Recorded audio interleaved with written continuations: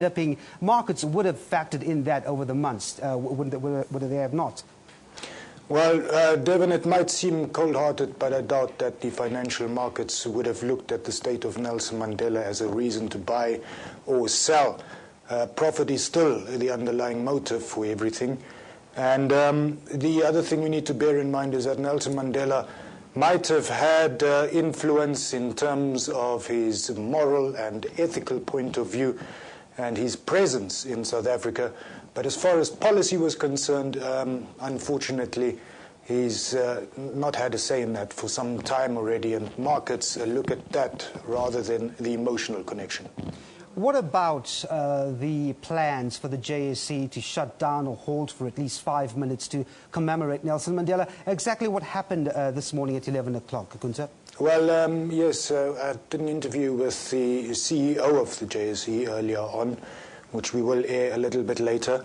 And she said that Nelson Mandela spent a lot of time at the JSE, actually, whilst he was head of state. He used to come down to Diagonal Street a few times, and even here in Sandton, after the JSE had moved to this part of Johannesburg, he'd come here, spend time, and just his presence alone would create a scenario where people just put their tools down. And yes, the JSE virtually came to a standstill every time Nelson Mandela paid a visit, just because of the man's presence. And they decided today to do something rather unprecedented on a global scale, to stop trading for 5 minutes in honor of the man spending time here at the JSE, and to try and recreate as much of what happened back then now again by basically bringing the JSE to a standstill.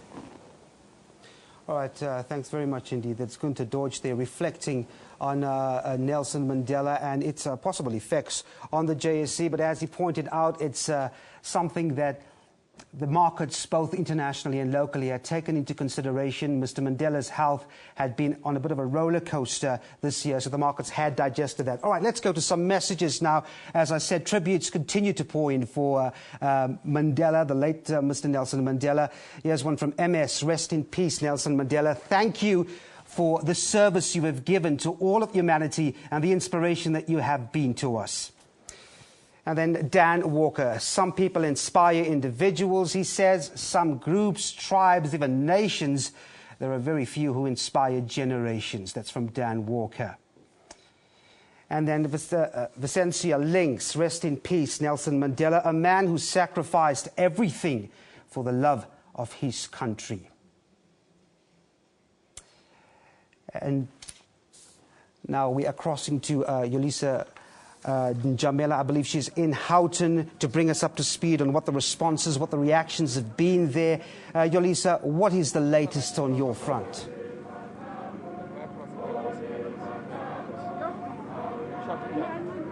Yolisa, can I try you again? What is the latest in Houghton?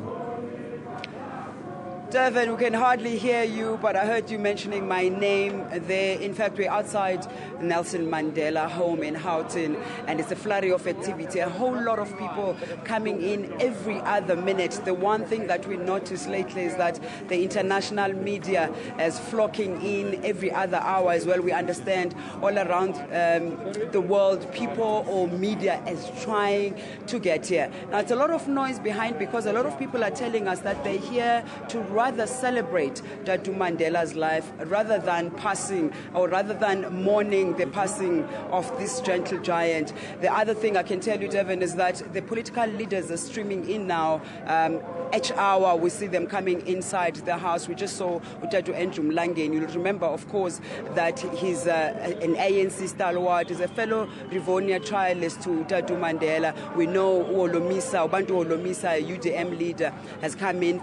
He's actually been inside the house for about an hour now, and he's the longest leader who's been sitting with the family. Musiwa Likota, COPE leader as well, was here earlier on. When we had a chat with him, he said he was allowed to go into the house and, it's somber mood as expected, but that the family members, or most of the family members, are actually asleep because when they heard the news, it was already late in the evening and they had to stay up for the whole night, fielding a number of people, letters, queries, etc.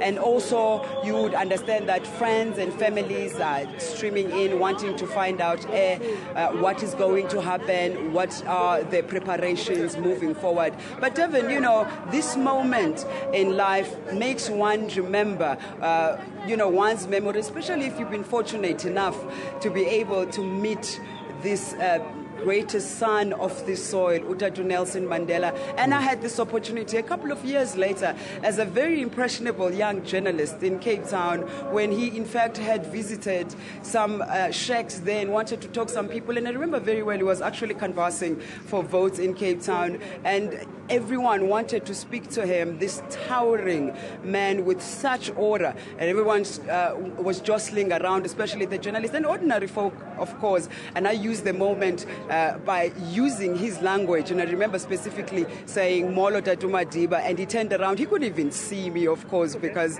he's a tall man with a lot of people around him, but he responded to say, Molweni, we can see you around running after me. So this moment really presents one with those opportunities to remember, if you've had this great opportunity of meeting the man, to remember those moments. But Devin will be sitting here the whole day to ensure that we bring everything as we receive it here. A lot of people are coming in. A number of them left this morning who had held the night vigil here, but throngs of people are coming in and they're singing throughout, and they insist it's not about mourning Utatu Nelson Mandela, it's about celebrating his life. Let's take it back to you for now.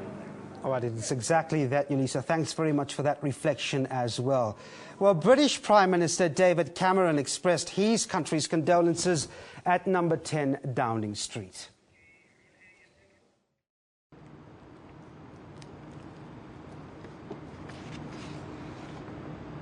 Tonight, one of the brightest lights of our world has gone out.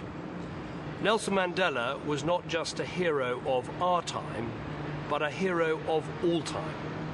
The first president of a free South Africa, a man who suffered so much for freedom and justice, and a man who, through his dignity and through his triumph, inspired millions. The strongest impression of all when you met him was of his extraordinary compassion and generosity and forgiveness. Tonight, families across Britain will mourn with his family and everyone in South Africa. Your greatest son has moved millions, and I believe that his inspiration for the future will be every bit as powerful as the extraordinary things that he achieved in his remarkable life. Thank you. Well, we're continuing with our special broadcast here. We're live from Johannesburg now. As the world and our country continue to mourn together, we've seen people all over the world, from sportsmen and women to politicians to media people, celebrating and remembering the life of Nelson Mandela. We've seen people, we've just crossed to Zolisa outside his home in Houghton. We're also just going to cross to a very special place for Madiba that's in the Eastern Cape at his home of Qunu. We're crossing now to our reporter Zimkita. Zimkita, very good morning to you. Just fill us in. I know we spoke to you earlier this morning, but what's happened there lately? Has anything changed? Good morning and welcome back to Qunu. What you see there is the home of Tata Nelson Mandela. We are taking this shot from a distance as journalists have been asked by police to keep a distance between the home and to create clear space and to give the family some private time. We have just saw the King of Abatembu, King Buyelekhaya Dalindyebo, making his way into the home. There were two other chiefs that went in. It's expected that in the next 30 minutes or so, there will be a prayer service in the homestead to comfort the family. We have not spotted any family members as yet, but outside, journalists continue to camp outside. They are coming in numbers now, and the police continue to monitor the situation. There are also defense members to ensure that there is peace in the area. In terms of when we look at local locals in the area. We haven't seen a lot of people from the rural area going to the homestead. But there was another lady that we spoke to earlier who was saying that she didn't believe the news, even though the message was coming from the president. She had to come to Qunu so that she can really face reality. And people are trying to face reality as it stands now, but they are expressed that they are shocked that Madiba has gone after many prayers for him to get well soon. That is the situation down here. We'll continue to monitor the situation. It's back to you in Johannesburg. Smkita, thank you very much. That was our reporter in the Eastern Cape in Qunu. Well, meanwhile, flowers were laid at a statue of former President Mandela on London's Parliament Square. Residents paid tribute to Madiba.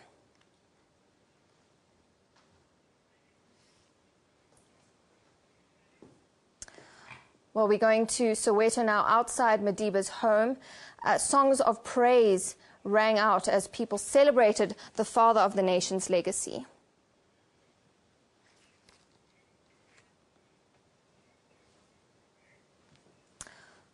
Also outside Vilakazi Street, outside the Mandela Museum, that became a focus of point for those who wanted to share their grief, but also to celebrate Madiba's life. So we see all over the world, and from Soweto in Vilakazi Street, people pouring out their condolences for former President Nelson Mandela. We've also got some messages coming in from Twitter and on Facebook, as well as our SABC website. We've got some lovely messages coming through from people saying, "We salute the great world icon. He changed the world political landscape. His spirit will live forever with all of us. May your soul rest in peace, Madiba." That's from a message coming from Peter Maritzburg. Then one in Eden Park says, "Rest in peace, Tata. Mandela, you were a true leader. You have opened the door to freedom for God to be with your family." And just another message, "I cannot believe you're gone. No words can express the deep sadness I feel. You will be missed."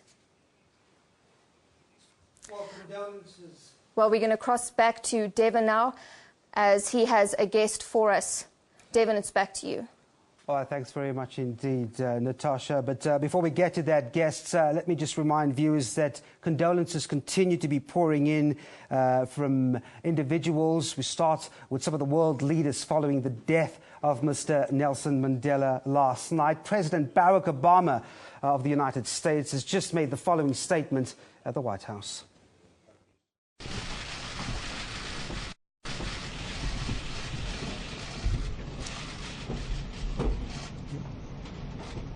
At his trial in 1964, Nelson Mandela closed his statement from the dock saying, "I have fought against white domination, and I have fought against black domination.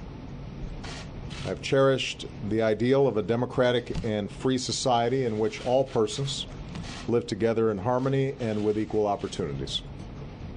It is an ideal which I hope to live for and to achieve. But if needs be, it is an ideal for which I am prepared to die." And Nelson Mandela lived for that ideal, and he made it real.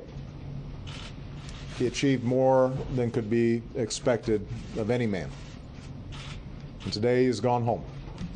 And we've lost one of the most influential, courageous, and profoundly good human beings that any of us will share time with on this earth. He no longer belongs to us.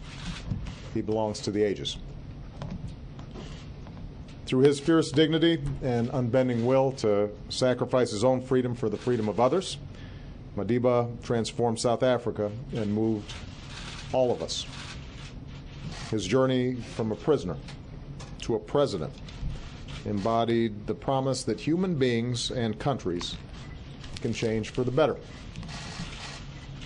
His commitment to transfer power and reconcile with those who jailed him set an example that all humanity should aspire to, whether in the lives of nations or our own personal lives. And the fact that he did it all with grace and good humor and an ability to acknowledge his own imperfections only makes the man that much more remarkable. As he once said, I'm not a saint unless you think of a saint as a sinner who keeps on trying. I am one of the countless millions who drew inspiration from Nelson Mandela's life. My very first political action, the first thing I ever did that involved an issue or a policy or politics, was a protest against apartheid. I would study his words and his writings. The day he was released from prison gave me a sense of what human beings can do when they're guided by their hopes and not by their fears. And like so many around the globe, I cannot fully imagine my own life without the example that Nelson Mandela set. And so long as I live, I will do what I can to learn from him. To Gracia Michel and his family, Michelle and I extend our deepest sympathy and gratitude for sharing this extraordinary man with us. His life's work meant long days away from those who loved him most. And I only hope that the time spent with him these last few weeks brought peace and comfort to his family. To the people of South Africa, we draw strength from the example of renewal and reconciliation and resilience that you made real. A free South Africa at peace with itself. That's an example to the world.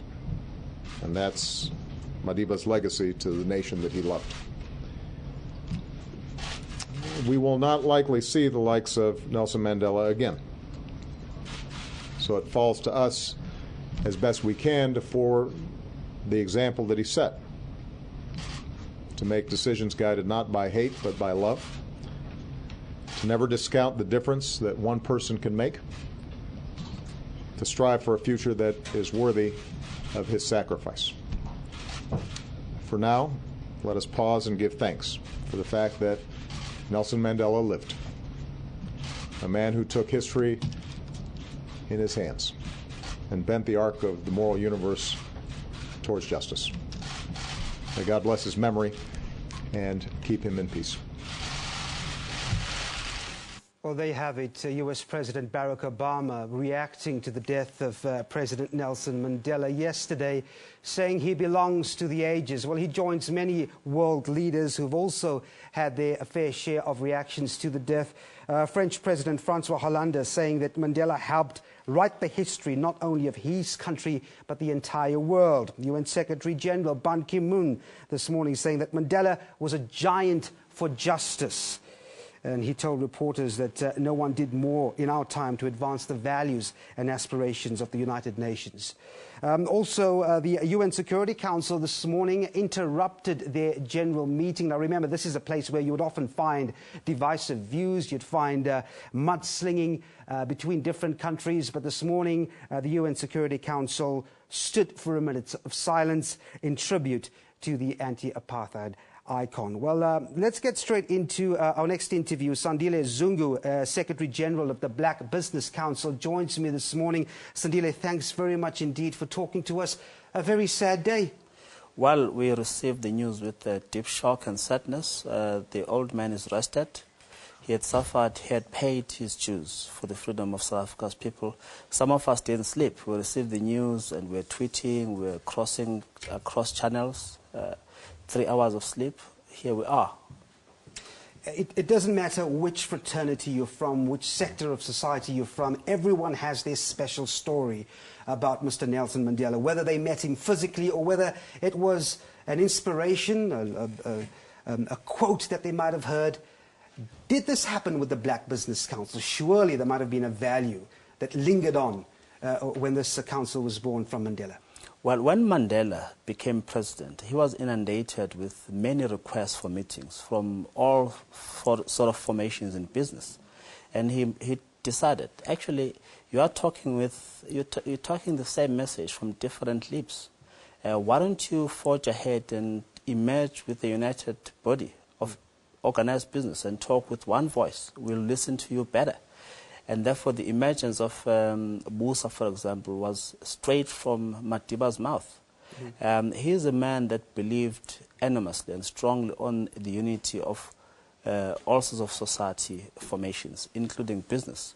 And we actually cherish his memory to the extent that as Black Business Council and Musa will want to have a joint memorial service in the honor of Madiba, because he believed in the unity of all of business. Lingering in many of the responses we've heard so far through the morning, many have alluded to the fact that we have a responsibility of honouring this overwhelming sense of togetherness, negotiations, understanding, something that one wouldn't argue lacks in that relationship between business and labour in our country. Very important when we think about the attachment of the economy at the moment. Is there a lesson for the climate at the moment that we can draw from his legacy? Madiba, during his tenure as president of the ANC coined the phrase, a better life for all. Madiba believed in the growth of the economy because it is through a growing economy that the triple challenges of unemployment, inequality and poverty could sustainably be addressed. So it is our belief that practical examples where Madiba intervened on massive strikes like SAA, and he used his tactics to strong-arm labor into a settlement, were perfect demonstrations of him. Said, look, yes, labor laws, labor relations must be respected, but at the end of the day, you must not hurt the economy. So it is very important that all the social partners, government, labor, business, and civic organizations, always remember that Madiba said there must be a social dialogue, but at the end of the day, the economy must grow sustainably, because these triple challenges will not go away. Interesting quote this morning from someone who reflected, saying that while Mr. Mandela had the interests of his political ideology in place, he never ignored the interest of the entire nation when deciphering the way forward politically.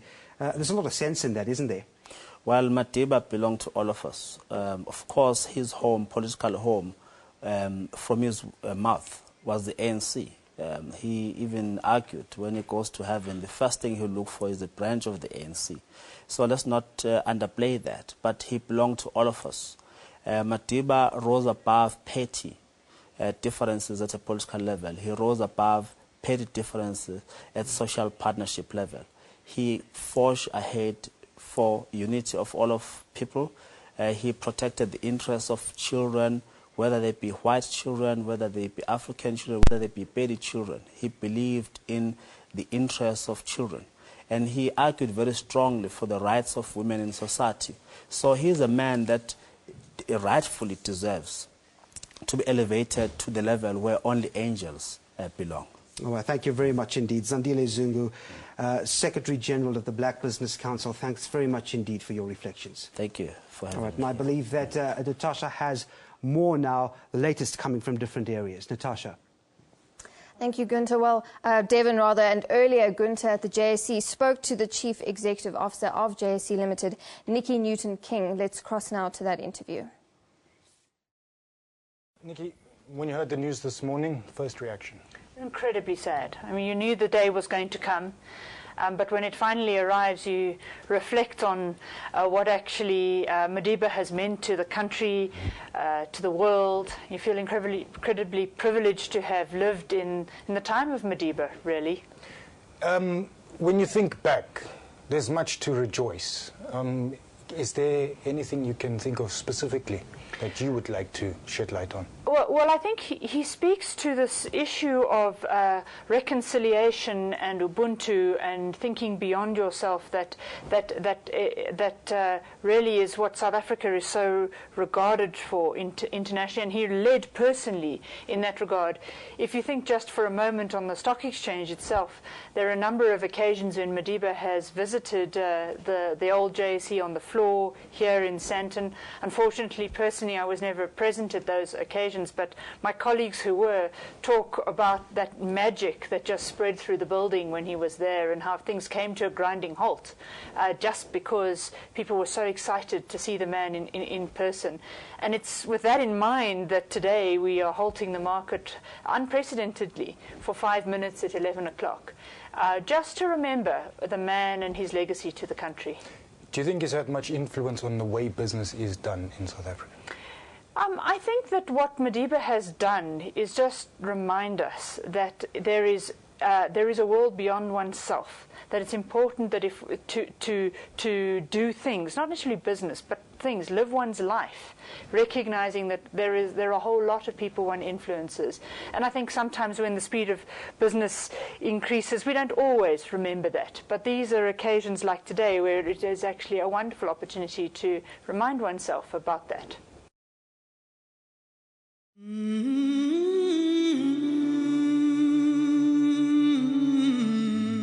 We understand it still that there is no easy road to freedom. We know it well that none of us acting alone can achieve success.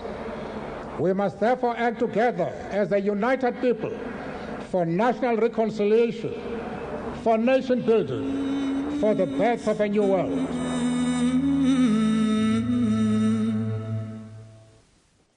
Well, once again, a very good morning to you. Thanks for joining us on the special broadcast where tributes continue to pour in for Nelson Mandela, who passed on yesterday, 8:50 p.m. That's the 5th of December. It's been a few hours, and the inspirations, the legacies and tributes continue, as I said. Some key points: Qunu, the home of Nelson Mandela in Houghton also, people gathering, candles being lit, as well as tributes being passed on there. Now, one of the places, also a key point at the moment, is Vilakazi Street in Soweto, the street that produced people that won 2 Nobel Prizes. Griselda Lewis has been there. Griselda, thanks very much indeed for joining us. I can see the crowd behind you, and I suppose the reflections continue as they are continuing across the country. Well, Devon, born on the 18th of July in 1918 and died 5 months after celebrating his 95th birthday, we now all know that former President Nelson Mandela is no more. These are exactly the scenes that we're seeing here in Vilakazi Street here in Soweto.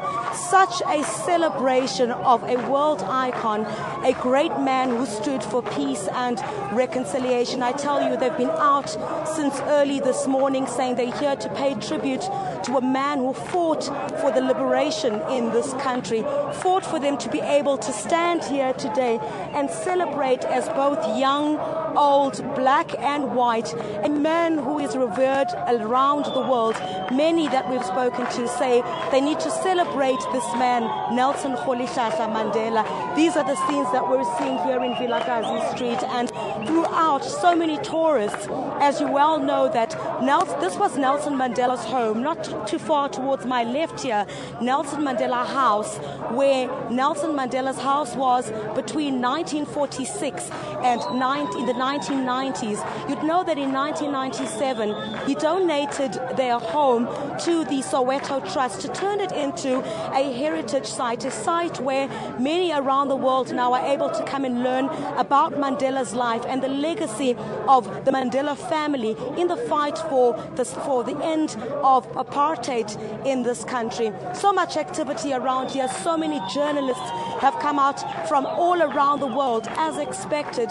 This is, of course, the biggest focus around the world at the moment. We've been to several areas around the area where, at Regina Mundi, for example, church, where many were shielded during the apartheid era, during difficult times. Many liberation heroes had shielded, running away from apartheid police. At Regina Mundi, they're saying that at each of the services that they have, they're going to be having a special prayer for Madiba during this difficult time in South Africa. Africa and around the world. But let me speak to somebody now who was in Soweto and at the stadium where the former President Nelson Mandela addressed Sowetans after he was released from prison. Tata, thank you very much for your time. Now, you were telling us that you were there to listen to the late Nelson Mandela when he addressed you as Sowetans. Tell us a bit about that day. Thank you, Griselda. I don't believe that today it's the same, feels the same, like the very same day when he came from prison. That day, when we heard that Mandela is going to be released, we all gathered in here in Vilakazi Street waiting for him to come over. We spent the whole night, and then unfortunately they told us that he's not going to come. He's going to start at Cape Town and address the people of Cape Town, and then the following day he came over.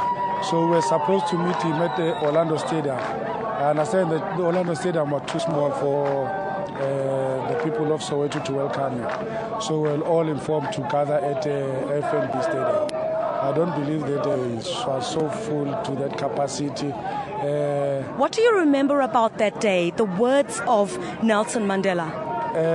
The words of Nelson Mandela that I remember that day, what lokho kwenzeke South Africa some years back. Hopefully, things that will never happen again. So lawo magama lawo namhlanje asaphila phakathi kwami asaphila phakathi kwethu. Hopefully, I think asazophila nakubantwana bethu. Buti wena ufuna ukuthi uTata Nelson Mandela akhunjulwe kanjani? How would you want to see him remembered going forward as somebody who has a very strong history, who's lived in this place that has such a strong history relating to the liberation struggle in South Africa? The way I should remember him, so he's a man of peace. Mangathathi le peace athe wayibeka wasilibonisa yona ukuthi kena no matter how umuntu angakhetha kangakanani, but if you forgive him and then uzophila impilo engunaphakade, even if after death we are still going to be happy as bona abantu be celebrate today. Baba, thank you very much for your time. Those are exactly the words that we're hearing here, Devon. Peacemaker, a reconciler, someone who always wanted to see people come together. Such a celebration here in Vilakazi Street. We're expecting thousands more people to come through here today. While the police are also containing the situation, they've cordoned off some of the roads around Mandela House. And as you can see here, a lot of people clad in ANC T-shirts as well, saying that they're here to celebrate a man who stood with the African National Congress from the beginning right until the end. A day, the 5th of December 2013, which will definitely be engraved in our hearts for a very long time. All right, thanks very much indeed. Griselda Lewis there in Vilakazi Street, bringing us up to date. And as we can see, it really is a mixture of sadness and pride that we are seeing across the country. Well, Natasha has more news for us now on the very latest. Let's see what she has to say. Well, thank you, Devon. I couldn't agree with you more. It is definitely a mixture of reactions. And we've been crossing the length and breadth of the country over the past few hours, from Houghton to Vilakazi Street, where we saw now Griselda Lewis, also to Qunu in the Eastern Cape. But let's just take a moment and look back at that message which came from President Jacob Zuma as he addressed the nation just before midnight last night. Fellow South Africans, our beloved Nelson Mandela, the founding president of our democratic nation, has departed. He passed on peacefully in the company of his family around 2050 on the 5th of December 2013. He is now resting. He is now at peace. Our nation has lost its greatest son. Our people have lost a father. although we knew that this day would come, nothing can diminish our sense of a profound and enduring loss. His tireless struggle for freedom earned him the respect of the world. His humility, his compassion, and his humanity earned him their love.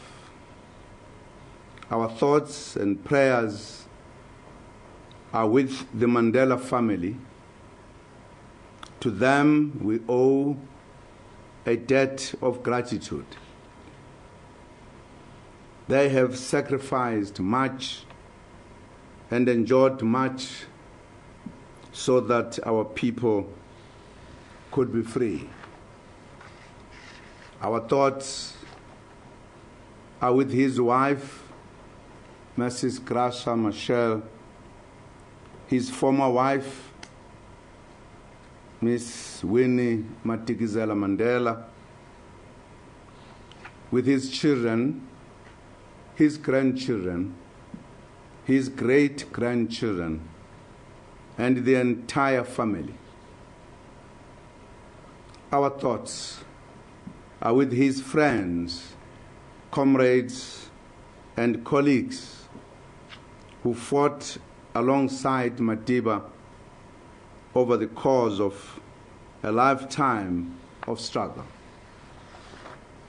Our thoughts are with the South African people who today mourn the loss of the one person who, more than any other, came to embody their sense of a common nationhood.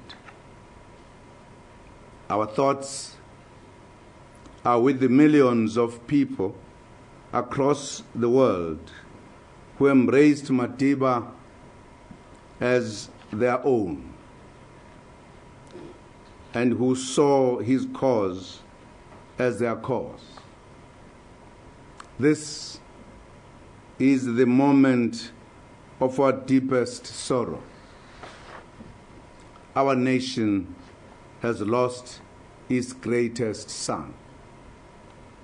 Yet, what made Nelson Mandela great was precisely what made him human.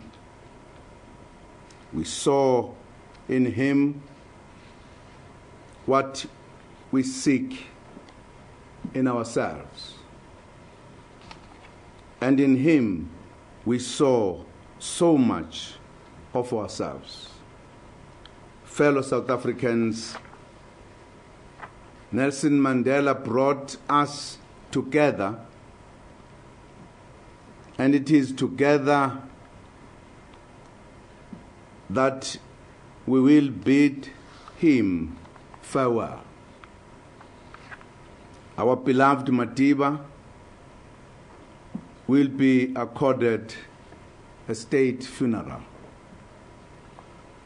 I have ordered that all flags of the Republic of South Africa be lowered to half-mast from tomorrow, 6 December, and to remain at half-mast until after the funeral.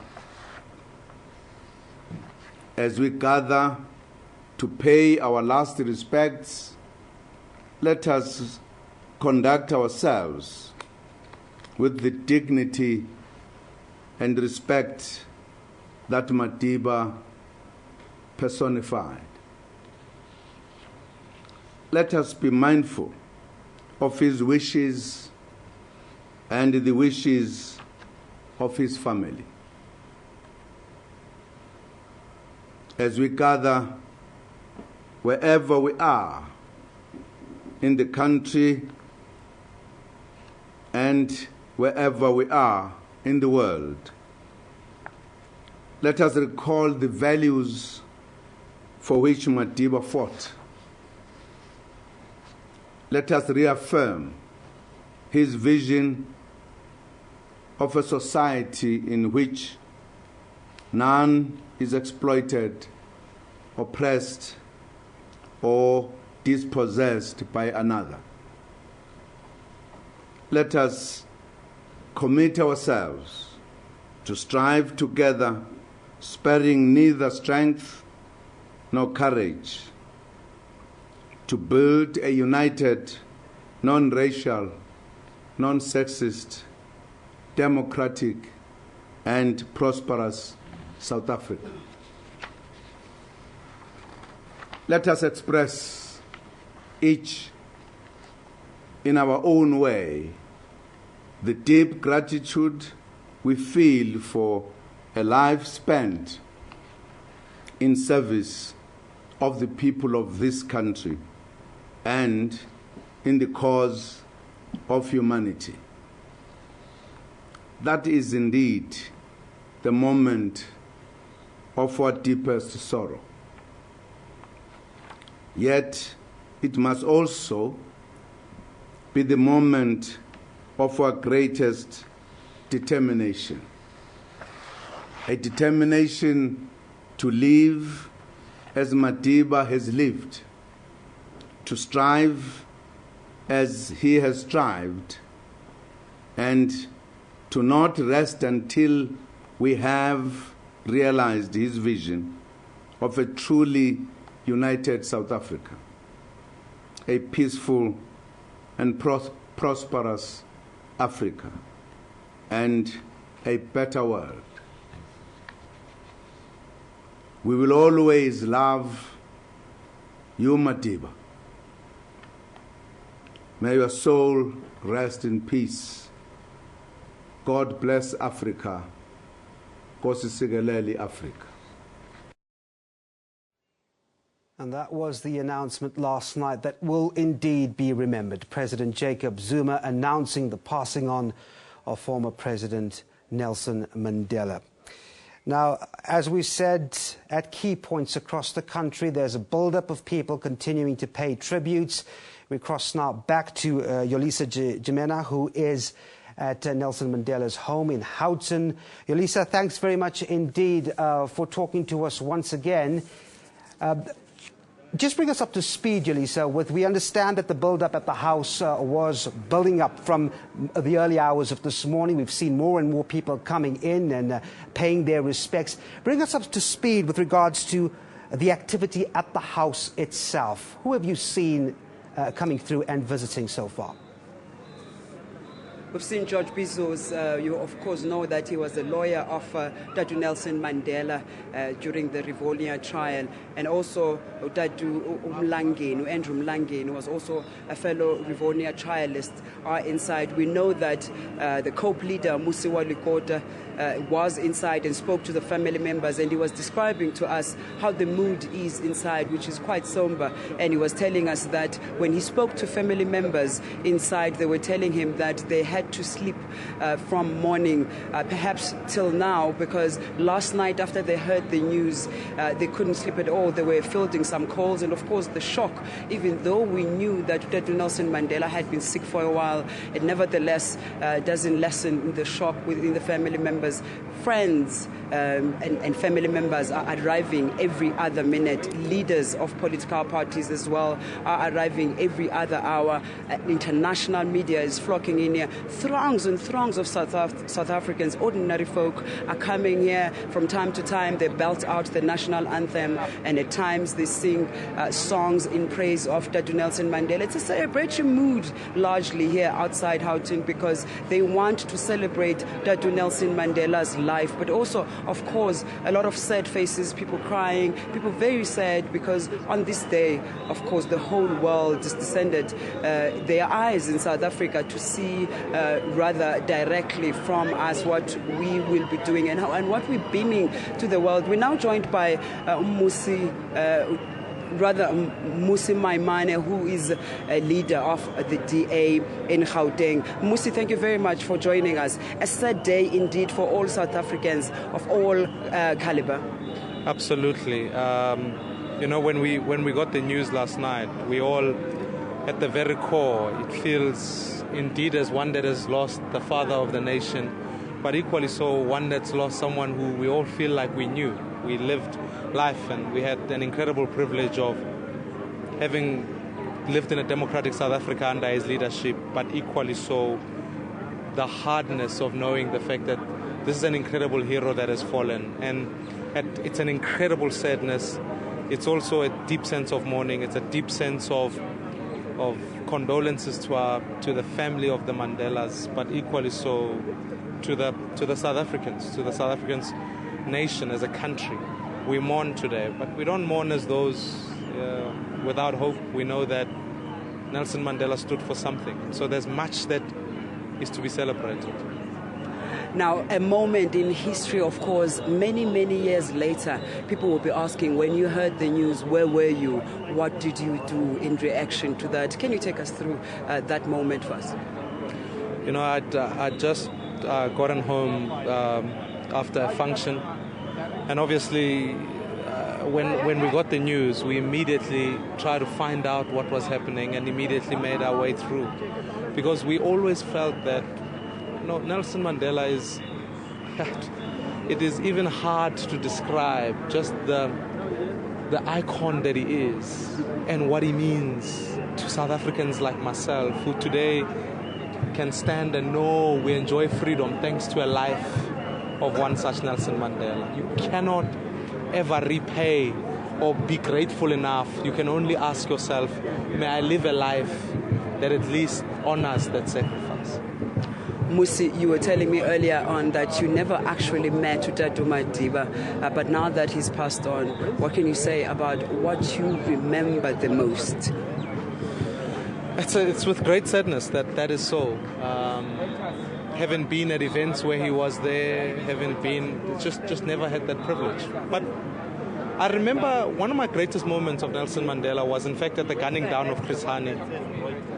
The moment that he stood up and led South Africa at that time, when so many felt like there could be violence in the nation, there could be that. I remember that. In fact, I would attribute that point of leadership, that moment with Chris Hani, as probably one of the single most pivotal moments that conscientized me to get involved in where we are today and ultimately to want to serve South Africa.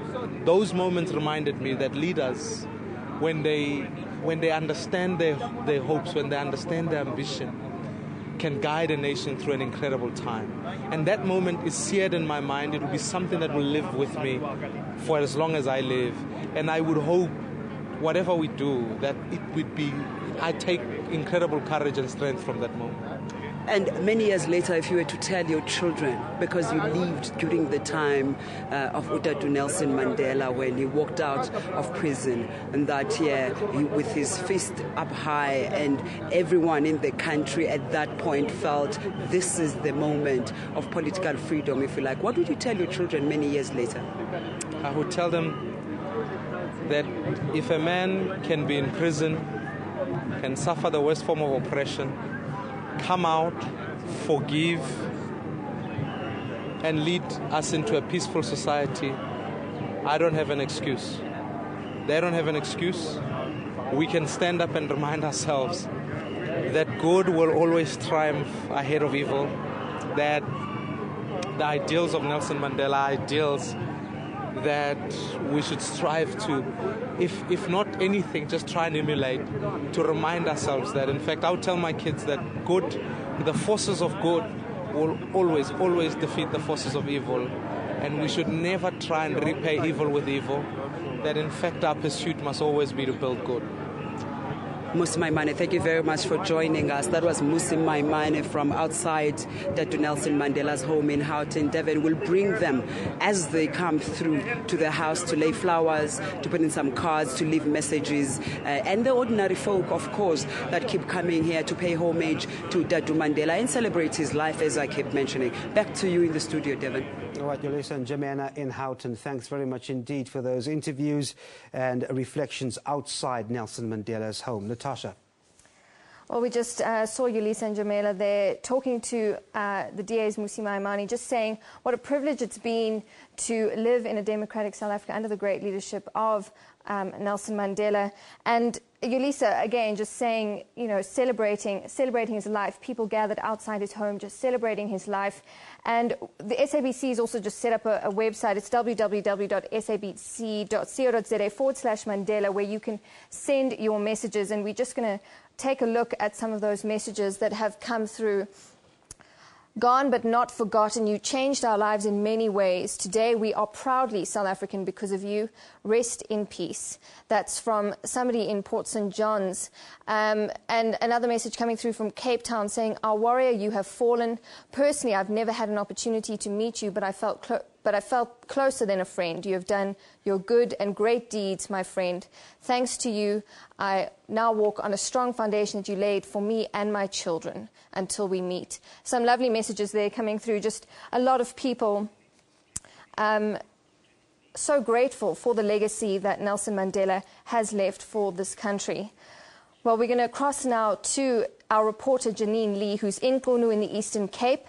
Janine, very good morning to you, or good afternoon rather. Tell us what's been happening there lately.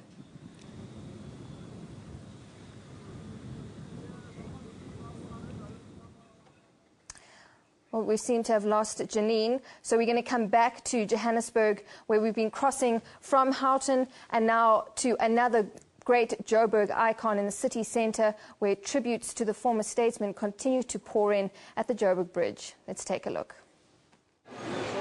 An outpouring of grief and sadness as South Africans express their dismay over the loss of a great leader. Hey, I feel so very bad. My heart is broken. Mandela is our father. Nelson Mandela was no longer father of South Africa only. He was father of nations. May his soul rest in peace. We loved him. I think the whole world just said about the loss of the icon. Young and old, the poor and the working man all joined in grief. Mandela's death has brought with it some uncertainty as to the way forward in the country. Alessia Matebula, a street vendor, says she would have not been able to provide for her family if Madiba had not fought for the liberation of the country. Her worry is that our democracy will fall apart without the values of Mandela. I'm asking myself, how will Africa be without Nelson Mandela? How will it be? In the city centre, street artists drew pictures of Madiba, hoping to capture the magic that Madiba exuded. Pedestrians and motorists drove up and down the Mandela Bridge, hoping to make some connection. The Nelson Mandela Bridge, an iconic structure in Johannesburg CBD's skyline. Opened in 2003 by former President Nelson Mandela, it creates a link between the Braamfontein CBD and the inner city. A symbol of hope, a symbol of unity, the tenets that Nelson Mandela stood for as a liberation icon in South Africa. Nozintombi Mia, SABC News, Johannesburg. Well, we're going to try now again to cross to our reporter Janine Lee, who's in Madiba's home village of Qunu in the Eastern Cape. Janine, good afternoon to you. Just take us through what's been happening there this morning. What's the feeling that you're picking up there? Thanks a lot, Natasha. We drove through early this morning. We came through Butterworth and then we came through Aditya. But things are relatively quiet here in the Transkei area. It's almost business as usual. We stopped to put in petrol. We spoke to some people and they said, you know, it's a very sad thing that Madiba has passed, but they sort of were resigned to the fact. But there's a deep sense of mourning within these people. But I'm here outside Mandela's home. very, very quiet still. A few people have come across. They've laid wreaths at the gate. They haven't been allowed in. The police tell us there's no one home. There's no one to go inside and to give the wreaths to. But I'm going to ask Yuri, who's on camera. He's going to pan the camera around, and you're going to have a look down towards the East London area where you approached Qunu from. You can see it's relatively quiet. The South African National Defence Force are out. They are here, and we spoke to some of the traffic cops on our way up. The N2, about 2.5 kilometres from Mandela's home, has been closed off. There's a bypass that goes round the back of his rural village, and it connects again to the N2. They're letting 1 or 2 cars through. They're letting heavy vehicles through, but it's not the normal traffic flow. But a very quiet sort of feeling here. But we expect things later in the week to really pick up, and we believe that a number of the villagers are still absorbing the fact that their beloved Madiba has passed, and once that is soaked in, they are expecting a lot of people to come to this area and to start paying their respects. All right, Janine, as you say, they're sort of still processing the information, still processing the news. I mean, we've seen visuals of Johannesburg where people are outside his home in Houghton just celebrating his life. Do you think there's a feeling of that at all, or is it still very quiet there? No, there's no feelings of celebration here at the moment, Natasha. It's a deep sense of stillness, if I can put it that way. I think because these people were so close to Madiba, you must understand whenever he came home, not in later years, but before his health started to fail, when he was at his rural home, people from all over these villages would come across and they would have a cup of tea, and he was a father, a grandfather, and a friend to them. So the loss here is very profound, and I think that they're just absorbing the fact that he is with us no more. And once that is sort of they've absorbed that and they've come to terms with that, we should expect much more people here. But no singing, no dancing, just a feeling of sadness. All right, Janine, thank you very much. Thank you for that crossing. That's our reporter, Janine Lee, who's in Madiba's home village of Qunu in the Eastern Cape. She's just saying there that such a deep sense of mourning and stillness in the village, as opposed to what we've been seeing outside his home in Houghton, where people have really been celebrating the life of former President Nelson Mandela. But I'm going to cross back now to Devon.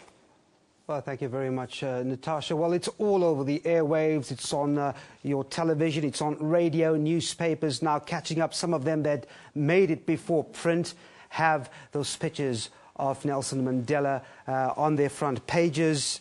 It's not just in South Africa. As we gather the information that's coming from across the globe, newspaper headlines are saying the same thing, giving a tribute to the former president of South Africa.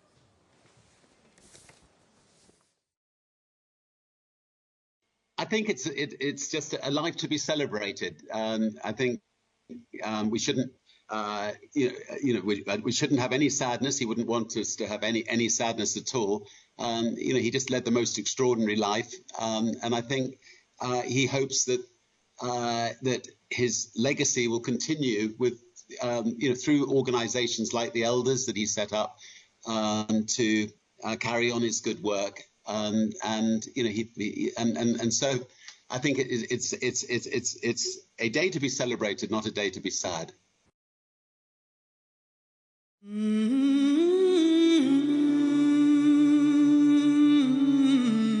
Each time one of us touches the soil of this land, we feel a sense of personal renewal. The national mood changes as the seasons change. We are moved by a sense of joy and exhilaration when the grass turns green and the flowers bloom.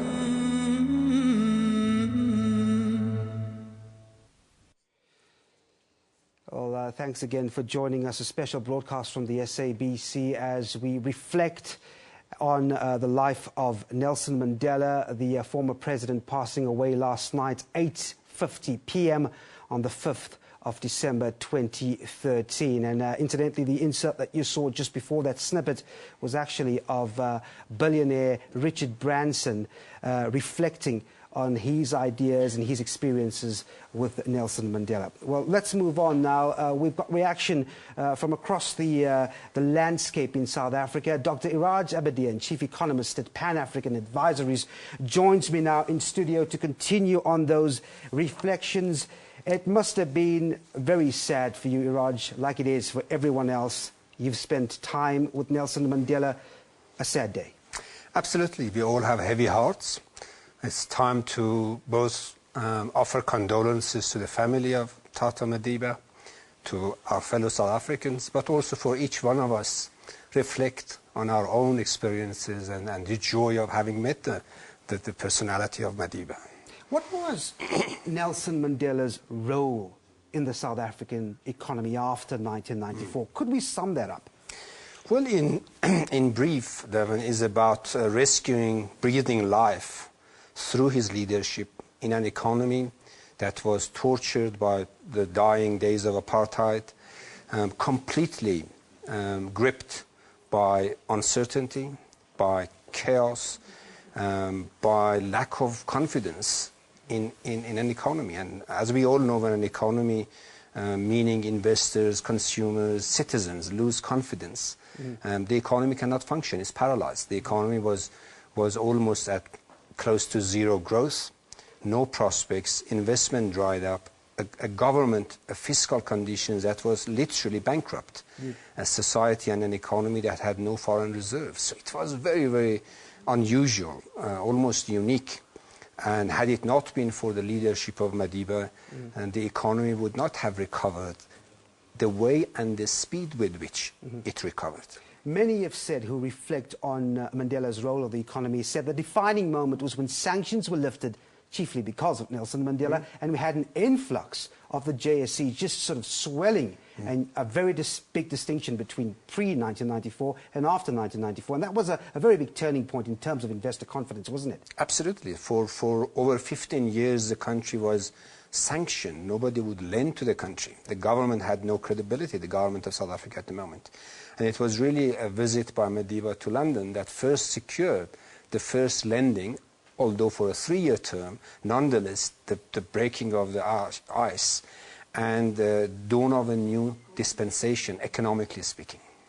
Do you think that value system, that image, the posture that investors responded to in terms of Nelson Mandela was what kept South Africa's, attraction in terms of investors at bay, even though he was politically inactive?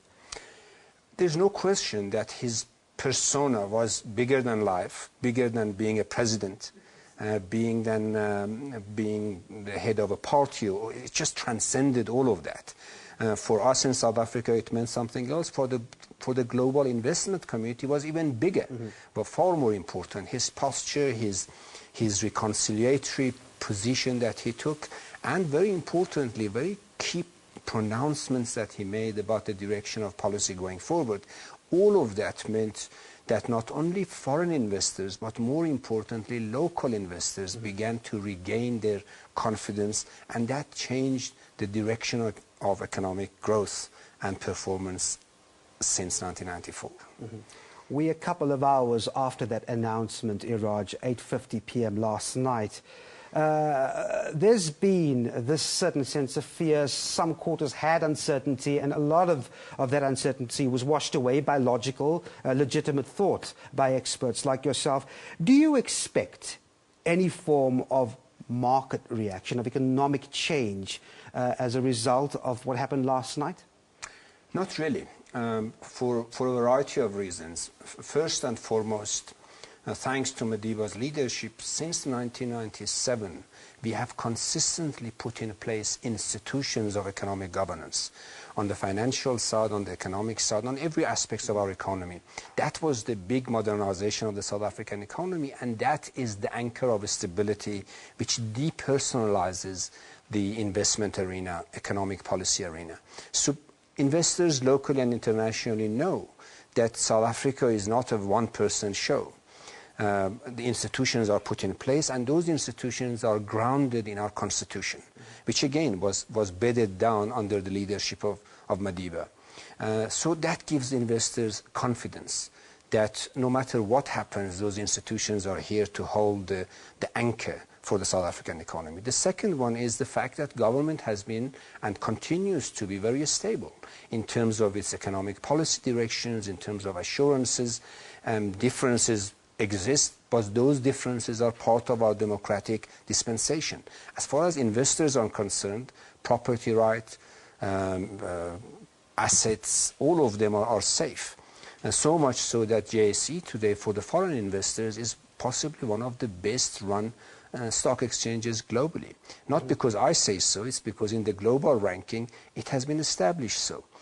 Government finances, despite all the issues that we deal with it domestically, is ranked #1 in terms of its predictability and in terms of its reliability, or if you like, transparency of fiscal numbers. Now those are the issues that investors worry about, and those are the investors those are the indices that investors track. And when we look at those things, there is no overreaction in the market.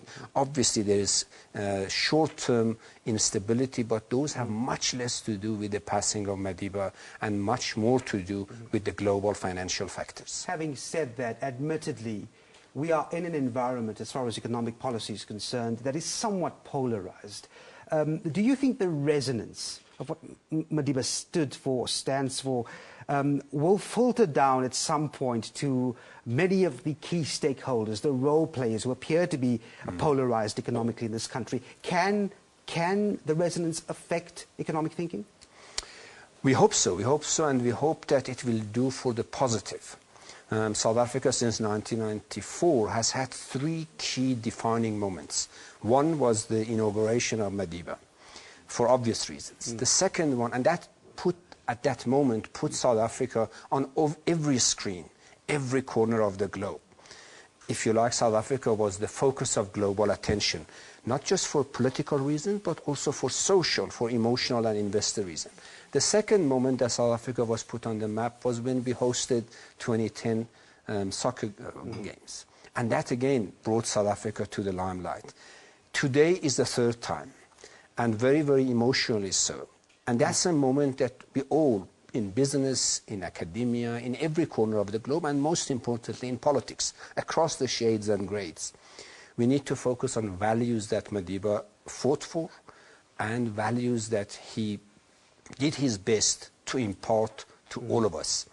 And I think that's a good moment. I think that will resonate with all of us in business, in politics, right across the walks of life, in broader society, in our families, to reflect on Dr. Iraja Bedian, Chief Economist at Pan-African Advisories. Thanks very much indeed for sharing your thoughts with us. Thank you for giving me the opportunity. I'm honored. So you're watching a special broadcast now as we reflect on the late President Nelson Mandela. Natasha. Thank you, Devin. Yes, this is a special broadcast this afternoon. We are live from Johannesburg. And just a reminder that we have a website, sabc.co.za/Mandela, that you can send your special messages to, and we will read them throughout the course of this bulletin. And we've been crossing the length and the breadth of the country, and we're just going to go back to our reporter, Griselda Lewis, who's in Soweto at Vilakazi Street, Madiba's home for many decades. Griselda, good afternoon to you. You're at an iconic venue and an iconic moment, if you would. Just take us through what's happening there. Well, Natasha, welcome back. I'm sure you can see here behind me, the crowds have really increased here at Vilakazi Street, the home of Nelson Mandela between 1946 and the mid-1990s. In 1997, him donating it to the Soweto Trust to make it a place where many around the world are able to come and share in the rich history of South Africa. There's hundreds of people here in Vilakazi Street at the moment, and we're expecting so many more people to come through, perhaps after work, late into the evening, to come and pay their respects to Nelson Mandela. We've seen cars with posters of Nelson Mandela. We've seen some scribbling, as well as some posters carried by young and old celebrating this world icon. Now, you would know here in Vilakazi Street, because of the prominence of this street, because Nelson Mandela lived here, you would know that hundreds or even thousands or millions of tourists come here throughout the year to come and share in the rich history that is South Africa. In fact, I'm joined by one such tourist from Germany who is here at this time. Let's hear from her what her thoughts are on the situation at the moment. Ma'am, you're from Germany. Thank you very much for speaking to us. How significant is it for you to be in South Africa at this time when we hear of the passing of our former president, Nelson Mandela? Well, I think it's a great privilege to experience this because, I mean, he's been so important for this country, and I think it's very moving to see how people mourn by celebrating his life and what he's really done for them and for the whole country and for the world. And so it's great to be here and see all the dancing and the singing. It's very touching. Tell us, in Germany, what would you think the scenes would be back home for you at the moment? He's a world icon, celebrated around the world. Give us a sense of, in Germany, what you might think the scenes would be like at the moment. I think in Germany, mourning is more done by, writing about the person and in memory of them and acknowledging his achievements. So there will be a lot of articles, especially with the movie that has just come out about his life. He's very present in the media anyway, so there will be probably documentaries on TV and things like that. And maybe people will put down flowers in memory, but it's not like this celebration. That's just not the way we mourn, and I think it's really great to see that. Well, obviously you'd planned this trip some time ago, and it just so happens that you are in South Africa during this time. From what you've experienced, how would you describe that? I'm South African, so this is what I get to see, South Africans celebrating, dancing and singing, but just your feeling about it. Well, I'm very touched by it. I think it's a great way to honor a man who's done great things for mankind in general, and I love it. It's really great. Thank you very much for your time. As you can see here, this is exactly the scenes that we're experiencing here in Soweto. We're expecting a lot of it to pick up, but there's no doubt that following the passing of the former president, many more tourists from around the world would want to come here and learn more about South Africa. We're expecting an increase in tourists to come to this area and share in the grief that South Africans and many around the world are going through at the moment. But we'll keep an eye on the situation here in Vilakazi Street at the moment, and we'll cross to you a bit later to give you a further update. Thank you very much, Griselda. That's our reporter, Griselda Lewis, coming to us live from Vilakazi Street in Soweto. And we will keep up to date with her as to what progresses there throughout the day. We can just see so many people arriving there just to pay their tributes. You can hear lots of singing in the background. So really people arriving at that iconic street just to be a part of this moment, to pay their respects. And another way that people have been paying their respects is just by sending in messages of condolences. We've set up a website, so let's just take a look at some of those messages that have come through. Tata Madiba, greatest pillar of the world, we will miss you. Condolences to the family and friends. May your soul rest in peace. That's from Johannes. Another one from Marx in Botswana. He says, an icon has lived his life to the full for all South Africans to live freely. It's a loss to the whole world. Rest in peace, Madiba. And another message coming through from Australia, it looks like. Although I cannot speak on behalf of nations or even my neighbours, I can say that your selflessness and fighting spirit, your gentle smile and great heart will continue perhaps more than ever to inspire what we do in this world. Thank you. Condolences to South Africa. So just some lovely messages there coming through on that website. You can send them through www.sabc and it's /Mandela. Well, from messages and that scene in Vilakazi Street, we're going to London, where the Nelson Mandela biopic film, The Long Walk to Freedom, had its premiere last night in Britain, and it was given a prestigious royal seal of approval. Now, only one film each year is selected for a royal film performance, and with members of Britain's royal family attending, and which raises money for charity. This is the first time a South African film has been given the honour, and the Nelson Mandela Children's Charity in the UK is one of 2 beneficiaries. So let's just take a look at that. None other than new parents, the Duke and Duchess of Cambridge took a break from baby duty to attend the royal film performance, which in its 66th year is honouring a South African film for the first time. To have a South African film here in Leicester Square, it's really very special, and it's a celebration of Madiba, and it's a testament to the great South African team that came together to make this film. The film demonstrates the close links that remain between the two countries long after the ANC left its home in exile. The British stars and its British director graced the red carpet, relieved at the film's warm reception back in South Africa. The family, the comrades all felt it was true to them and their struggle and their lives. That meant everything, absolutely everything. And I've just heard that we're doing okay in South Africa, that people are going to see it, It felt very good that, South Africa sort of warmed to what we tried to do in the honour of the big man, and I'm very proud of that, very proud of that. As well as an obvious boost for the film in Britain and across Europe. Each year, the Royal Film Performance benefits a different charity. This year, the Nelson Mandela Children's Fund. Money raised from the evening will go to the charity's children's hospital, currently under construction. The fact that we're able to be part of this important preservation and celebration of his legacy, and at the same time help him in his vision where South African children are concerned, for me, is that's what's most important. Catherine Drew, SABC News, London. Well, continuing with those films, as the world woke up this morning to the news of the passing of Nelson Mandela within a week of the release of a film based on his life. Now, colleague Rafilwe Moiloa looked at some of the films depicting one of the greatest statesmen of the century. My name is Nelson Mandela.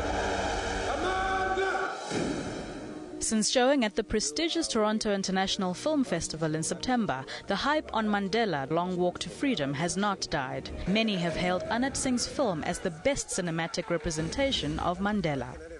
I think it's a very special day because in many ways you have a very difficult man to portray. It doesn't matter which movie you look at, it's always difficult to portray Madiba because of how complex he is. But I think this is one movie where we can say that he's portrayed fully as a human being, not only just as a prisoner, not only as a president, but as a human being. You get to see his weaknesses, how he deals with his family, for example. Some of those things come through.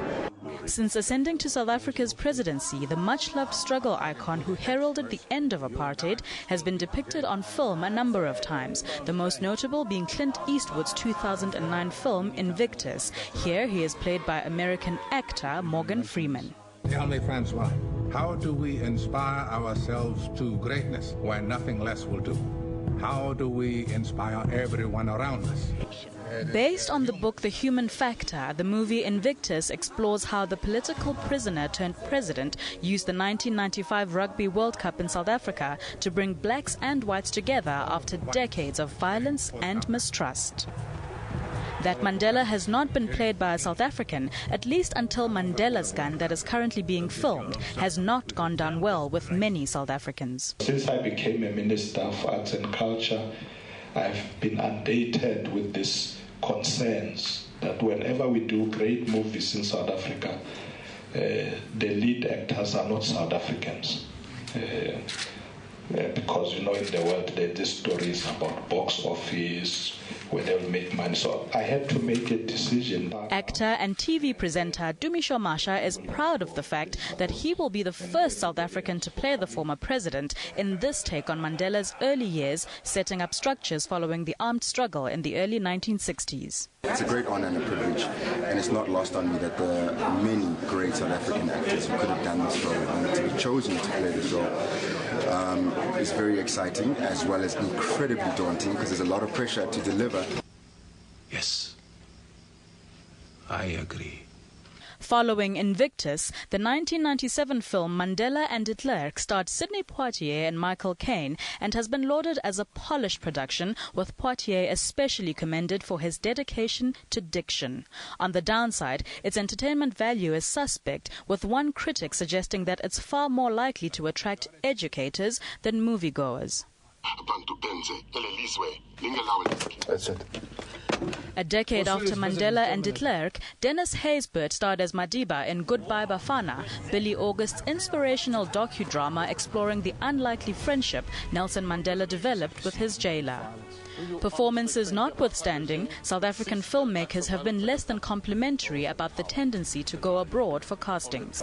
Directors from outside, actors from outside are being brought in to play South African heroes when most of us are qualified. We've gone to school, we've got master's degrees, we've been working for over 20 years in the industry, and we watch products come and go right past us. As Daryl Root's 2011 Winnie has shown, international stars do not guarantee success. I will not allow the selfless efforts of my husband to be abandoned. Mandela's dream of a free society will be kept alive. Undertaken without Madikizela Mandela's approval, this Jennifer Hudson film hit US screens last month without a hint of hype. The lukewarm response abroad to Winnie has left the film producers and distributors unsure of a South African release date.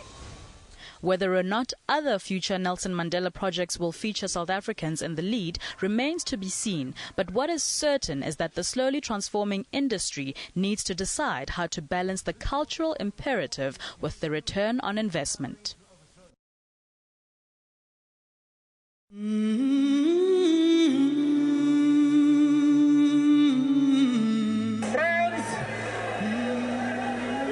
Comrades and fellow South Africans, I greet you all in the name of peace, democracy and freedom for all. I stand here before you not as a prophet, but as a humble servant of you, the people.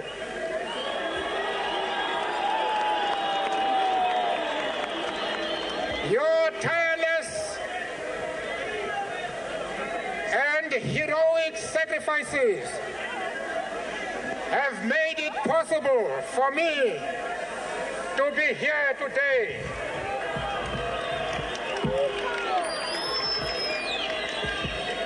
Therefore, I place the remaining years of my life in your hands.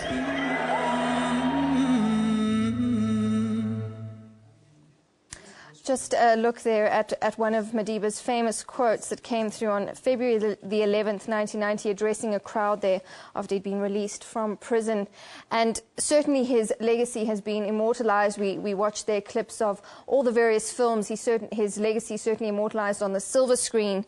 And from movies to now statues, where in Bloemfontein, the 6.5-meter bronze statue of Nelson Mandela in the Free State has become a rallying point for people to come and pay their respects to the global icon. Now, the statue towers above the city on the top of Naval Hill, and the statue was completed last year as part of the ANC centenary celebrations. Let's take a look. I wanted to pay my last respects to him, as he was the icon of the nation, even though I was born after the struggle. But through the changes that I've seen happen and what I've heard, I just wanted to pay my last respects to him. My son was worried. That's what made me to come here, because when we left home, he said, "Mama, due to hear Mandela is late, and I'm worried that apartheid is coming again." So yeah, I think that's the reason why I'm here. But it's sad, but yeah, what can you say? I came here just to say Tate Mandela, rest in peace. He's the great hero. He's the person who actually brought peace to this nation. And you know, if you have a person like him passing away, you don't have any time to prepare yourself. Today we are so very depressed and sad. I cannot even find words to express how I feel now, because it's very hurting. And I only want to pass my condolences to the family and the nation and the country. Well, Raymond Ackerman, former chairman of Pick n Pay, is in our Cape Town studio. He joins us now. Mr. Ackerman, I hope you can hear me. All right, it seems that here Mr. Ackerman's not ready for us. We'll try and get him as soon as possible and get his views and his reflections on the icon Nelson Mandela. Now, one of Nelson Mandela's close friends had the privilege of spending time with the freedom icon just hours before his arrest in 1962. Mr. Mandela had his last dinner of freedom with journalist G.R. Naidu and close comrades at Naidu's home in Asheville, Durban. Ayanda Mhlongo visited the Naidus to get an account of what happened that day. It was a Sunday, the 5th of August, 1962. Nelson Mandela had spent the morning with Chief Albert Luthuli. He was to return to Johannesburg later that day, but decided to make a stopover in Asheville to visit some of his comrades. It was here, the home of G.R. Naidu, that he ate his last meal as a free man. Madiba had walked up this lane with a dusty coat. He had a basket in his hand, and as if he's selling some cakes or something like that. When he entered the house, everybody was already waiting for him in the bedroom. Fatima Mir, MP Naika and his wife, Saru Naika. They gathered upstairs in the children's bedroom, away from prying eyes. This is a room where Mandela and MP Naika, Dr. Naika and his wife, and Fatima Mir and Jr. were in this room and having their lunch, and they waited. They had their talks till about 4:30. G.R. had informed his wife about a very important guest that was to visit. It was only later that she learned that the guest was in fact Nelson Mandela. The Naidus had always prepared food for all their visitors, but this time round her husband requested that she prepare a special lunch. I cooked a pot of mutton curry, chicken curry and mince, and I took it upstairs because there was very little time for them, and I had to rush with the pots to upstairs. G.R. had shielded his family from his work and political activities, despite being a prominent photojournalist at the time. Mrs. Naidu knew very little about what her husband did, and she never sat in on any of the meetings. The reason is, my husband being a journalist, he knew a lot of politicians and lots of people of all color and race. The meeting went on behind closed doors for hours, and when it was over, they each left the house separately, and that was to be the last time G.R. saw Mandela. Mrs. Naidu, who was attending to her children at the time, says she never saw Mandela leave. I have to be very honest with you. I didn't speak to Madiba that day. I only saw him coming up with a dusty coat, and I was gone. I was really feeling sad. He had to disguise himself like that to come and do, the necessary with whatever he wants to do, fighting for freedom or whatever it may be. Later that evening, Mandela was arrested by security police in Howick, outside Pietermaritzburg. The Naidus learnt of the arrest the following day. Mandela's arrest sparked many questions about who had actually ratted him out. We heard that he was arrested, and GR and MP Naika, they were here. And you could see it was so sad going from my house for him to be arrested. And it really took a few of these people to, I can't explain to you the sadness as if you lost a dear one. In October 2009, 47 years after the meeting, Mrs. Naidu and her children were reunited with Mandela. Sadly, GR, who had died at the age of 53 on February the 8th, 1982, never had another chance to meet Madiba. The Nelson Mandela Foundation, however, in honor of GR, launched an exhibition titled GR Naidu, A Generous Eye. Ayanda Mhlongo, SABC News, Durban.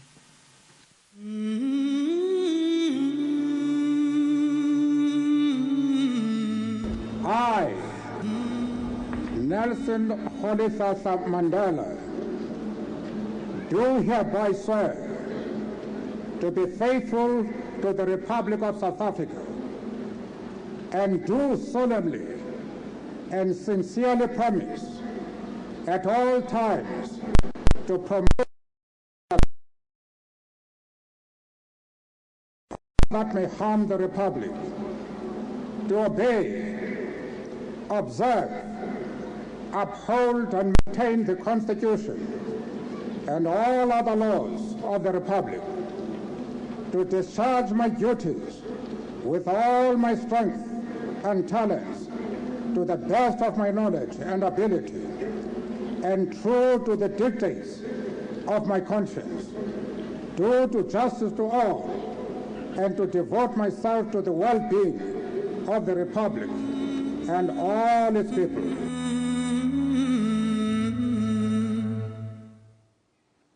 You're with SABC. We are continuing with our special broadcast on the stage, just reflecting and remembering the great life of former President Nelson Mandela. Now, we've been looking at various clips, and the next one, South Africa's most famous citizen, chose to cast his ballot at a polling station at Inanda, north of Durban. Now, the polling booth at Okhlanya High School was of great significance to the ANC. The Okhlanya Institute was founded at the turn of the previous century by John Dube. Dube was the first president of the African National Congress, which was then called the South African Native National Congress. Let's take a look at this next clip.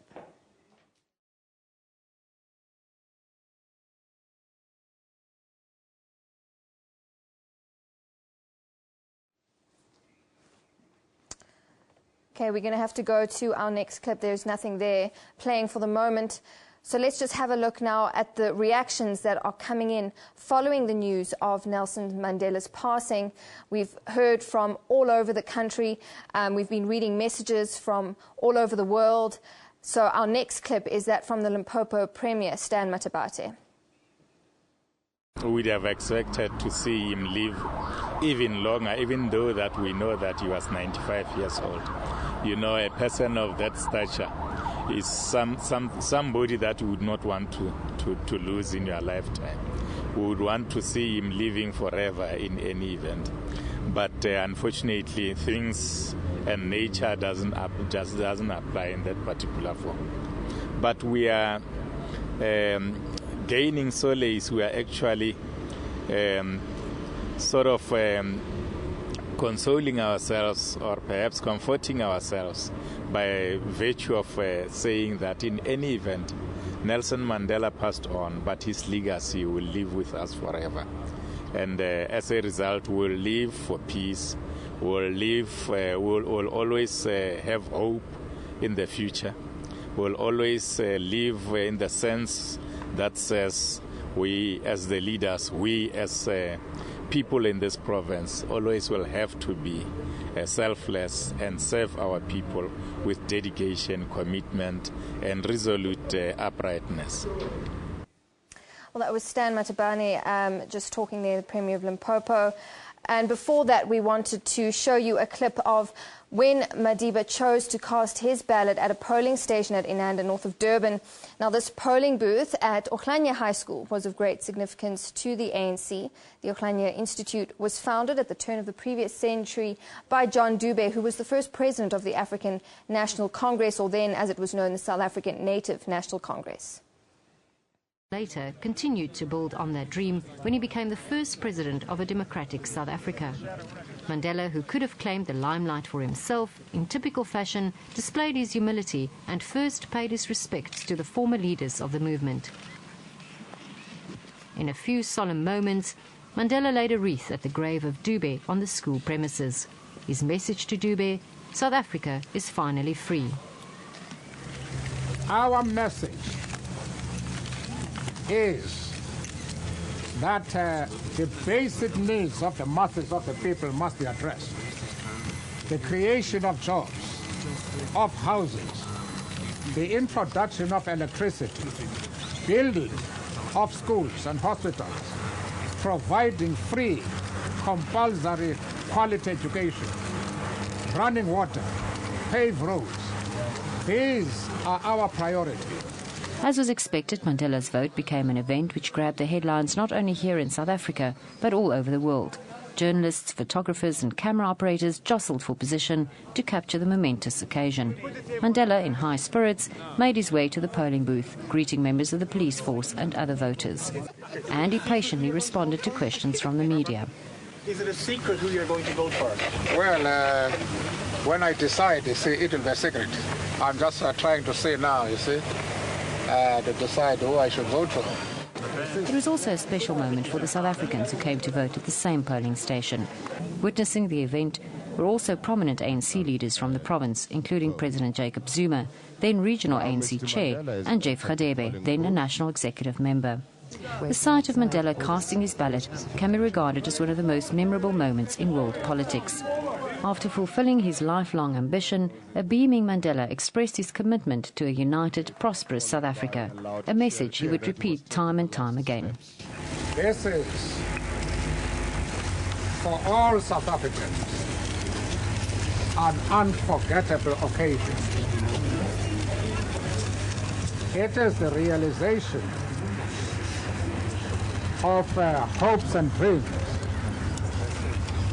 that we have cherished over decades. The dreams of a South Africa which represents all South Africans. It is the beginning of a new era. We have moved from an era of pessimism, division, limited opportunity, turmoil, and conflict. We are starting a new era of hope, of reconciliation, of nation building. Mandela said he hoped the voting process he was participating in would give hope to all South Africans. I have fought very firmly against white domination. I have fought very firmly against black domination.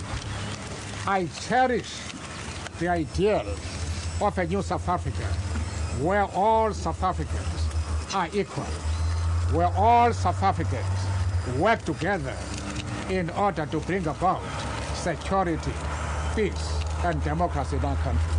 I sincerely hope that the mass media will use its powerful position to ensure that democracy is installed in this country. He then urged the media to use its power to help strengthen the country's newborn democracy. Renee Heine, SABC News, Durban. Well, Greek-born George Bizos was Mandela's lifelong friend and lawyer, a constant visitor throughout the prison years. He knew the former prisoner come president very well. At the launch of the Mandela Museum and Memorial Project in Howick, Bizos spoke of the fond memories he had of Madiba.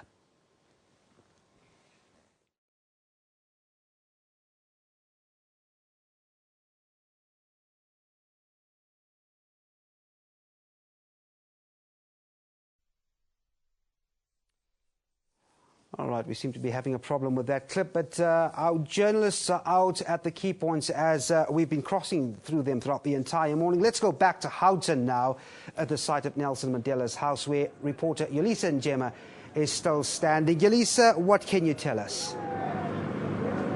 Well, Devin, a flurry of activity outside the Houghton house of Utatu Nelson Mandela.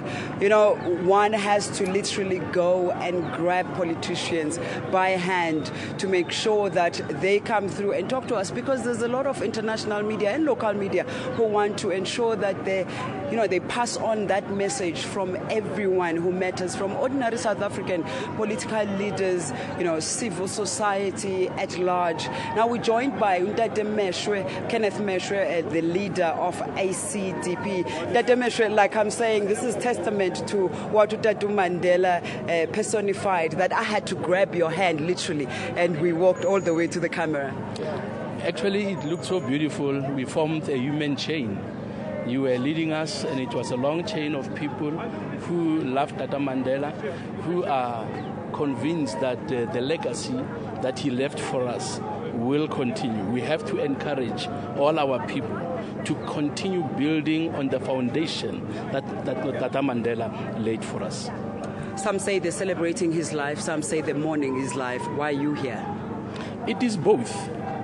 We have to mourn that he's passing on, because it is never a good thing, a pleasant thing to lose somebody you love so dearly. So mourning has to be part of the process. But at the same time, we have to celebrate his life, celebrate his legacy, and all the values that he taught us. My wish and prayer, and my members in the ACDP are hoping and praying that the foundation that he has laid for the new South Africa, that we'll continue building on it. If we talk about values and we talk about the ideals that he lived for, look at the issue of forgiveness, for example. When he left prison, he was not a bitter man.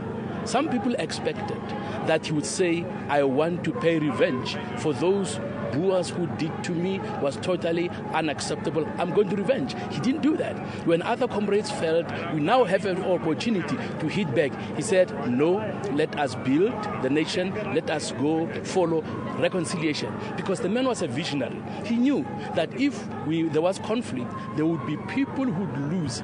Unfortunately, they reap the fruits of their labor, the fruits of the new South Africa. So he thought the best thing to do to make sure that all those who are part of the struggle do benefit and see with their own eyes the fruits of their labor and the struggle. The best thing to do is to reconcile, talk to one another, build bridges, and together build a new excellent and prosperous South Africa. Dr. Mesha, had you met him in person? If so, what do you remember the most? If not, still, what do you remember the most? I met him a few times. I mean, he was the president of the country. But something that separated him from the other presidents was that Tata Mandela respected everybody. And people of all parties, including me, would get a personal call from Tata Mandela. Tata Mandela would ask questions such as, this is what I'm thinking about this matter, what do you think? He believed in consultation, and he did not only consult people of his party, but he consulted everybody, all leaders of political parties. He consulted because he had respect for every individual regardless of their social status. And one day he said in Parliament, when some comrades were very rough, when they were dealing with members of the opposition, he said, don't forget, if you are arrogant today, the day will come when a small party will become the majority party. I will never forget those words. When he reprimanded them and said, do not forget that the day will come when a small party will become the majority. So he had respect for everybody because he understood that those who are small have the potential of growing. And with that, he had respect for people, and he tried to inculcate that in other members of the ruling party. So I really appreciate the time that I was under Tata Mandela's leadership to see how he interacted with leaders of different political parties. And even when they were heads of state who would visit South Africa, he would always, not sometimes, he would always call leaders of opposition parties and by name introduce us all to the leaders who have visited the country, to the heads of state, including the Pope. Even when the Pope was here, Tata Mandela had us all in one straight line to be introduced by him to the Pope. He had an excellent memory. He knew us all. He would say, this is Reverend Misha, the leader of the opposition party, this is so-and-so. He knew us all by name, and he would introduce us to the heads of state, including to the Pope. So he was an excellent man, a wonderful man that I'm sorely missing, and definitely, like many other South Africans, we are praying that the legacy he left for us will continue. When people ask the question, now Tata is gone, Mr. Mandela is gone, what's next? What's going to happen? They need to see South Africans saying and also practically doing it. He left the legacy of reconciliation and nation building. This is the time to hold one another's hands. This is the time to say, together we are going to build on the foundation that Tata Mandela laid for us. Memesha, if you were to give us just a memory of how you would remember this legend, Dr. Nelson Mandela. I have never forgotten during the second democratic elections, after we also gotten some people into parliament, I answered the phone at my house. And to my surprise and shock, I must say, he said, this is President Nelson Mandela. I wanted to congratulate you. Instead of listening, I took my phone, put it, on the side, and I screamed. I said, Love, run. It is the president. You know why? Because I couldn't just imagine a president taking his time and calling a house of somebody whom the nation still regarded as, you know, somebody from a small party. So I called my husband, but I tell you, for weeks, and even this year, always we remembered he did call my house. So he was a humble man, and we really loved him, and we will miss him dearly. Incredible memories. Linda Demisho, we thank you very much for joining us here at SABC. We're outside the Houghton House, of course, talking to all leaders, civil society, ordinary South Africans who've converged here to pay homage to Utatu Nelson Mandela. We take it back now to the studio. Thank you very much, Yolisa. That's our reporter, Yolisa Njamela, outside the home of former President Nelson Mandela in Houghton. Well, we just been having a look at messages that have been coming in from all over the world this day, just reflecting and remembering people coming together, mourning together. So it's wonderful to see that President Nelson Mandela, even in his lifetime, he had a gift of uniting people, and now even in his passing, he still is uniting people. So as you can see on your screen, there are just some tweets that have come through from Joseph Blatter. Sepp Blatter, my respects to an extraordinary person, probably one of the greatest humanists of our time, Nelson Mandela. And a tweet from Gary Player, to all, just on the passing of our beloved father of the South, Nelson Mandela, Madiba, we loved you, rest in peace. We've also just had some tweets from a school in Brisbane posted a picture that said, farewell, Nelson Mandela, you proved one person can change the world. That's absolutely right. He did change the world, and still now people all over the world celebrating his life, remembering him, coming together. And from one part of the world to another, East Africa has joined the rest of the world in mourning Madiba's death. Rwanda's Paul Kagame tweeted that Mandela will continue to live in the hearts of Africans. Tanzania's Jakaya Kikwete described Mandela as a source of courage, a source of inspiration, and a beloved leader. Kenya's President Uhuru Kenyatta, in a recorded video message, urged the world to emulate Mandela. It is with profound sorrow that I have learnt of the passing away of Shujaa Nelson Mandela, former President of the Republic of South Africa, and indeed an outstanding African statesman and icon. On behalf of the government and people of the Republic of Kenya, and on my own behalf, I wish to express our deepest condolence to the family and friends of the late Mandela, and to the people of the Republic of South Africa. I have dispatched messages of heartfelt sympathy to His Excellency President Jacob Zuma and to Mama Gracia Machel. We share the pain of this irreplaceable loss and mourn with our South African brothers and sisters, and indeed with the whole world. Our prayers are with them at this moment of national grief. President Nelson Mandela was an exceptional, transformational leader who was gifted with unique, admirable abilities and strong values. He believed in the noble principles of equity, justice, cohesiveness, and inclusiveness in governance.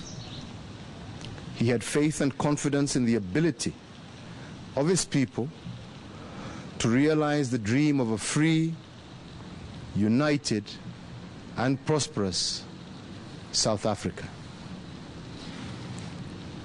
Mandela lived and worked for a world in which people should live together in peace and tranquility, regardless of color, race, or religion. His strong belief in Africa and its people epitomized the best of the Pan-Africanism spirit. His courage to confront apartheid, transcended across the world and propelled the fight against colonialism and discrimination. As a free man, President Mandela led the fight to free Africa, not only from the political bondage, but equally important, from the scourge of disease, poverty, poor governance, and illiteracy, all ills of the modern world. President Nelson Mandela embodied the power of hope and believed equally in the power of forgiveness. He bequeathed us the understanding that we can and should unconditionally forgive those who wrong us. He was a firm believer that reconciliation is an imperative and indeed is possible. His life story teaches the great lesson of the power of will in turning adversity to victory. In his humility, President Mandela did what was right, made tremendous sacrifices, and did not seek any form of personal praise. In short, President Mandela's name is cast on the echelons of history. His image and standing among all men will forever stand tall.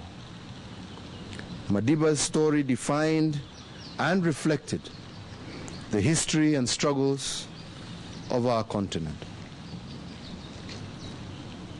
In President Mandela, we learn never to backtrack in our journey to chart our destiny.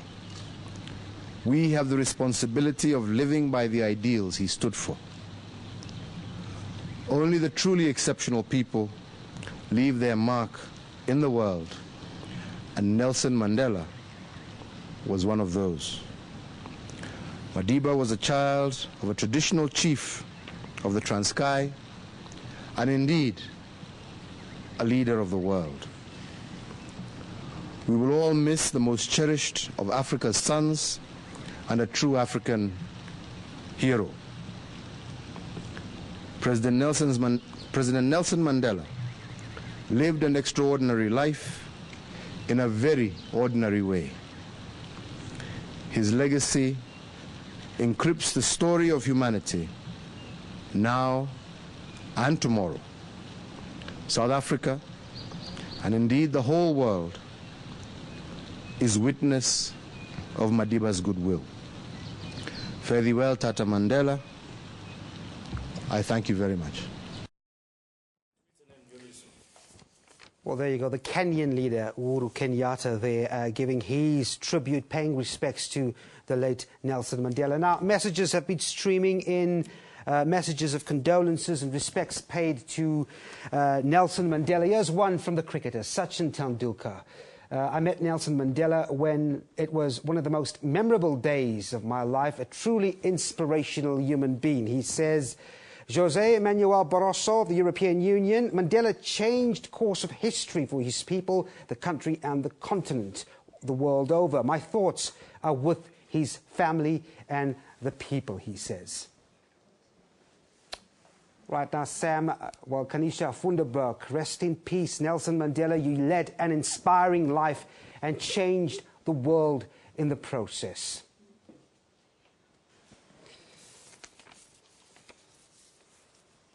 All right, now, that's some of the messages that's been coming through. Again, to some of the key points. Now we go back to Nelson Mandela's home in Houghton, where our reporter Yulisa Njamela has been speaking to a number of people. She's seen politicians and officials from government walk in and out of that house. She just spoke to the African Christian Democratic Party leader earlier, Kenneth Mashowe. She joins us now for more from Houghton. Absolutely, Devon. Throngs of South Africans, ordinary folk, artists, politicians, civil society leaders, NGO, you name them.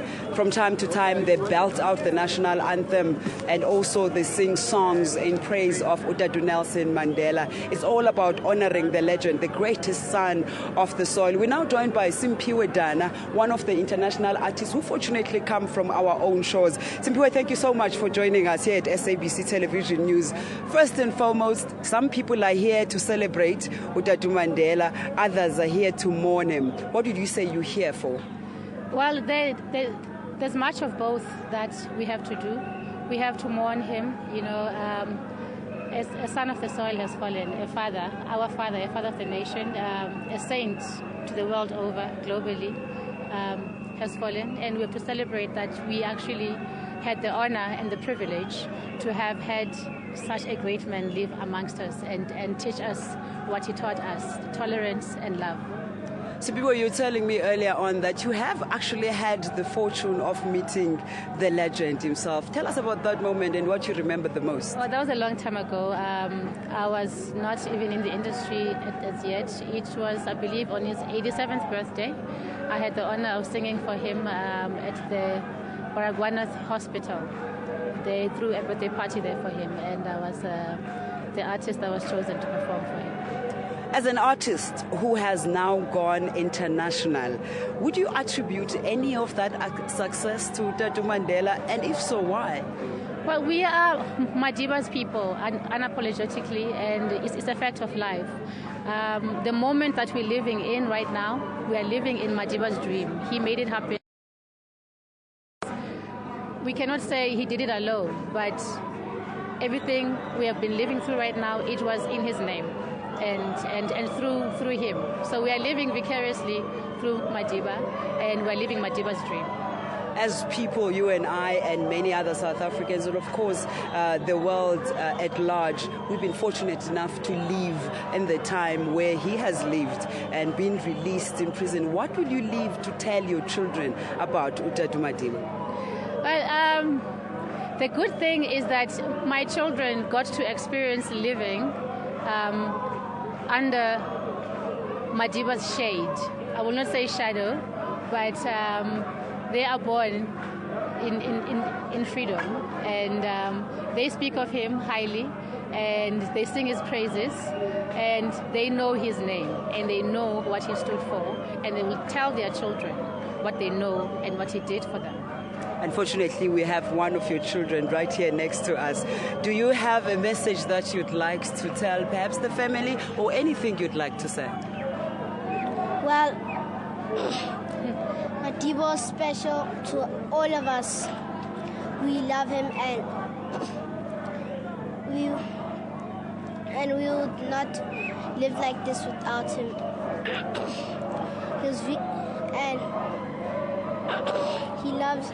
He loves us. He changed our lives, and that is great. Utadu Madiba's favorite people, of course, in the whole wide world, children, and she just wanted to, pass on a good wishes to the family and everybody else, friends, etc. Simphiwe Dana joining us here at SABC Television News. We'll be bringing you all these kinds of interviews right here outside the Houghton home. I'm taking it now back to the studio. All right, thanks very much indeed. That's Yolisa and Jimena there outside Mr. Nelson Mandela's home in Houghton. The songs of praises and tribute continue now, and the Wits Choir is one of them, praising and singing the reflections of Nelson Mandela.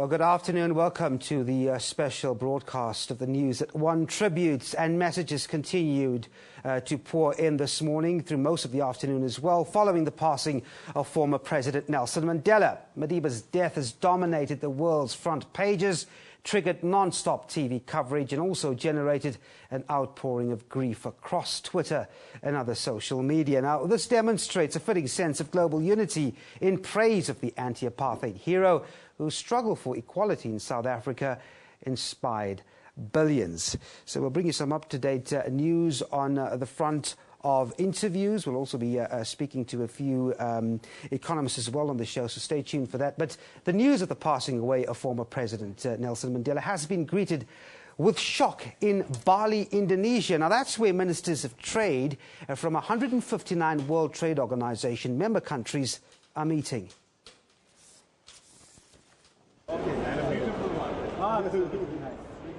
South Africa's Trade and Industry Minister, Rob Davies, says although he knew that President Nelson Mandela has not been well, the news of his passing away still came as a shock to him and most of the delegates here. We were shocked and we are feeling immensely sad. We had a meeting of the delegation this morning, and all of us who spoke, and it was most of us on the delegation, which consists of representatives of NEDLAC constituencies, parliamentarians, government officials, many of us who spoke talked about the way in which Madiba had personally touched our lives. And all of us recalled that he was somebody who expressed a great interest in our own personal lives and well-being, sat down with us, talked to us about those matters, as well as dealt with the bigger matters of state. The minister also spoke fondly about the role and contribution of President Nelson Mandela here at the World Trade Organization. In 1998, President Mandela came to the 50th anniversary celebrations of the then General Agreement on Tariffs and Trade, which was the predecessor of the World Trade Organization. And on that occasion, he spoke about the fact that South Africa had been a founder member, along with Southern Rhodesia, but that those were colonial countries, and that the injunctions that were supposed to guide the work of the GATT had clearly not been applied in South Africa at that time. He spoke about how our own lessons were that no amount of rules could be foisted upon people where there was no justice.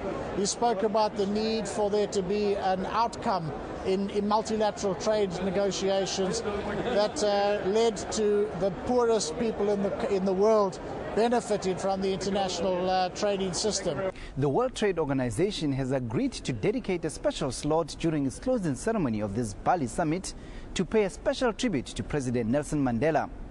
Luta Motlogelwa, SABC News, Bali, Indonesia. Well, entrepreneur Sir Richard Branson has paid tribute to former President Nelson Mandela. He was speaking from his island in the British Virgin Islands. Branson appealed to the world to celebrate former President Mandela's life. I think it's just a life to be celebrated. I think we shouldn't. We shouldn't have any sadness. He wouldn't want us to have any sadness at all. He just led the most extraordinary life, and I think he hopes that that his legacy will continue with through organisations like the Elders that he set up to carry on his good work, and so I think it's a day to be celebrated, not a day to be sad. Yeah, billionaire Richard Branson there speaking about the late Nelson Mandela. Well, certainly his death has been headlines in South Africa. It's been all over the newspapers across the world. We'll take a look at how the passing of Nelson Mandela was announced by the media globally.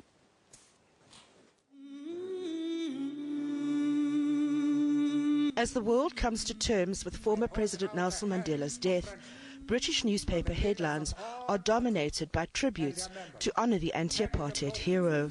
As a nation.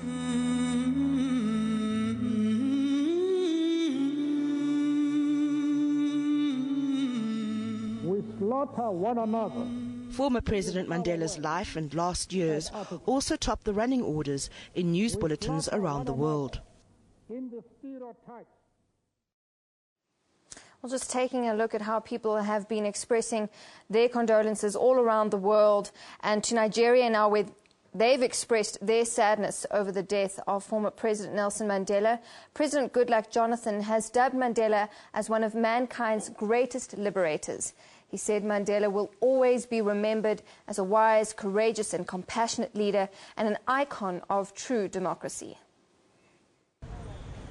Described as an inspiration to people all over the world and one who has made unparalleled personal sacrifices in Africa and other parts of the world that shook off the shackles of colonialism, emotion was running high.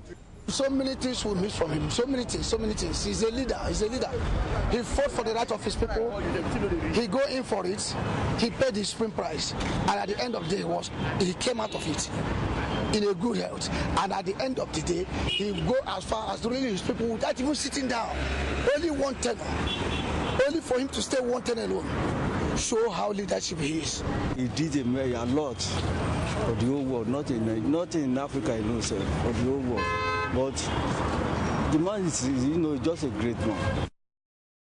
Well, from the African continent to the United States, where President Barack Obama and UN Secretary General Ban Ki-moon were among the first to express their sympathy and thoughts at the passing of Mandela. New Yorkers, among them many South Africans, gathered at the Madiba restaurant in Brooklyn, New York, while notable Americans have taken to Twitter in the early stages to share their thoughts. Well, Sherwin Bryce, please sent us this report.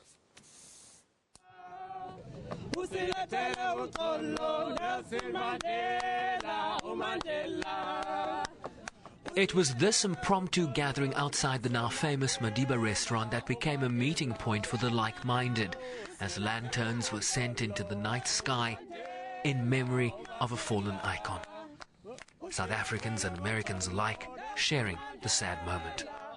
I was actually in South Africa in June when he was quite sick and thought he might actually die when I was there, and it's just a profound loss for the world. There's nobody quite like him.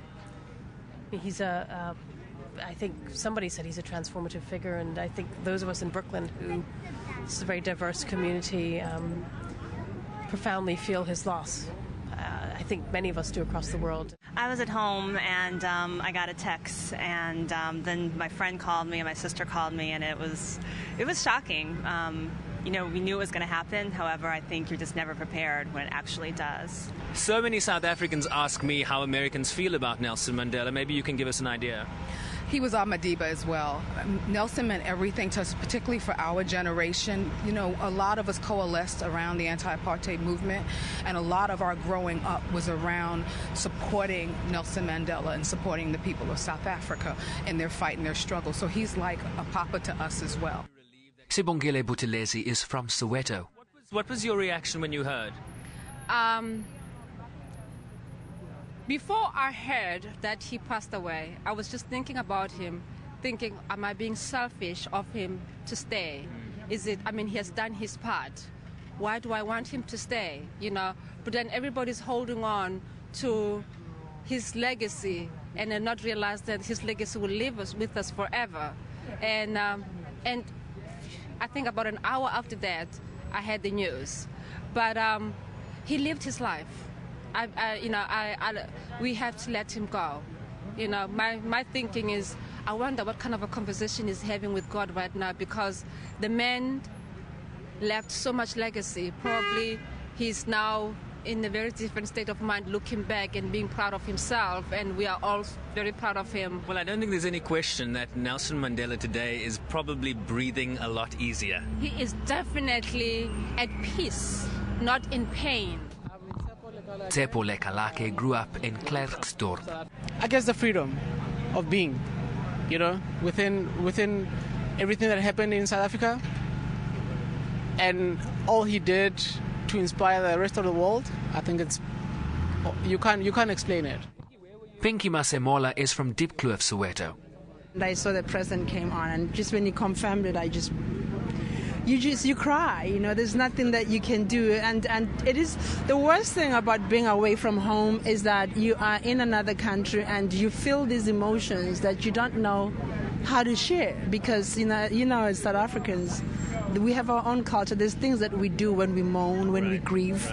We get together immediately. I wanted to get out. I wanted to be with other South Africans. Earlier, a moment of silence in the UN Security Council, while the Secretary General of the UN was among the first officials to react. Nelson Mandela showed what is possible for our world, and within each one of us, if we believe, dream and work together for justice and humanity. His moral force was decisive in dismantling the system of apartheid.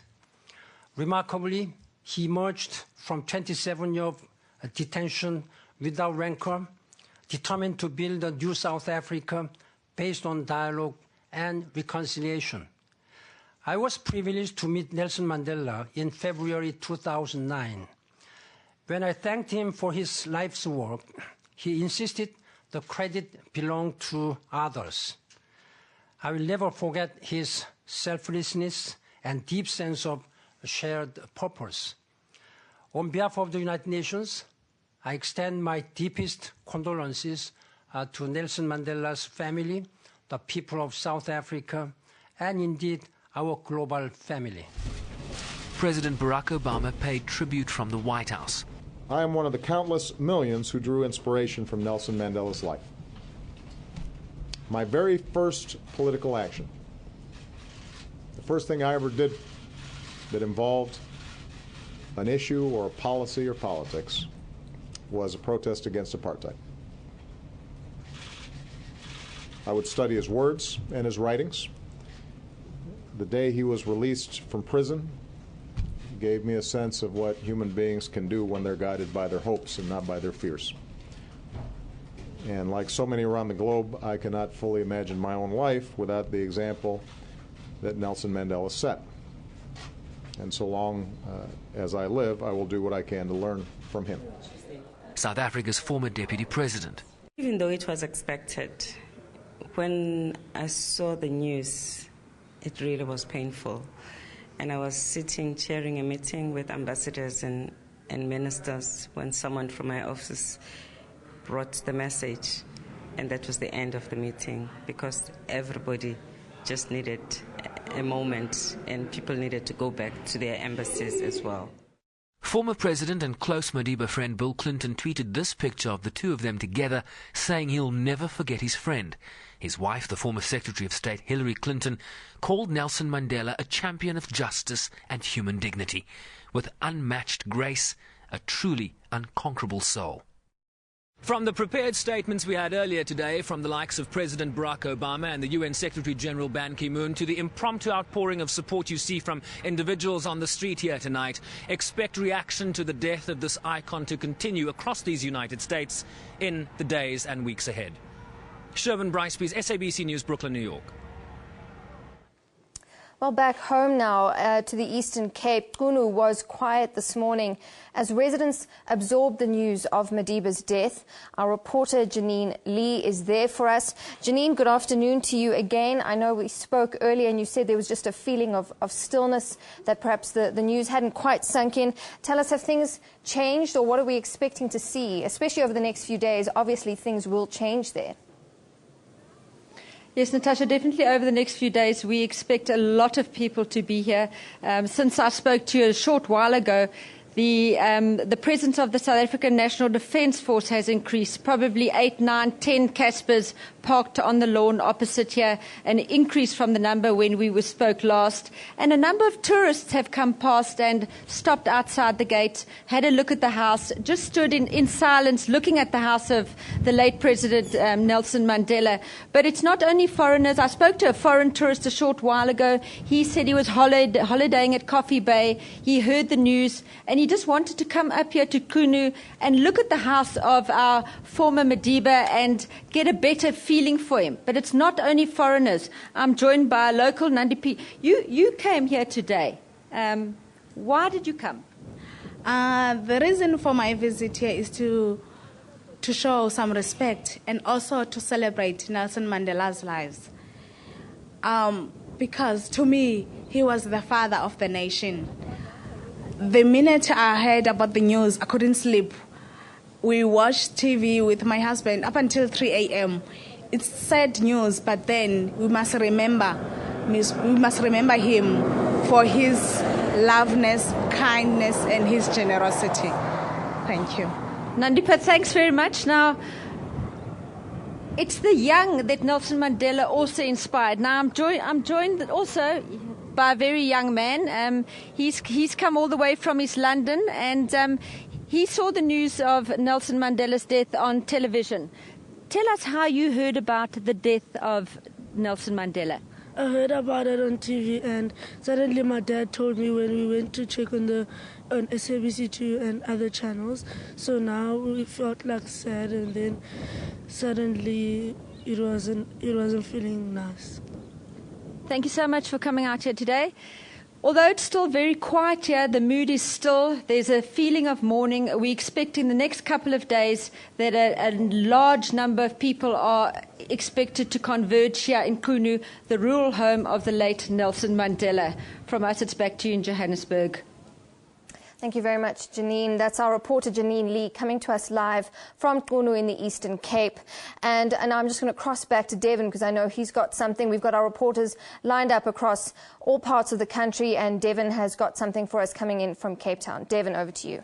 Yes, indeed, Natasha, from the Eastern Cape. We cross live to Nomawethu Solwadle, who's standing by in our SABC studios in Cape Town, where, incidentally, Archbishop Emeritus Desmond Tutu is addressing the media.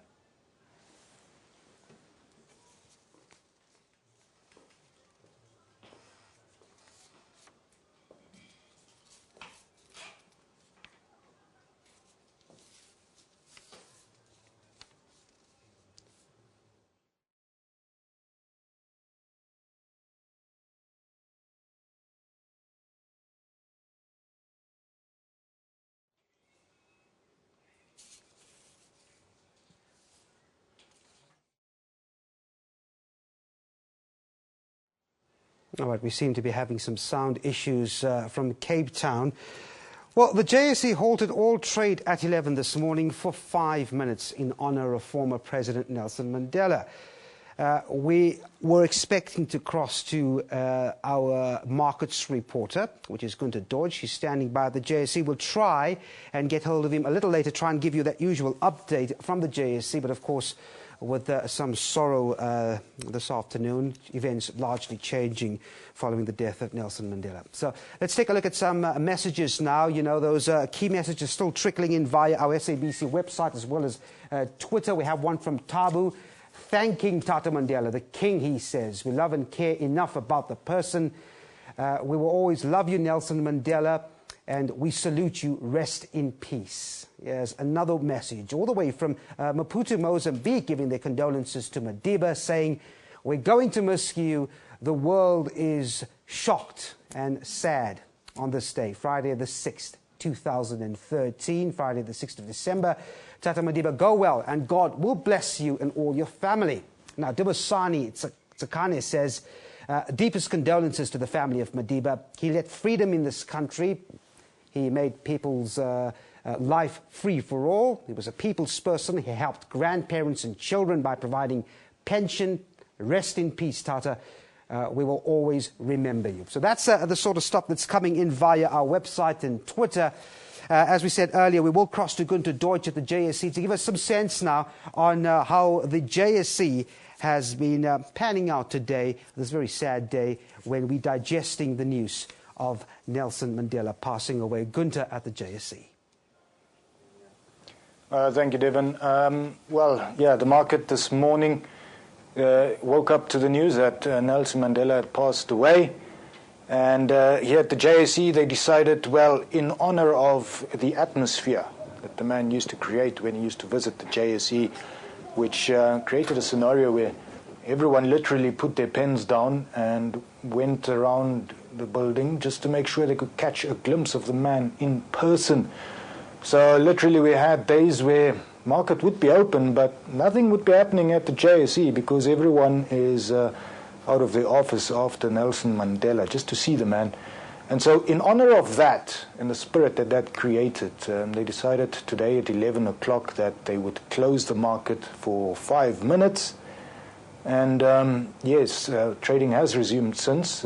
We saw this morning that the rand, people maybe expected it to fall in light of the news, but global events have overtaken it, and the rand is somewhat stronger than what we saw it yesterday, trading at around 10.47 as we speak. I remember yesterday it was well above 10.50. The equity market is gaining a bit of ground today.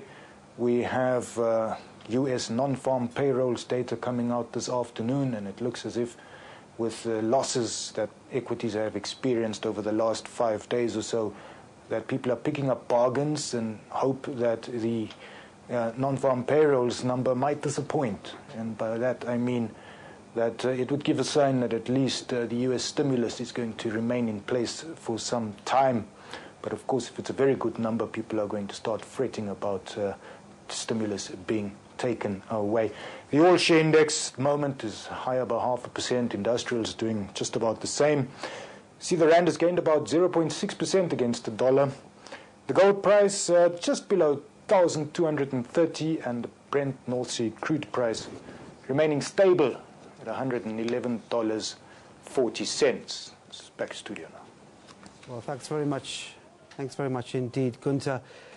Just Gunter there, just confirming what economist Iraj Abedian spoke to me about earlier, saying that he didn't really expect any major movement in the rand, in the markets, as a result of news flowing in on President Nelson, or former President Nelson Mandela's death yesterday. So the markets largely unmoved, and the rand, in fact, gaining 0.6% there, as Gunter just informed us. Now, Reserve Bank Governor Jill Marcus has described former President Nelson Mandela as a revolutionary. She added that he touched the lives of millions of people. I think, like many South Africans, a recognition of an extraordinary life, an extraordinary human being, a person who was thoroughly a revolutionary in the sense that he made a difference. He transformed not only South Africa and all of our collective commitment to changing this country. He made it possible through his understanding and willingness, readiness to have the drive, the purpose, the self-sacrifice. So an extraordinary man, but he touched the lives of all South Africans, whether they knew him personally or not. And he touched the lives of millions of people the world over. And you've seen that from the outpouring of tributes from every country in the world about a man whose life straddled almost 100 years and whose DNA is interwoven with every one of us and the country of his birth, and it is a tribute to South Africa, to Africa, and for being African. So an extraordinary life, and a man who, in my view, the man is greater than the myth around him.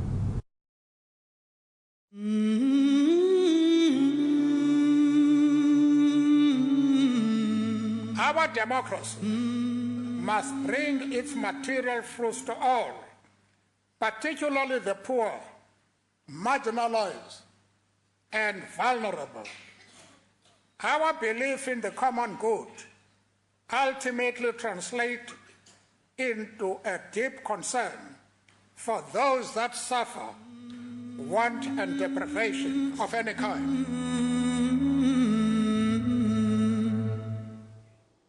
With SABC, we're reflecting on the life and times of former President Nelson Mandela. And from one sector, from the business sector now, let's have a look at Nelson Mandela as a sports icon. He will be remembered as a man who recognized the significance of sport in the culture of South Africa, and he used it to unite the country. Now, for many years before Mandela's release from prison in 1990, South Africa's apartheid policy meant that the country was outlawed from many international sports. In a fast-changing political climate which followed steps by Pretoria to end apartheid and racial segregation in sport, South Africa was readmitted to the Olympic movement in 1991. Other sporting bodies were quick to follow the IOC's lead. Although they could use a number of strategies against the political movement itself, against sports, you see, they were really paralyzed. There was nothing that they could do. And for them, to be regarded as the polecat of the world, and to be isolated from sports completely was one of the biggest blows against South Africa. When it came to sports, Mandela had the ability to inspire inspirational figures and leave global stars starstruck.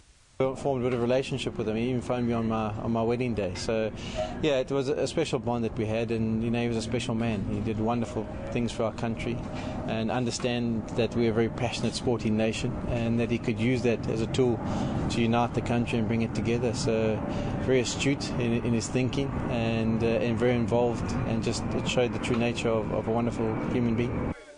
Mandela was elected president of South Africa in 1994. He famously used the 1995 Rugby World Cup, a year after democracy, to completely knock down the last barriers of apartheid.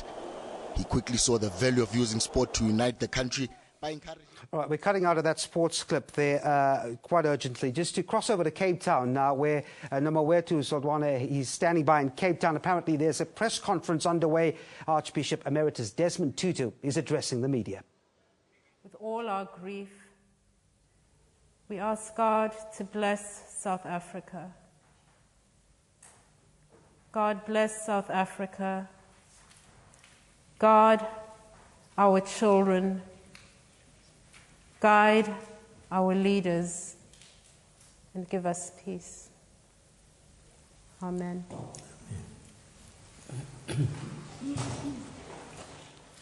Thank you, Paul. Thank you, Roger. Thank you, all of you, for coming in, for your patience.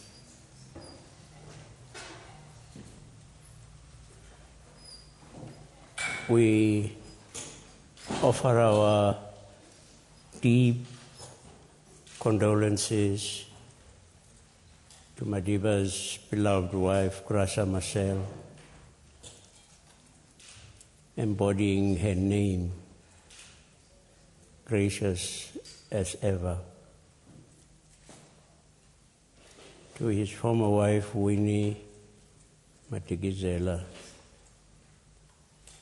to the children, grandchildren, and great-grandchildren, to all the Madibas, we express our deepest and most heartfelt sympathy on the loss of your paterfamilias, your patriarch. Although we collectively claim him as the father of our nation, and the pain we feel is similar to that of losing a close relative, he was your husband, your father, your grandfather, your great-grandfather. We pray that God will dry your tears and renew your strength. We thank you for sharing data with us. We thank God for this incredible gift that God gave us. We are relieved that his suffering is over, but our relief is drowned in our grief. We pray that he will rest in peace and rise in glory. People cared about Madiba, loved him because of his courage, convictions, his care of others. He set aside the bitterness of enduring 27 years in apartheid prisons, the weight of centuries of colonial division, subjugation, and repression, to personify the spirit and practice of Ubuntu. He perfectly understood that people are dependent on other people in order for individuals and for society to prosper. He transcended race and class in his personal actions through his warmth and through his willingness to listen and to empathize with others, and restored others' faith in Africa and Africans. Was he an anomaly? an exception that proves the rule? I would say no, emphatically. Of course, he was exceptional, but the spirit of greatness that he personified resides in all of us. We are made for goodness, for greatness. He embodied and reflected our collective goodness. He embodied our hopes and dreams, symbolized our enormous potential that has not always been fulfilled. He was not a lone wolf, and he did not fall from the sky. He learned about leadership and culture growing up in the care of Abatembu, Regent Jongintaba, after the death of his father. He learned from the experience of developing a voice for young people in anti-apartheid politics and from physically prosecuting the struggle. He learned from the comrades who surrounded him, an extraordinary generation of leaders.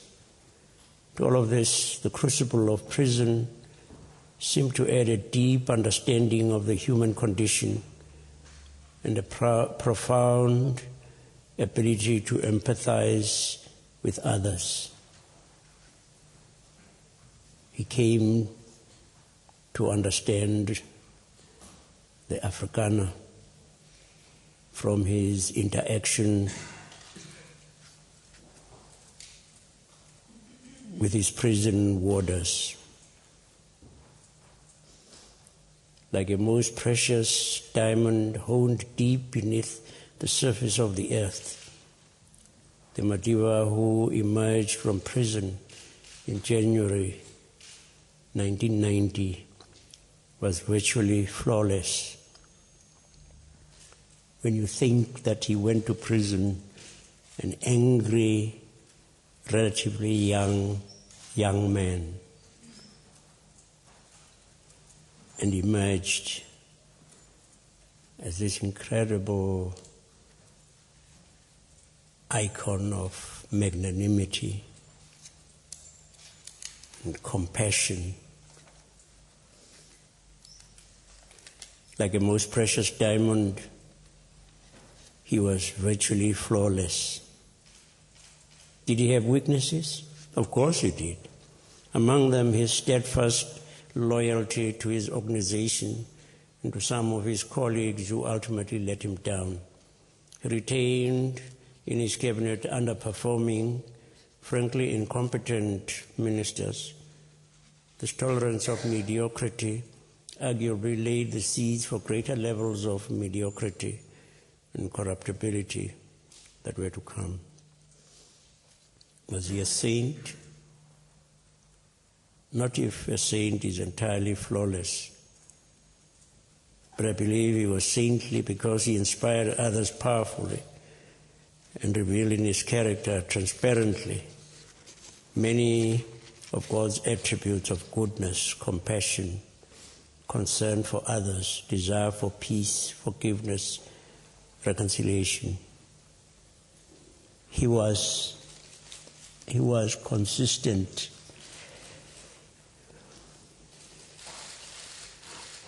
I came to see him in Houghton and to have lunch with him. And at the end of lunch, he walked with me to the door. And then he called out, "Driver! Driver!" And I realized that he thought he was calling my driver. And I told him, no, I drove myself from Soweto. He didn't say anything. But a few days later, he said to me, "Mpela,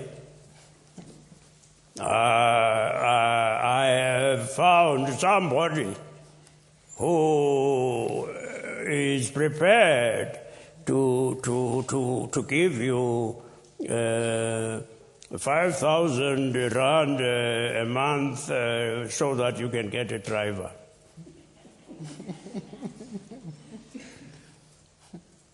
So when we saw him after his retirement going to rural areas and encouraging captains of industry to contribute to the building of schools and classrooms, it wasn't just a streak. It was something that was deep in him.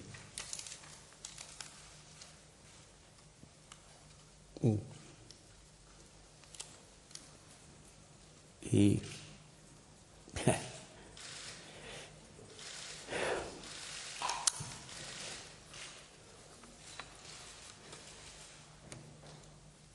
yeah. He cared. He really cared. What's going to happen to us now that our father has died?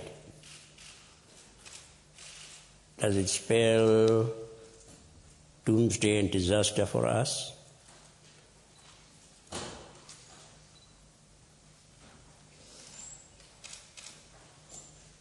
Some have suggested that after he's gone, as he is gone,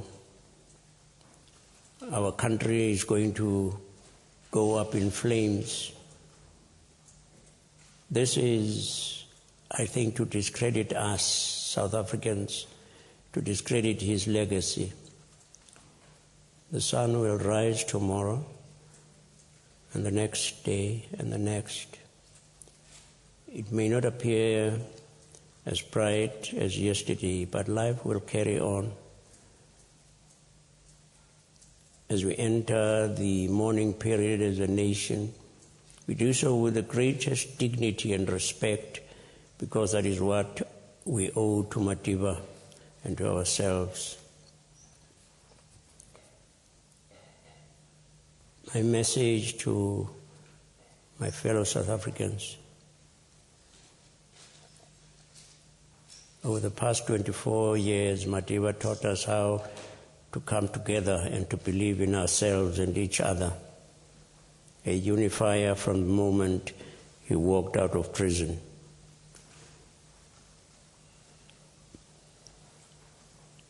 He taught us extraordinarily practical lessons about forgiveness and compassion and reconciliation. Who will ever forget how Ellis Park erupted on the day of the final, as Madiba walked out wearing a Springbok jersey with number 6 on the back, the captain's number. That action was worth more than all the sermons we could preach about reconciliation. Who can forget him, the president of the country, going to Oranje to have tea with Mrs. Betty Verwoerd? Tea and Cook sisters. Who will forget that one of the VIP guests at his inauguration was his jailer? Who can forget that he had lunch in the presidency with the man who had prosecuted him in the Ribonia trial and had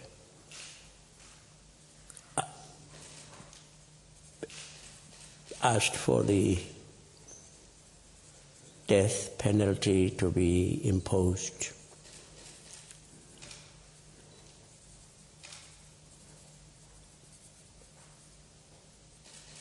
I made a mistake this morning. I said Zelda van Graan, sorry, Zelda Lechraan. Who can ever forget this image of a Mandela walking gently, difficultly, and an Afrikaner girl, lady, woman, tenderly, caringly at his side.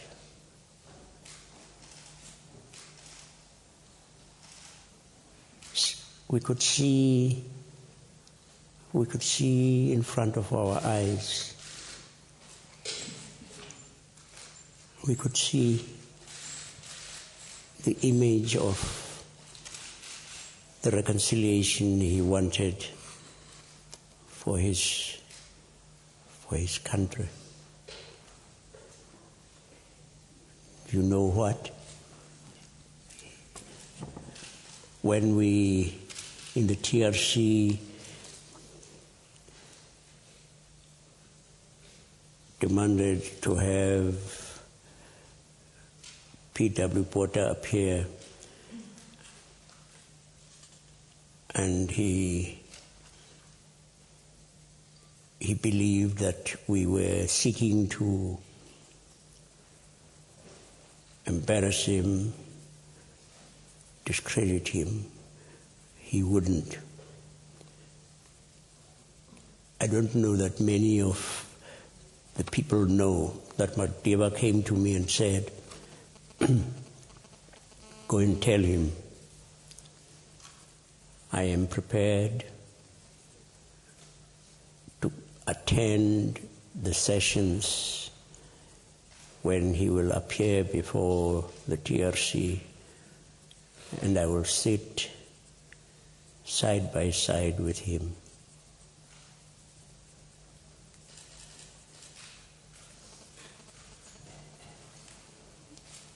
That is the gift God gave us.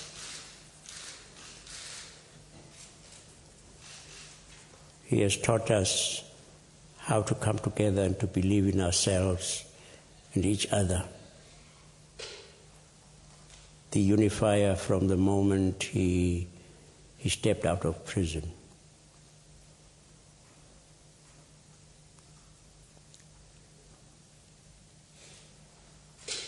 And do we believe in ourselves?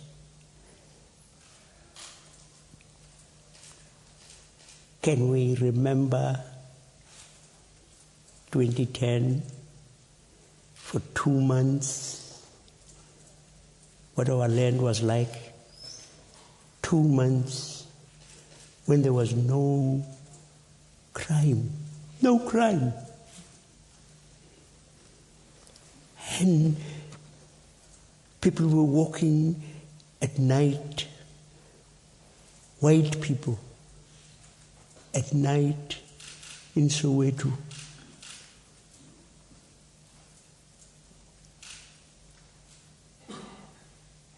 Our potential is immense. We are fantastic people. Madiba has reminded us that. This terrorist who today is regarded the world over, without exception, as an incredible icon, a symbol of reconciliation, of forgiveness,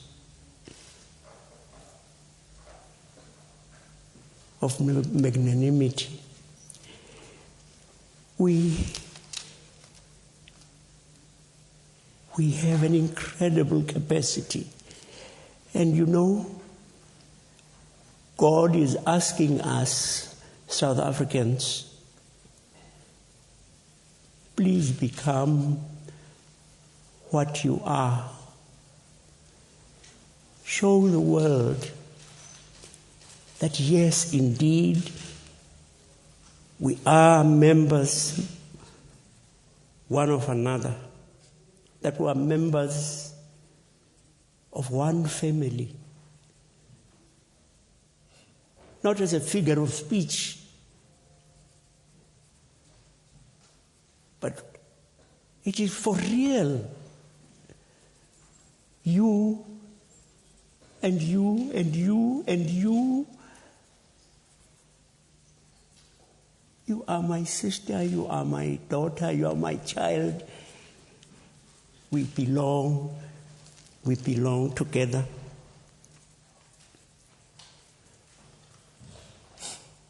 Let us reach out to one another and let Madiba's dream be our dream. Let us,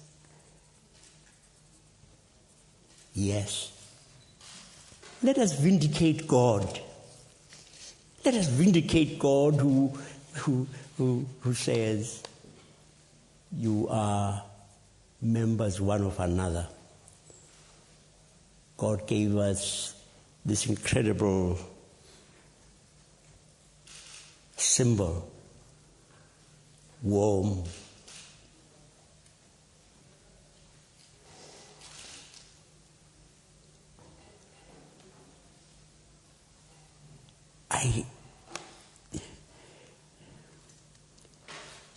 let me just tell you one little story, and I'm going to keep quiet.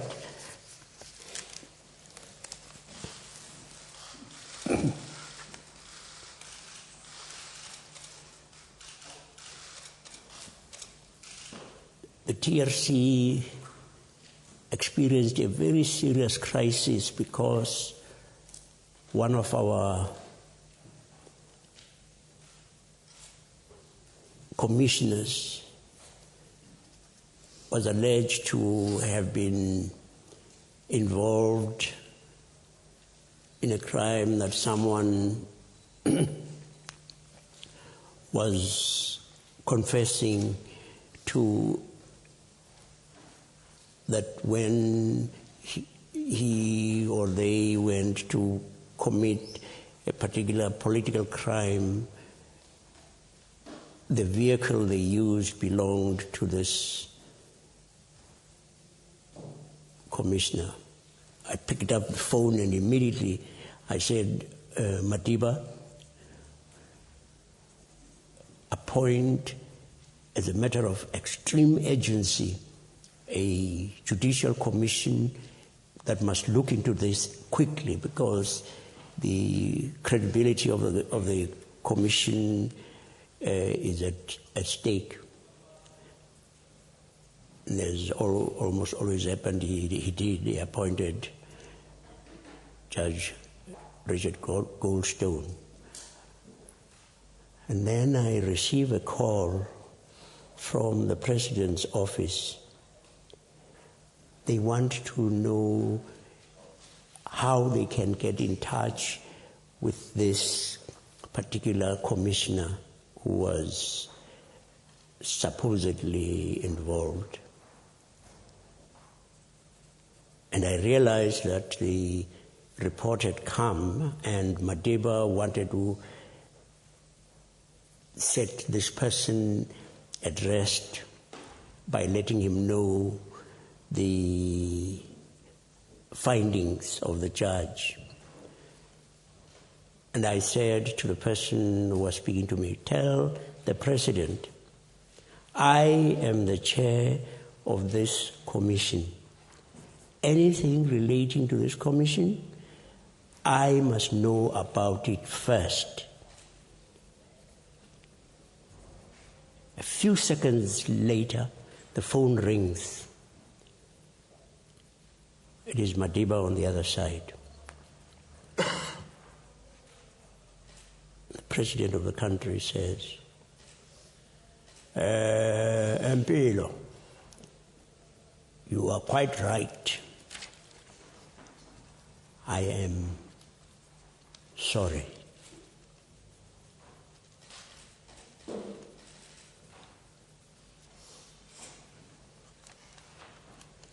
How many of us, how many leaders would be willing to apologize so?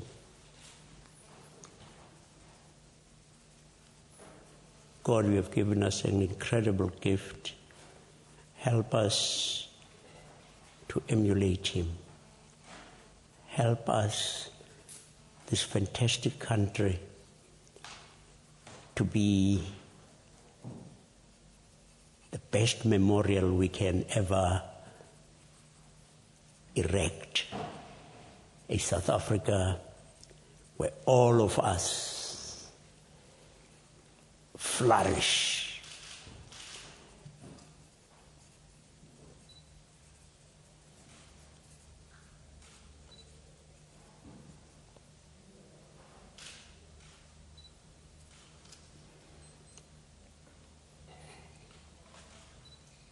Thank you. Thank you. Should we stop or should I ask questions? I'm not sure that that is appropriate. You want to cut now? I think they would agree to. I think that the Archbishop's view is, and I think one we share, that there's not much that could really be added to what's just been said. And so if you would be willing to excuse him, if we could allow the Archbishop and Reverend Tutu to depart. Thank you very much. Just be careful.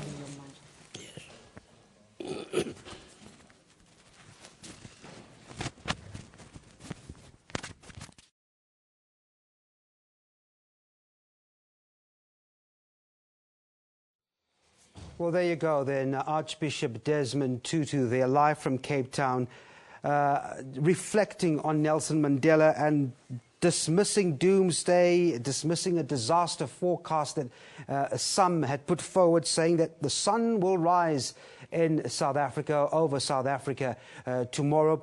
He started off by conveying his prayers and respects to the Mandela family, thanking them for sharing their father, their grandfather to the people of South Africa. You know, the Archbishop also saying, you know, quite proudly that the icon resides in every South African. We also see the Archbishop reflecting on some of the qualities Mandela had, saying it's important that those qualities filter in as we revere the late Nelson Mandela, as we pay respects to him. He spoke about Mandela having attributes of compassion, of peace, of tranquility, as he reflected on some rather humorous and touching stories involving experiences with them together. The Archbishop also visibly emotional as he put forward his thoughts on Mandela, saying that the legacy of South Africa, of Mandela rather, should reside in all South Africans, and saying that Madiba's dream should be our dream as South Africans. So quite an emotional press briefing there by the Archbishop Desmond Tutu. Now, as we continue to get reaction and reflections of the late Nelson Mandela, who passed away at his home at 8:50 yesterday or last night, we are now joined by Selo Moloko. He's the executive chairman of Alexander Forbes and Sibanye Gold. Selo, thanks very much indeed for taking the time to speak to us. We've been trying to assess how the economy, how major companies, how different aspects of business would reflect to the passing of Nelson Mandela, and it's a difficult one, but yet at the same time a very simple one, isn't it? Well, Nelson Mandela was a huge icon in South Africa and globally. And from the world of business, we definitely have taken time out to salute the man that he was, to celebrate his life for what he did for this country. He spent a big bulk of his 95 years, fighting for equality, ensuring that everybody in this country does not suffer from oppression. But not only did he fight against political dominance, he fought against disease, he fought against illiteracy. And all those are noble ideals that we need to ensure that we have a balanced society. So from that point of view, as business, we do support, we do celebrate, in fact, his life, because it is a life worth celebrating. If we look back at the impact that Mr. Mandela had on our economy, in coming through and leading us towards the constitution that we have. We have a robust constitution with robust frameworks underneath managing the economy that we have today. We have a well-functioning treasury today, our economy is robust, and we have all governances in place to ensure that we have an economy that can run on its own. He ensured that South Africa is not a one-man show, but an institution that has got many players that can support it. And this is all a tribute to his legacy. You were sitting through that press briefing when the Archbishop Desmond Tutu reflected on Mandela's life. And one thing that stood out for me was that he said, let Mandela's dream be our dream as South Africans. Can business share that dream, and in what way? Sure. I mean, business has for some time, shared the Mandela dream, and has played a part, in the past in helping to fight, as I said, disease and help illiteracy. But there's, the way business can play a part is to go out there and support some of the structures that have to do with his legacy. We have the Nelson Mandela Foundation, which is a structure set up to ensure that we continue to live through the legacy. So I would ask business, to come in and make a contribution on a continuous basis to ensure that Mandela's legacy lives on. Well, you're a chairman in an industry that at the moment appears to be quite polarized with the disagreements, with the gaps between companies and labor, for example, in the gold industry. What can we latch on as we observe these past few hours that passed on to close the gap, to water down that polarizing element? Sure. I think what is important is that there's a need for us to engage one another, to understand where we all come from in this thing and find solutions to our problems in a very constructive manner, in the same way that Madiba did. I think the manner in which we engage in right now, we need to find ways of actually finding one another, finding that unhappy medium. Madiba always said, if you enter into a negotiation with a view to get what you want at all times, then you are not going to get what you want. But negotiation is about each party not getting what they want, and that's a healthy negotiation. So you can't enter into a negotiation looking forward to getting what you want, that it's all one-sided. So I think there is a room for labor and business to engage in the interest of the country. But I think if each party engages only through its own lens, then there's a problem, because there's a bigger economy at play here that we all are interested in ensuring that it thrives and it does well.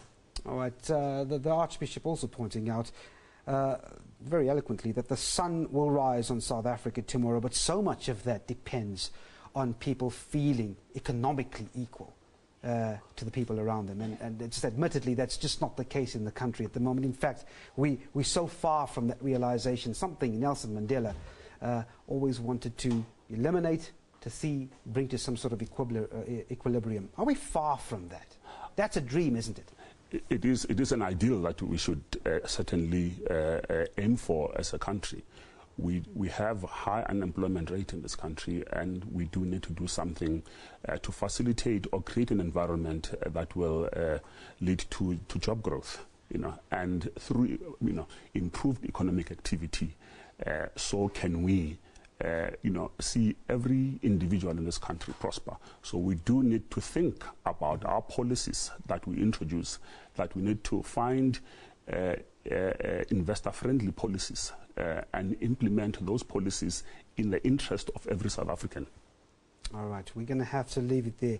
Shela Moloko, the Executive Chairman of Alexander Forbes, thanks very much indeed for talking to us and give us your insights on Nelson Mandela. Now, that was one of the views of CEOs, chairmen or chair people from different companies. We would want to get their views as the news bulletins unfold. Economy is such an important aspect for the future of this country. But that's where we leave it for now. Natasha? Well, thank you, Devin. You're still with SABC and our special broadcast coming to you live from Johannesburg. Sticking with business and trade union leaders have also been paying tribute to the former statesman's legacy. Mogeni Mutwa put together this report for us. Let's take a look. Nelson Mandela, father of the nation, global icon and unifier. That's how the South African business community says it will remember Mandela. We've seen a country that has grown, a young democracy that has grown over the years, and it's as a result of the unifying spirit of our late former President Nelson Mandela. And it is important to note that the industry like ours, the mining industry, has faced some instability in several areas, and we face several challenges with messages have been sent around like nationalization of mines and the like. And what is important to note that we have to live within his legacy of hope, of stability and reconciliation. And that's what the industry is all about, and that's what the country is all about. When Mandela became president in 1994, the economy was in shambles. He had the unenviable task of turning things around. Back in 1994, where President Mandela took over, the South African economy was an economy that its GDP growth was around zero. Its total investment between private and public sector was literally about 10% of what the economy needed to have a positive growth. And very significantly, government finances were not just stressed, but they were literally bankrupt. By that I mean, nobody would lend to the South African government because it was under embargo, not for 1, but for 15 years or more. 20% of whatever government revenue at that time government had would go to financing its local debt, public debt. And government had no way in and no way out. It was literally stuck. And the country as a whole, not only it did not have any national reserves, or as we call them, foreign reserves, it had a deficit, overborrowed to the tune of $23 billion. There was no investor confidence, not amongst the local, nor amongst the foreign investors. And of course there was a great deal of expectations, unemployment running high, the level of poverty being high, and because of the political shift, everybody thought that they have to see the benefits relatively quickly. Mandela had to revive and grow the economy at a time when many in the ruling party still favored the nationalization of key sectors of the economy, such as mines and banks, as envisaged in the Freedom Charter. There were times when we had very differing economic ideas, but he was able, nevertheless, to bring us together. I can, for example, remember in May 1994, we had the first conference of business people and senior ANC leaders. And it was a period when he was still talking a little bit about nationalization. So it was May 1990. And yet, despite the fact that we differed greatly on that, he was able to bring people together and to be able to talk about economic issues in a very, very rational way. Trade unions credit Mandela for labor rights enjoyed by workers today. The laws that are current, particularly the labor laws, they were mostly passed through his administration. He was president at the time, starting from the Labor Relations Act in 1995, Employment Equity Act in 1998, the Basic Conditions of Employment Act, and many, many other laws that continue to benefit workers in this country were passed and signed by the president of the time, Nelson Mandela, a huge leader, a tree that has fallen. But he took a hard line against strikes, which he regarded as detrimental to the economy. He also believed very strongly that the triple challenges of unemployment, inequality, and poverty cannot be resolved sustainably unless the economy grows. He intervened decisively when it came to certain strikes, because he believed they were hurting the economy and therefore hurting this economy's chances of carrying South Africa's people and hopes. We'll remember him for that. So, as the country and the world mourns the passing of a great man, there is no doubt that he helped build South Africa to become a player in the global economy. Mbongeni Mutwa, SABC News, Johannesburg.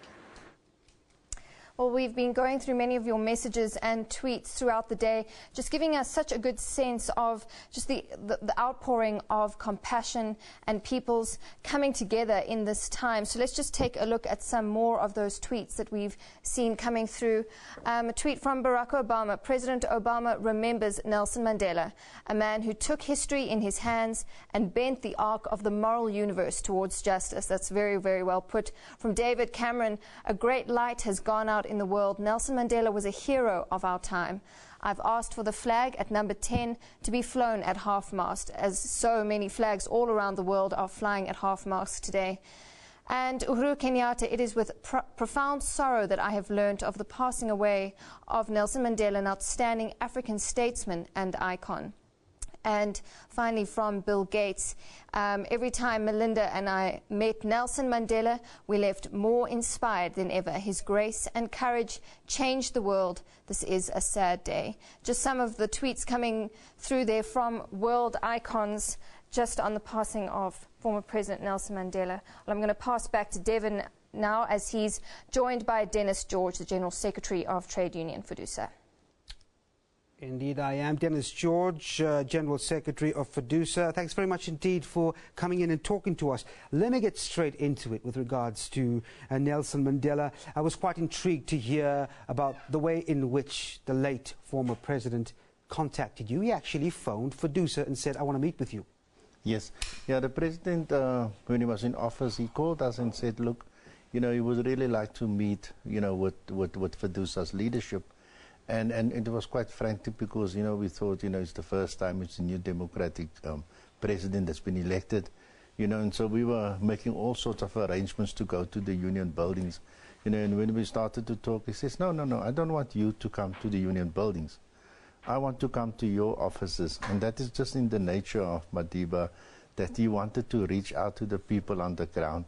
And when we wanted to say, no, but President, we don't want you to come to our offices, we want to go, he said no, he wants to come, and that was also the end of the debate. As a trade union, what did that gesture mean for you, the fact that the President was coming over to your house and talking to you? Look, the issue with President Madiba is this nature is that he wants to reach out to people himself. But it meant a lot to us because, before that, no president would come to you. You must always go to them. And here we find a kind of a new approach where he wanted to meet with us in our offices and talk to us about what is the issues that's concerning to the country. Let's talk about that. I mean, that was a very important meeting. It spoke to his concerns over how the union was racially structured. How and what happened at that meeting as it unfolded? Look, at that stage, Fedusa's membership was predominantly, I would say, 75% of our members at that stage were white members. And what we felt that how are we going to make a contribution, you know, to the new South Africa. And that was the time that his mandate came through, that he wanted to focus on reconciliation. He wanted to strengthen the transition because, you know, it's easy to get in transition, but then you can end up into trouble. And that is how we started to engage in terms of what is the kind of role that Fedusa is going to play. Number one, to break away from the past where we had a racial segregation, job reservations and so on, and how would our members embrace that vision that he was putting on the table of social cohesion, of the situation of applying affirmative action, the issue in terms of nation building and social cohesion. And to our amazement that a lot of our members said, you know what, we were privileged in the past, that is the contribution that we want to make, and that is the contribution that we would make.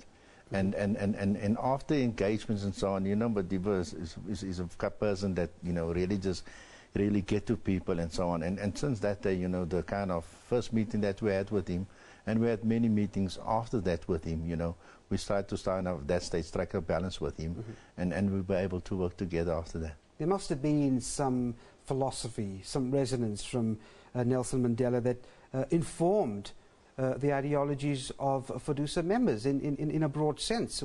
What were they? Yes. Look. First of all, what we then at our Congress, you know, we passed a resolution, you know, to support nation building, to support addressing the injustice of the past. Fedusa was also one of the first trade union federations that elected the African woman as the president. Mary was the president of Fedusa for 3 terms. But also, I think what was quite critical for us as a trade union federation was to say how we're going to support him to take this thing of reconciliation forward, because there was a lot of things in the past that people felt unsure about. And I think within this period as president, you know, we've managed to secure that. But also what we've managed to do was we managed to bring together Indian, coloreds, whites, and Africans together in one federation. And recently when President Zuma came to our Congress, you know, he actually complimented us to say that Fedusa is the Rainbow Federation of South Africa, because we managed to bring together the different groups. And I must say to you, it wasn't easy, because, you know, when people come from different cultural backgrounds, people come from different perspectives, you know, you need to accommodate them into a process, and you need to bring unity. And that was something that it's only the Madiba magic could, you know, started. Well, Dennis George, General Secretary of Fedusa, thanks very much indeed for us conveying and sharing your reflections on Madiba. Thanks for coming in. Thank you very much. All right, we continue to see what the outcomes are like with regards to all those key points where people are coming through, conveying their respects, paying their tributes to Nelson Mandela. Some of the key points: Nelson Mandela's home in Houghton, also Vilagazi Street, attracting a lot of people singing the praises of Nelson Mandela. But now, let's cross over to Griselda Lewis. She is in Orlando, Soweto, to find out what exactly is happening on her front. Well, a very good afternoon to you once again, Devon. I can tell you here, so much activities. The numbers have really increased over the past couple of hours. Hundreds of people coming here to pay their respects to former President Nelson Mandela. People have come from different neighborhoods here in Johannesburg to come and light candles, and also to bring some flowers that have been placed outside the old home of the former President Nelson Mandela. As you can see here, so many young people who have come to pay their respects as well. I tell you, there are cars that have posters placed on them. There are people in the surrounding area at some of the restaurants who've come to come and sit with some of their friends and to talk about this great man and share some of the fondest moments, either if they've seen him on television, if they've read about him in the newspapers, or however you've come across Nelson Mandela. People sharing all sorts of stories. But with me here is a bunch of guys from the neighborhood here in Soweto, and they have a special message. Let's hear it. Nelson Mandela, Nelson Mandela, Nelson Mandela, Nelson Mandela,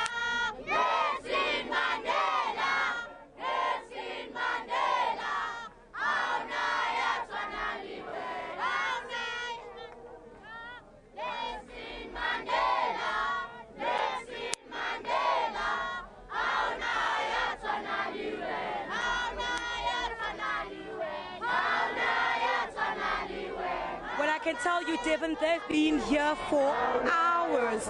They've been here for about 6 to 7 hours. Others have been here from as early as 4 o'clock in the morning. It's almost becoming a bit difficult to broadcast in the area as we've been moved from one place to the other, as space is trying to be created for the hundreds of people who continue to stream into Vilakazi Street to come and look at this area that is so iconic in the history of Nelson Mandela. So many people wanting to learn more, so many more tourists as well who've come to this area to try and see how they can speak to some South Africans as well, those who know just a little bit more than they do about Nelson Mandela. So that's what's going on here at the moment. Many people coming out and sharing the little that they know about him, but a lot of excitement and more celebratory. A little bit this morning there was a bit of a somber mood, but now there's just so much singing and so much laughter and so much sharing that's taking place here. Well, thanks very much indeed. Kusala Lewis there in Orlando, Soweto. The situation is the same in many of the other key points. It's just after midday or early afternoon, and we are indeed seeing more reverence, more praising, as opposed to that very depressing and somber mood in the morning. Natasha. Absolutely, Devon. As we saw there, scenes from Vilakazi Street, just celebration and praise of the life of the former President Nelson Mandela. So we're going to take a look at some more tweets, as we have been looking at tweets and messages from people all over the world, just sending in their messages of condolence and their thoughts, their compassion. So let's just have a look at some of those tweets that have come through.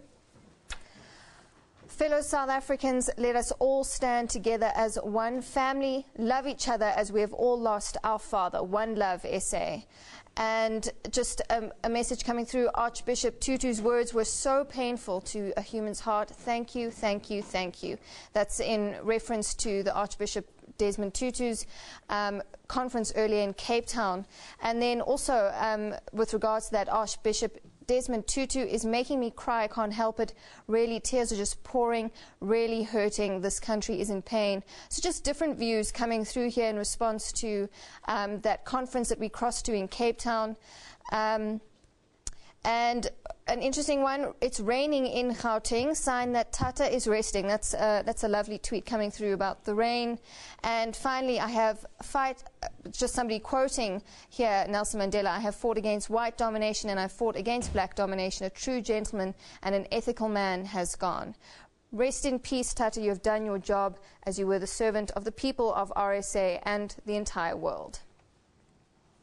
Well, just some of those tweets coming through there. So from Twitter messages now to companies and business organizations who are also reacting to the death of former President Nelson Mandela. Messages of condolence have been pouring in via email since early this morning. Let's just have a look at some of those highlights.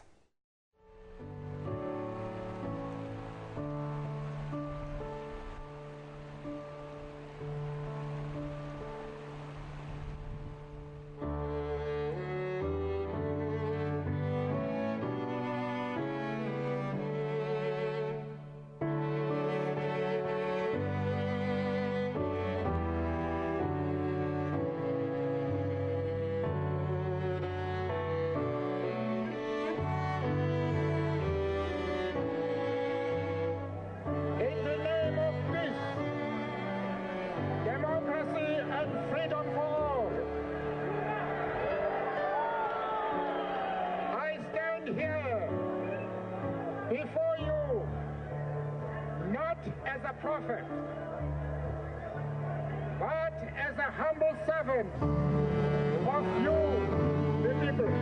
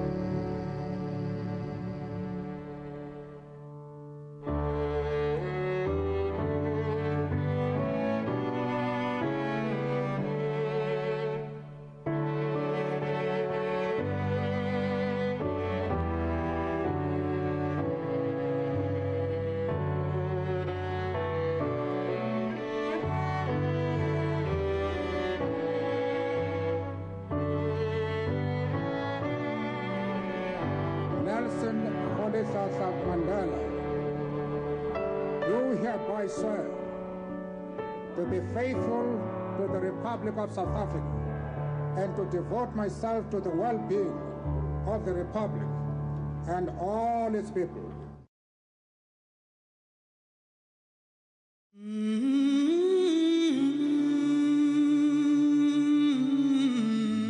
I, Nelson Mandela, do hereby swear to be faithful to the Republic of South Africa and do solemnly and sincerely promise at all times to promote that which will advance and to oppose all that may harm the Republic, to obey, observe, uphold and maintain the Constitution and all other laws of the Republic, to discharge my duties with all my strength and talents to the best of my knowledge and ability, and true to the dictates of my conscience, do justice to all, and to devote myself to the well-being of the Republic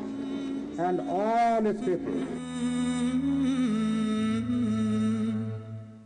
Yes, those snippets have been playing throughout the morning and afternoon. Nelson Mandela passing away 8:50 p.m. yesterday, Thursday, the 5th of December. And throughout the morning and afternoon, we've had tributes, we've had condolences streaming in from across the world. Well, joining me now is Lerato Molloy from the South African Institute of Race Relations. Lerato, thanks indeed for joining me on this reflective but sad day. How much of what the South African Institute of Race Relations does is motivated by the ideology, the theme of Nelson Mandela? Thank you so much for having me. Firstly, I'd just like to start off by saying the Institute is deeply saddened by the passing of the former statesman, and we'd like to convey our condolences to Mrs. Graça Machel, the family members of the Mandela family, as well as South Africa as a nation, because we've experienced a great loss. We at the Institute are a research and policy organization, and our main focus is economic and political equality within South Africa. And it's strange that you ask, because our 2013 edition of our flagship publication, which is the South Africa Survey, is the commemorative edition for Nelson Mandela, because he quoted from our survey in 1963. And we basically just look at all indicators from demographics to the economy to education in South Africa. And we look at all areas, but we're specifically interested in how the different races interact and where they are in relation to, say, 20 years ago or even 60 years ago, because our publication started in about 1940 or so. So a lot of our work is directly in line with, the former statesman's vision about equality in South Africa, particularly between the races and the advancement of the black South African. How do you think this passing away of Mr. Mandela will indeed filter through and saturate among the different races? Is there something defining about how this is absorbed in the South African community? Well, earlier in the year when he was ill and we were anticipating his death, it was quite interesting to get questions, particularly from the international media community, asking whether we think that race relations in South Africa will become unstable as a result of this huge sort of figurehead for reconciliation passing away. And we don't think that's a legitimate fear, because firstly, he's been out of the political sphere for a number of years now, and I think we've managed to get along fairly well without him being actively involved in South African politics. But secondly, I think, if anything, his death will be sort of a marking point and a chance for us as South Africans to reflect on what he stood for. And he contributed greatly to where we are as a nation 20 years into the new democratic dispensation. All you have to do is look at schools and how integrated they are, well, some of them. You have to look at suburbs where people live together in a reconciliatory spirit. You have to walk down the road and you see people of all different races and color. So I think, if anything, his death won't bring destabilization to the South African society, but it will be a reflective moment for us to see how far we've come as a nation since 1994, because we have come quite far. Yeah. He was aggressive in a polite sense, if I can say that, about inequality, about every child, irrespective of color, getting that education, getting that lunch, and sleeping with a full stomach. Sadly, we don't have an ideal situation in South Africa. Do you think he was happy, though, with the achievements so far, just before he stepped away from the politics and just secluded himself alone? Was he happy with some of the achievements done? You know, it's a difficult question to answer because, like you say, we have come quite a long way since 1994, so in these 20 years, but not enough has been done. And we released research on it earlier in the year showing that transformation has occurred. People are living together in a more harmonious manner than previously, but we're really not where we should be. So it would be difficult for me to answer whether he was happy or not, but I do think he saw the gaps and possibly some of the things that we might have taken a wrong policy direction on. In particular, what springs to mind is how Mbeki's administration dealt with the issue of HIV/AIDS and how there was denialism about it, and he publicly spoke out against the denialism of that era. It's funny you should mention that there is the sentiment that Madiba could have stretched an arm out more on the HIV/AIDS issue. What's the feeling amongst the Institute? Well, you know, he has implicitly admitted that more could have been done during his administration. And of course, not much was done during the administration that followed after him. So of course, he could have been more vocal, but I think what he did do in the end by publicly speaking out on it it was sort of a catalyst to us being aware that we weren't doing enough to curb the scourge of HIV/AIDS in the country. But I do think that in a sense, you know, when he stepped out of the political sphere, he did so. But I have the sense that he was present in the background and influencing people, maybe on a personal level, and that might not necessarily show in policy directives that have come afterwards because we're not too sure of his role. But I do think he was kind of a silent influence in South African politics. Lerato Molloy from the South African Institute of Race Relations, thanks very much indeed for taking the time and talking to us. Thank you very much for having me. Now, Qunu was quiet this morning in the Eastern Cape as residents absorbed the news of Nelson Mandela's death.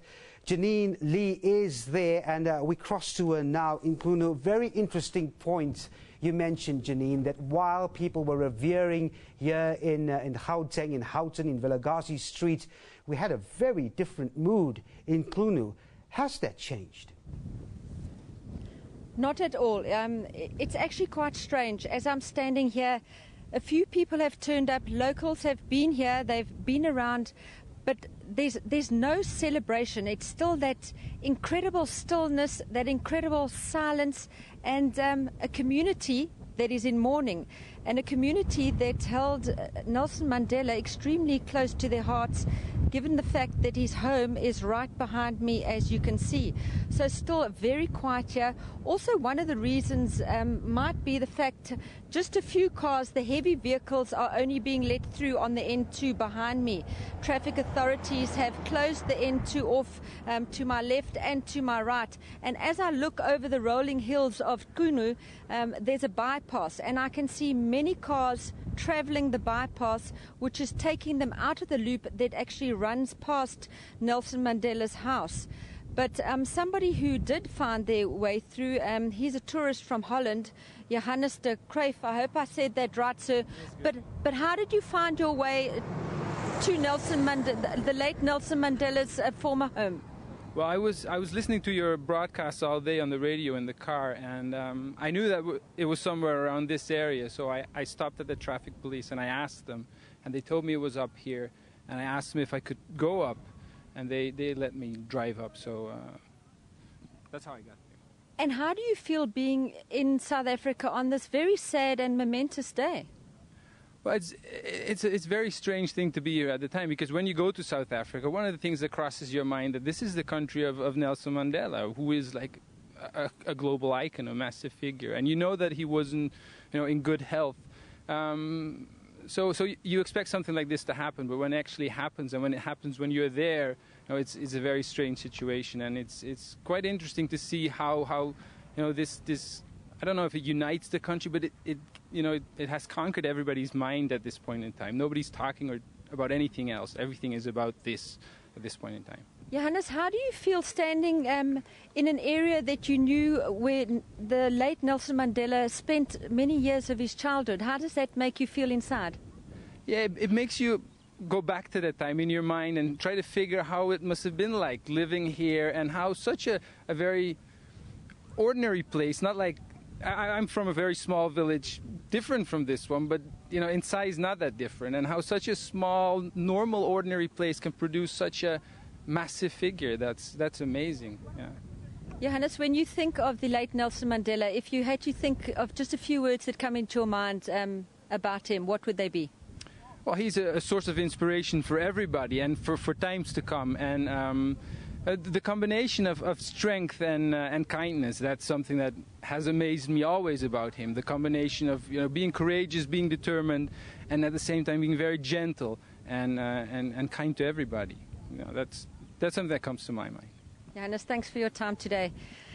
Those are the thoughts of some of the foreigners who are visiting our country, who happen to be in South Africa on this very sad but momentous day, and a celebratory mood still yet to filter down to the late Madiba's hometown of Qunu. And as I look out over the rolling hills, I see many locals going about their business, but no smiles on their faces.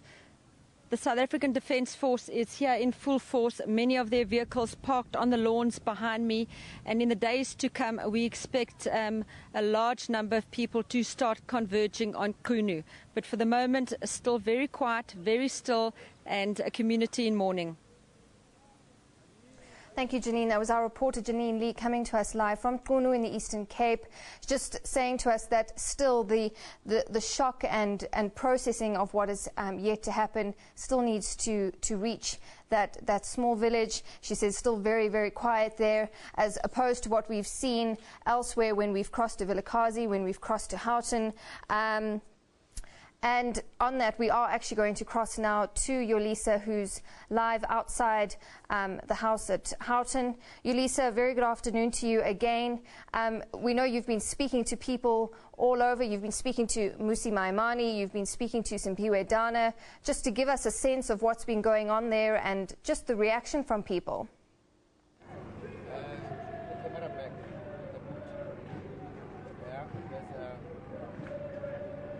A whole lot of South Africans are converging here every minute, literally. You remember that a number of them are coming straight from work. Earlier on, there was a few number because there was a night vigil and a lot of them were actually exhausted and left. But now it would seem like it's what Utatu Nelson Mandela had a dream about. The Rainbow Nation, all kinds of colors you can think of are here outside the house of Utatu Nelson Mandela. The President Jacob Zuma, has been inside for the past hour, and the National Executive Committee of the ANC came in 2 bus loads. But we're now joined by Umamnomvula Mukonyana, who was inside as well with the President and the NEC, to tell us more about what is occurring right inside this house. Ma'am Premier, thank you so much for joining us. You were inside for a while now. Tell us just a bit, give us, the picture of what's happening. Is it somber? What's going on? There's a somber but also very jovial kind of interaction between the family and the leadership of the African National Congress, as well as the leadership of government. The interaction that actually reflects the person that we are here about. And most importantly, the father figure, the president, counseling all of us on what is going to be happening from today until Madiba is laid to rest. Since you are privy to those details, can you let us in on them? The President will be issuing a statement shortly to tell the nation about some of the key things that are going to happen. But all provinces are expected to have their provincial sites of mourning, like us in Gauteng. Orlando Stadium will be our area. Ellis Park, Johannesburg Stadium, Katlehong Stadium, all of them will be part of that. As you can hear, the noise out there, it is because the President has just come out to greet the people. He will come and greet the crowds just now before we go back to St. George's, where the NEC was supposed to be held, and go back into our vehicles and be in the operation centers in different provinces. But just as on a personal note, for Utatu Madiba, what did he mean to you? He was a father. He was a counselor. He was a leader. He was a friend, and sometimes the little baby that you had to look after.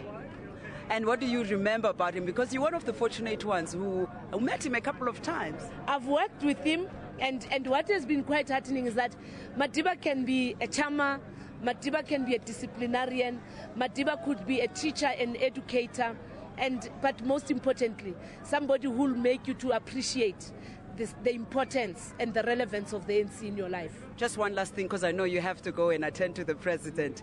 We're not only mourning him, are we? We're celebrating. That's why we'll have all these sites. All the public viewing sites of the World Cup in Gauteng will be opened and they will be used. Artists will be there, churches will be opened, religious leaders will be there, politicians will be there, politicians from different political parties, because this is the unify. We must have fun, we must talk about the good of Madiba. As tears come out of our eyes, one of the things that we must celebrate is that we are part of the family of the world icon. She's now rushing us because the principal is here. Thank you very much. Leaving us on that note, going to President Jacob Zuma. You can see over there that there's a flurry of activity, a lot of media going through there because the president just left the Houghton House. He had been here for the past hour with the National Executive Committee of the ANC. You'll also remember that the NEC of the ANC had planned the last meeting of the year 2013. Therefore, now that this has occurred, that had to be cancelled, of course. The weather is changing here outside the Houghton House. In my language, baibiza okuba imathumbandaka, which means that the weather changes because a stalwart has left us. Something very ominous has actually happened. We'll bring them live to you as they come through here in Houghton, outside Daduma Diba's house. We'll take it back to the studio now. Oh, well, thanks very much indeed. Yolisa and Jimena there in Houghton, outside the late former president's house, Nelson Mandela. Now, some interesting developments. The Gauteng Premier, Nomvulo Mokonyane, talking about plans that will be released very soon, shortly this afternoon, about viewing centres that were there for the World Cup.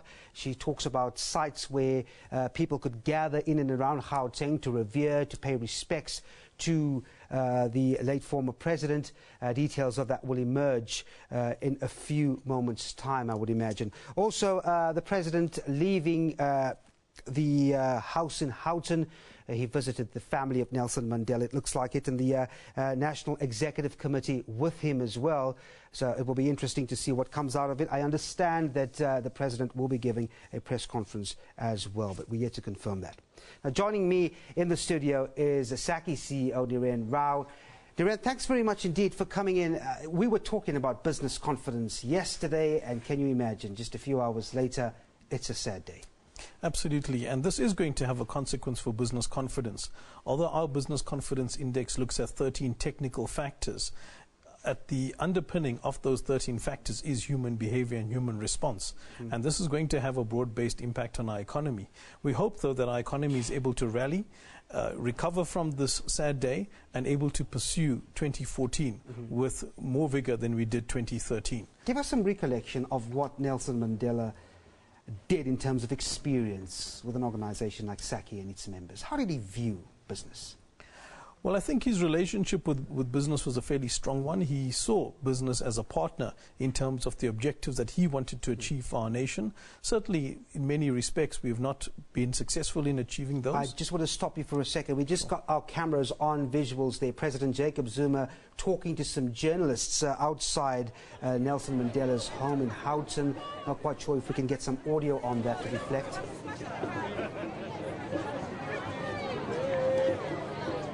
Rich, we are live with you. Yeah.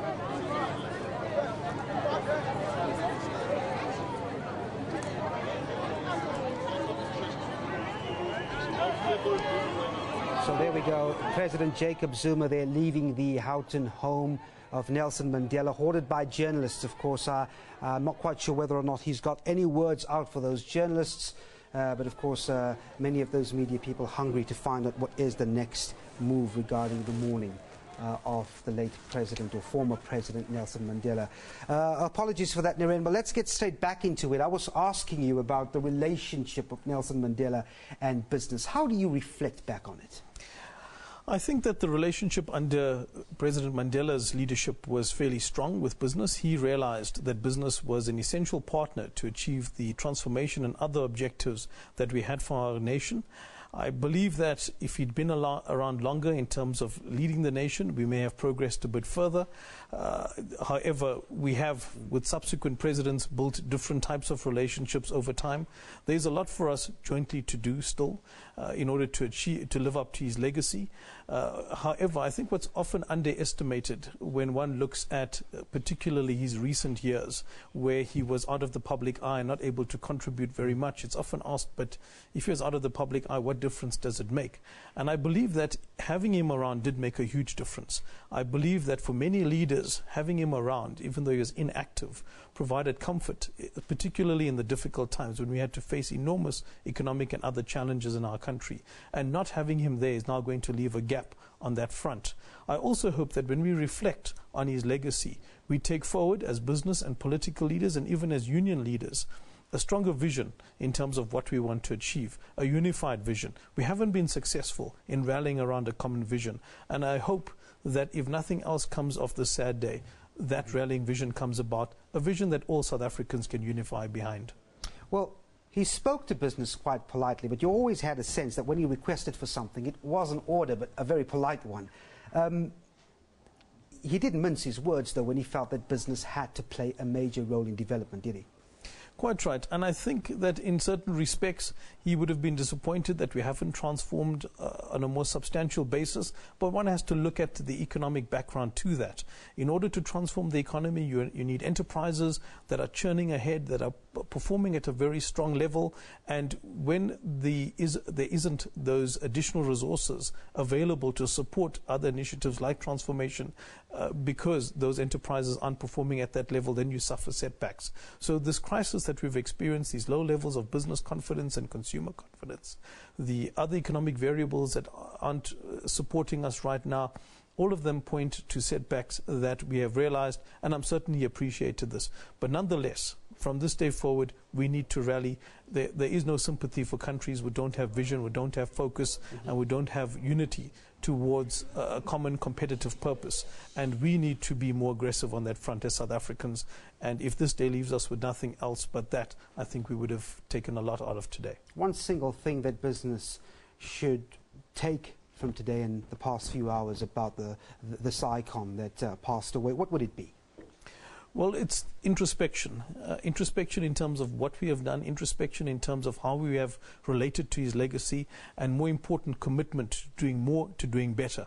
We need support from government, we need support from the economy itself and the global economy, we need support from our trade partners and our investment partners. Without Nelson Mandela there, some of them may think twice about South Africa. He did play a role even when he wasn't of high public profile in terms of encouraging attention to South Africa, and we need to determine how we're going to take things forward. We can't continue in these doldrums that we currently reside in from an economic perspective. We can't continue with the low levels of confidence that we discussed yesterday. We need to be more aggressive, we need to take more risks if we have to, but measured risks, of course, and we also need to look at how we can encourage the consumer to be an active partner in growing the economy. Saki CEO Nirian Rao, always a pleasure. Thanks very much indeed for coming. Devin. Well, our reporters have been covering key points, as I have been saying the entire afternoon, getting some responses from the people that's reflecting, or who is reflecting, on the late former president. Griselda Lewis, once again in Soweto, outside Madiba's Vilakazi Street home.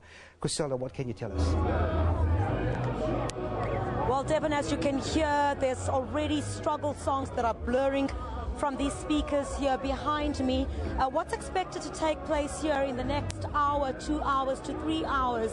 The ANC's Provincial Executive Committee, led by the ANC Gauteng Chair Paul Mashatile, is expected to come here to lead a delegation of the Provincial Executive Committee to hold a prayer service for the late former President Nelson Mandela. They're expected to place some candles here and basically to urge all South Africans and the hundreds that have been gathered here in Soweto since early this morning to really stretch out their hearts and their prayers and their love to continue continue to do so to the family of Nelson Mandela. We're also expecting another night vigil to take place in this area, expected to be led by several churches.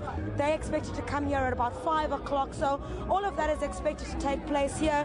You can see they're setting up this truck at the moment. Speakers are still being set up. A lot of activity here to make sure that when the Provincial Executive Committee comes here to address the hundreds of people who are already here at Vilakazi Street, they're able to share in the outpour of love, to send their condolences, and to also basically show some love towards the family and to many other people who've come from far and beyond to come and celebrate this world icon. Young and old continue to pour in here. Many people still bringing flowers and lighting candles, but the doors to the home that was once Nelson Mandela's has been closed, so a lot of people are putting flowers and candles outside. Some are taking pictures next to the name that is written Nelson Mandela House. So a lot of people taking the opportunity as well to take pictures at a place that holds such a special place in history in this country. And undoubtedly, over the next few days, over the next few weeks and months, we're going to continue to see the numbers that we're seeing here in Soweto as people say goodbye to a man who was a freedom fighter and sacrificed his own freedom for the betterment of the people of this country. Griselda, thank you very much. There was our reporter, Griselda Lewis, just saying there that the numbers are building in Vilakazi Street. Hundreds of people gathering. She says there's even going to be a night vigil that's led by churches. People just coming, of course, to pay their respects. And she says that the doors to former President Nelson Mandela's home have been closed, but people are laying cards and candles and flowers, and just such a gathering and an outpouring, an expression of people's love towards this icon of our nation. And on that, we're just going to take another look at some of your tweets that have been coming through. As a citizen of RSA, please, as a nation, let's not throw away what Tata Nelson Mandela taught us. From Nicole, she says, R.I.P. Madiba, you helped shape the nation and bring reform to unite a nation that was in such turmoil and anchor during the storm. And from Tsipiso, what you are seeing, the grief and joy that people feel today is exactly what unity feels like. Protect it. That's also well said. This is a sad day for all of us in Africa, proud to be a South African, and was hoping Mandela would stay 27 more years. Well, just some of your tweets coming through there. Remember that tag you can use is at SABC News Online. I'm going to cross back to Devon now. He's got another guest for you. Right, indeed, Natasha. Dr. Azar Jameen, Chief Economist at Econometrics, joins me now. Doctor, thanks very much indeed for coming in. Before we get into your experience with Nelson Mandela, let's just get one aspect out of the way. The market response. It's now just 6 minutes before 3 o'clock Friday afternoon since this happened. What's your understanding of how the markets and how the economy generally reacted to this? Did you anticipate any reaction? I did not anticipate much reaction. We had a little bit, or we were told that there was a reaction back in May when rumours spread that Mandela had died or was dying, and the market, the rand suddenly fell about 2%. What people didn't realize, it was not because of the threat of Mandela's death, but rather because the US Federal Reserve Board had announced that it might start tapering off on quantitative easing, and that's what knocked the rand. I think much of the impact of his death on the economy and the outlook has now been fully discounted globally, and I don't believe it will have much impact. Now let's get to the man himself, Mr. Nelson Mandela. Just take us through your first encounter or your first experience with the concept of Nelson Mandela. When did it start? My first real experience with the concept of Nelson Mandela started in the 1980s when I was a student and working to pay my way in London, and I was very depressed, and I made a vow to return to South Africa, and I said I will do so even with Nelson Mandela as president, because I love the country so much, and it can't be any worse than it is here in London at the time.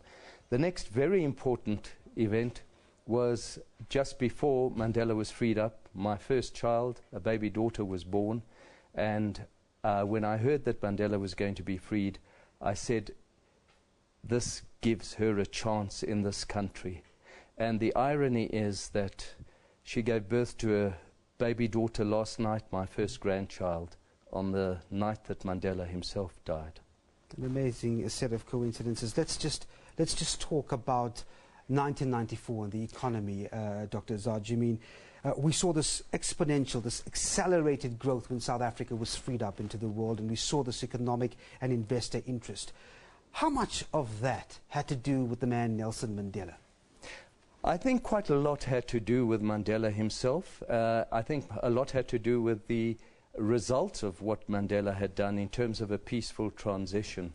And one has to bear in mind that he put subsequent President Thabo Mbeki in a position to manage the economy, and the country, contrary to many expectations of fiscal indiscipline, actually embarked upon a road of fairly strong fiscal stability, and saw the emergence of three very strong institutions in the country that prevail still today: the National Treasury, the Reserve Bank, and the South African Revenue Services have all become pillars of stability in the economy since then. And I think that helped to generate a lot of confidence in the longer-term future of South Africa. So if you had to just sort of take stock of what the finance ministry, for example, was like, and the direction and the economic policy that he put forward during Mr. Mandela's administration, what would that stock be for you? I think one of stability. My only real personal encounter with President Mandela was prior to his becoming president. The ANC held a big get-together with big business, or with businessmen, at the Linda Auditorium in March 1994, and I, from the floor, asked President Mandela what is going to happen to government spending. And he said, naturally, it has to increase because we have to fulfill social upliftment, etc. The reality was those were the expectations prior to his taking office. But subsequently, what we saw was in fact the opposite, a very strong discipline that I think took a lot of the world by surprise, and saw our credit ratings subsequently being upgraded by several notches in the next 7 years. Dr. Zaj Amin, Chief Economist at Econometrics, thanks very much indeed, as always, for coming in and sharing your thoughts. Pleasure. Well, that's where we leave it now. Natasha? Thank you, Devin. You are with SABC News. This is a special live broadcast coming to you from Johannesburg on this reflective but sad day. We're going to go to Durban now, where Pastor Ray Macaulay is standing by to share some of his thoughts on the passing of Nelson Mandela.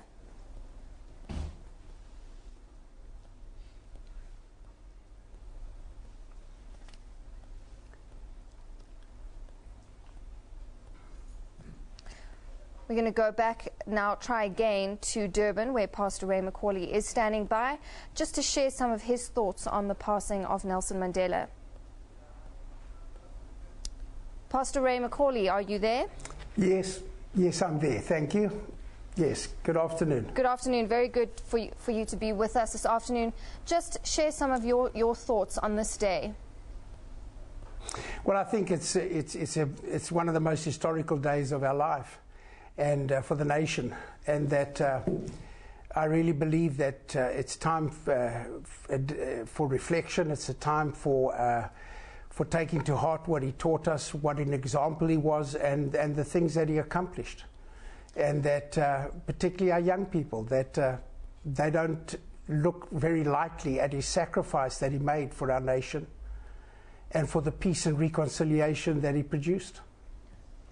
And Pastor Macaulay, yes, sorry, he was just such a phenomenal leader. And just in terms of this day and looking forward, what do you think he would want to be saying to people today, especially coming from such a he was such a strong man of God? I think that first of all that he really taught us by example that we can have unity in the midst of diversity. that we need to be people that could walk into a place of forming alliances with other faiths, and that we could work together on common goals. I think also that he had an incredible sense of humor with us. So in a very intense meeting at times, when we were doing the peace accords and working through so many different things, he would always be willing to have some light humor, tell a joke here, be very funny in the midst of it, and then go back to being very serious. And one example for me, many, many years ago, before he became president, he came and attended a church service. And so all the security and everybody got together. Everybody worked out where he's going to stand, where he's going to sit, and where other people couldn't sit near them there, and so forth. And everything was put together perfectly. And in he walked into the auditorium, and the next minute I looked up and he was on the platform dancing with the choir and just having a great time. And obviously the security were put a little bit bent out of shape, but that's the type of person he was. He was very natural, transparent, authentic, real, and he had a very strong faith in God. And we would often talk many times about it, and he kept it very private. He didn't want to put it on a public platform. He said, I didn't want to reduce my faith to that. But he had a very strong commitment to God and a great relationship with the religious leaders. Now, Pastor Macaulay, isn't it interesting that you say that he, you know, in all these serious moments, he would still bring across that jovial and light-hearted manner, joking, laughing, dancing, and just the sense of today, people are celebrating his life as opposed to this sense of deep sorrow and mourning. There's actually a sense of celebrating this great man's life. I think that's what he would want. I think that he would see this as a celebration. I think he would see it as a time to rather rejoice than to be sad. And I think that he would look to us taking what he has produced and what he stood for and reaching our full potential as a nation with it. And I think that this is a day of reflection. It is sad, but it's also very glad day of celebrating his life and the incredible leader, one of the greatest leaders that's ever lived. Right, we'll have to cut it short there. Unfortunately, Pastor Ray Macaulay joining us live there from Durban. Thank you very much to him for his comments and his contribution there. Well, world leaders also expressed their condolences and reflected on Madiba's legacy. Many revered him as a moral giant. Fellow South Africans, our beloved Nelson Mandela, the founding president of our democratic nation, has departed. Moments later, the world went into mourning. At the White House, the flag was lowered to half-mast. Nelson Mandela, he achieved more than could be expected of any man. And today he has gone home. And we've lost one of the most influential, courageous, and profoundly good human beings that any of us will share time with on this earth. He no longer belongs to us. He belongs to the ages. There was a moment of silence at the UN Security Council. Nelson Mandela was a giant for justice and a down-to-earth human inspiration. Many around the world were greatly influenced by his selfless struggle for human dignity, equality, and freedom. India's Prime Minister Manmohan Singh said Mandela was the conscience of the world. He represented the conscience of the world. In a world marked by division, his was an example of working for reconciliation and harmony, and we are not likely to see another of his kind for a long time to come. India honoured Madiba with the country's highest civilian order in 1990. He was only the third person of non-Indian origin and the second non-citizen to receive it. Like the Mahatma who had inspired him, he was a leader who belonged to all humanity, a towering beacon for all who cherish freedom, democracy, and social justice. The European Union said Mandela's example of courage and freedom was bigger than death and would stay in people's hearts. There are some persons that we will never like to know that they have disappeared. Nelson Mandela was one of those persons, a great man, that left his mark, not only in his native South Africa, not only in Africa, but all over the world. His name will be not only in the history books, but in the hearts and minds of many people around the world that will never forget his example of courage and freedom, but also of tolerance and spirit of reconciliation. What a great example Nelson Mandela was, Nelson Mandela is, because this example will be bigger than death. France lauded him as a great fighter against apartheid and racism. The Chinese President Xi Jinping said his country would always remember Madiba's extraordinary contribution to the development of bilateral relations and the cause of human progress. Down under, the South African flag was flown at half-mast at the High Commission in Canberra. Former Australian Prime Minister Bob Hawke was in power when Madiba was elected as South African President. Well, what they should remember was the greatness of spirit of the man. He loved his country, and he was so huge a personality that he was able, as I say, to forgive those who had treated him so abominably. 27 years in the prime of his life incarcerated, and yet he was a huge enough man to say, well, I've got to put that behind me. I can't live in a past of hatred. He said, I've got to look to the future and cooperate with everyone. Tibet's spiritual leader, the Dalai Lama, urged Madiba's followers to translate their sadness into determination to carry his spirit of peace forward. Third, I think peacemaker. I think a very practical, and I think a determined leader. I had a few occasions met him. I really admire. Certainly, I'm one of the admirers. So therefore, at this moment, firstly, very sad. And in a statement of condolences to South Africa, Cuban President Raul Castro said Nelson Mandela would be remembered for the height of his example, the greatness of his achievements, and the firmness of his convictions in the struggle against apartheid, and for his invaluable contribution to the building of a new South Africa.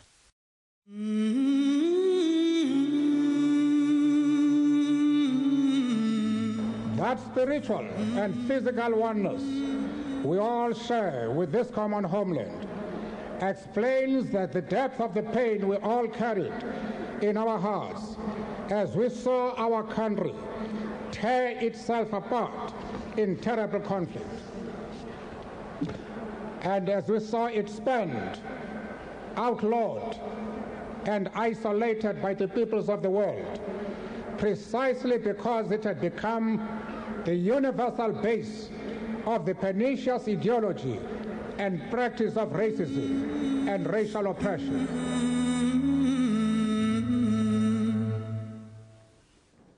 Well, we continue just to take a look at messages and tweets that have been coming through throughout the morning, throughout the afternoon, people reflecting and sending their condolences, their messages rather. So let's just take a look at some of the tweets that have been coming through.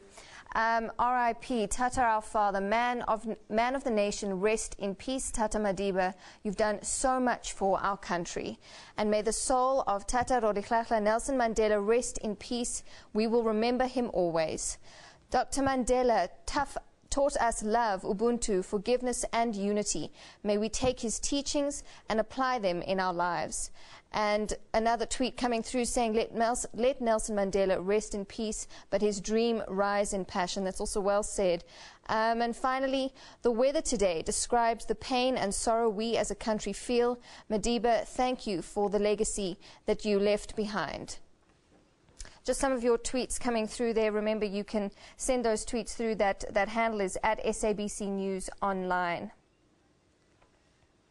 Right, on to our next clip as we've been going throughout this afternoon, just looking at people reflecting on their heart, their thoughts, their spirit towards Nelson Mandela. So let's just take a look at this next clip as the banking The Nelson Mandela Bay Metro has dedicated a special council meeting to honour its most famous son. Let's take a look. An emotional response to the death of the loved icon Nelson Mandela. Executive Mayor Ben Fihla says Mandela embraced peace. You led us well, son of the soil, with maximum sense of determination. Nobody knew that on the 18th July 1918, the Almighty will bequeath us a great liberator of our people, was to spend almost a century in this beautiful land of South Africa. Inhliziyo zethu zityumkile. Our hearts are damaged. Those who had the opportunity to meet Madiba and be mentored by him described him as a very assertive leader. A reconciliatory person, assertive leader, clear about the needs of our people, and also a disciplined cadre of the ANC. We hope, and we still hope, that the councillors of our metro will still live to the values and the character of Nelson Mandela. The metro will hold a prayer service later today for the late icon. Ifue Poti, SABC News, Port Elizabeth. Good afternoon. My name is Elvis Preslin, and today is a very sad day. Nelson Mandela is dead. Now, these were the words that we heard early this morning, and we woke up to that sound of all the news bulletins carry that message from here and around the globe. Here at home, people were devastated. At his own home, people visited, and there was throngs of visitors to his home. Throughout the country, we could see him. We're going to go to the tweets right now, and we're going to see if there's tweets on some of your tweets coming through right now, and we're going to see if some of them on the screen right now. Justice Palusa says, "Rest in peace, Tata. You have done much to us as people, Mzansi and the world at large, Madiba." Robert Fincham says, "Rest in peace. In peace, Tata Madiba. You were such true and an inspirational leader to many South Africans. You will be missed." Now, you can also do that here on the SABC Twitter handle. That Twitter handle, again, of course, at SABC SABC News Online. This one from Wasim Patel. He says, "Rest in peace, Mr. Mandela. Thank you, rather. The future of millions of South Africans have been turned to be bright, all because of you." You can also send us your tweet to the Twitter handle at SABC News Online. Pilan Tuwai says, "All the titles given to him will never befit his love for us, for his love was never of title nor measurement. Rest in peace, Mandela." These are some of your wonderful tweets coming through. We'll read a couple more. Kanilwe says, "SABC News Online, our former president, the father of the nation, will be sorely missed by all. He was a pillar of our strength. Lala Ngolo Tata." Now, President Jacob Zuma addressed the nation just before midnight. Fellow South Africans, our beloved Nelson Mandela, the founding president of our democratic nation, has departed. He passed on peacefully in the company of his family around 2050 on the 5th of December 2013. He is now resting. He is now at peace. Our nation has lost its greatest son. Our people have lost a father. Although we knew that this day would come, nothing can diminish our sense of a profound and enduring loss. Well, President Jacob Zuma is addressing the media at the SABC in Auckland Park. He's expected to flesh out details on memorial services and funeral arrangements for the late icon Nelson Mandela. We go live to the media briefing. This government. So from time to time, you would find us doubling up in many areas. It should not cause for any concern. It's important that we coordinate and make sure that everything goes smoothly. Without any waste of time, I would request the President to read the statement. After the President reads the statement, would allow for members to field questions, but those questions will then be handled by ourselves. We'll ask the President to take leave. Those of us who will remain will then handle all the questions which you might want to know the details or other issues. Thank you very much, ladies and gentlemen. It's my pleasure to invite the President to address you.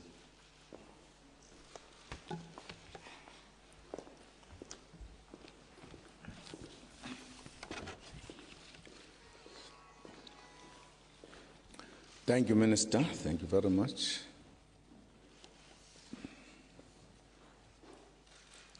Chairperson of the board and the board members of the SABC,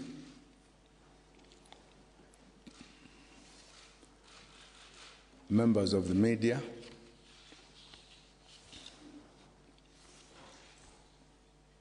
compatriots, and friends around the world.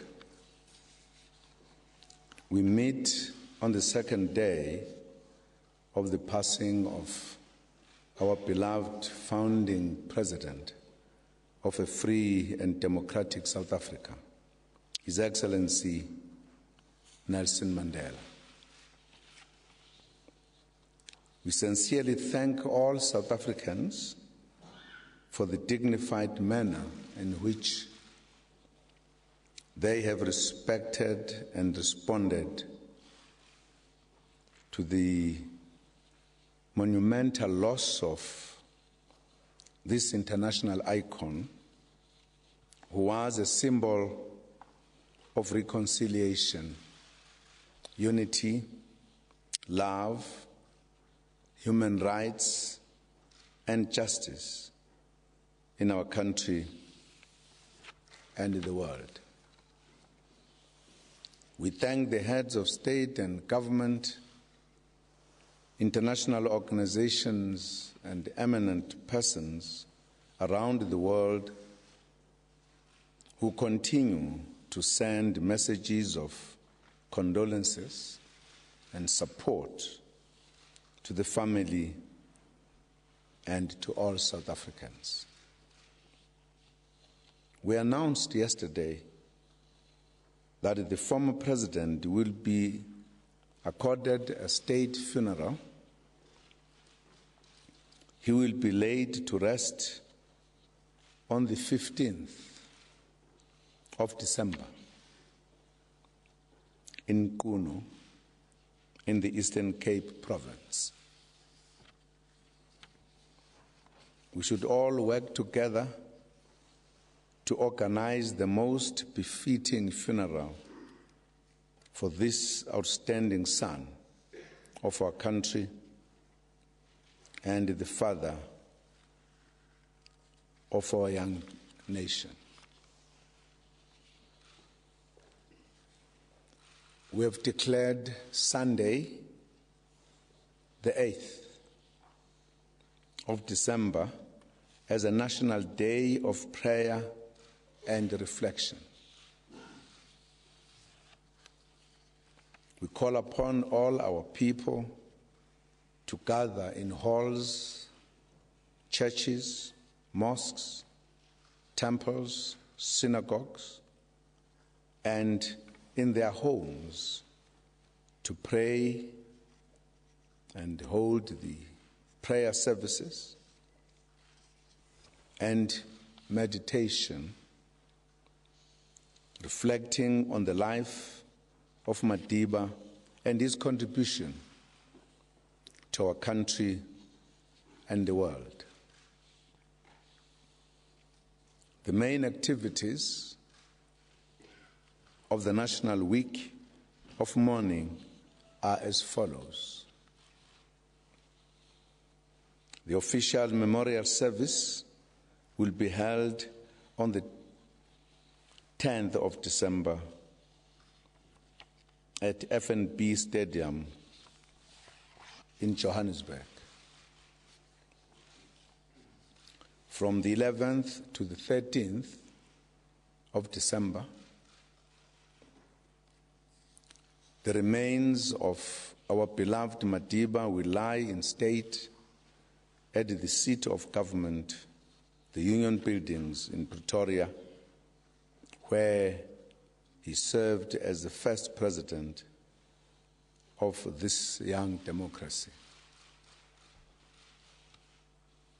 During these days,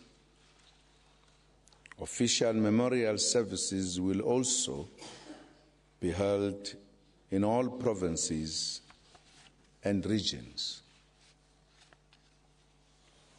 Once again, we thank all South Africans for the dignity, respect, and the support that has been provided to the Mandela family from the period of Madiba's illness to his eventual passing.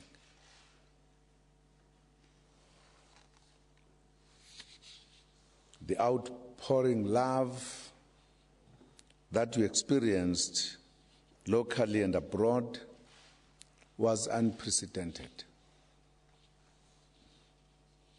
It demonstrates the caliber of a leader that Madiba was.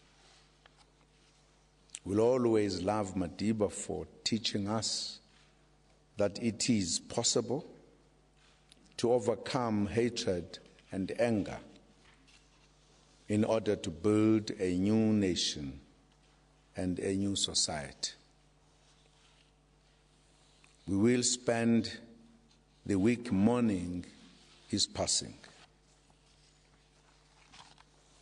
We will also spend it celebrating a life well lived, a life that we must all emulate for the betterment of our country and Africa.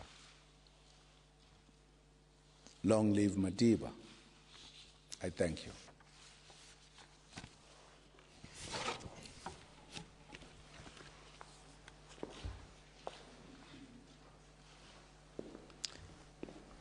Thank you, Mr. President. At this point in time, we would wish to release the President so that he take leave of us. We will then proceed with the rest of our short program.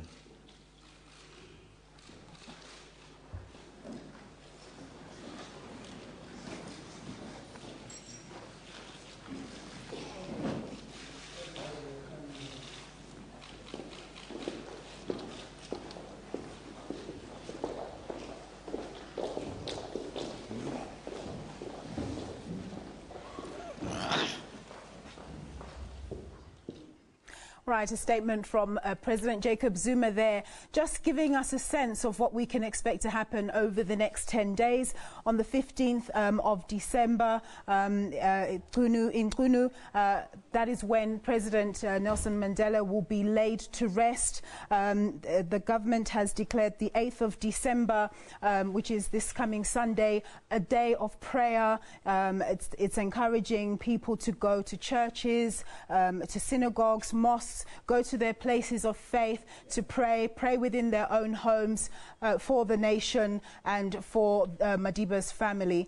And then also on the 11th and 12th of December, Nelson Mandela's remains will lie in state at Pretoria at the Union Buildings.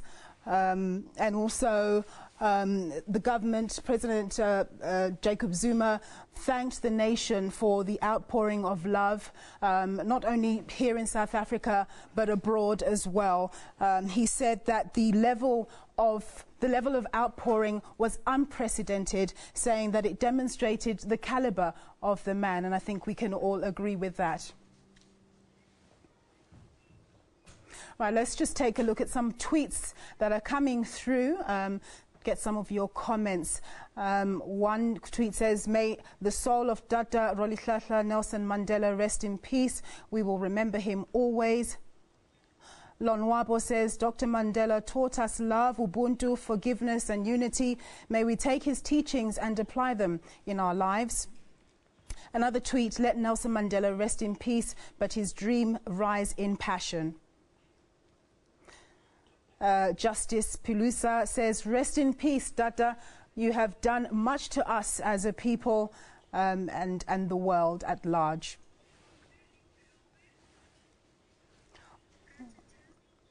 All right, we're going to cross over to Elvis now.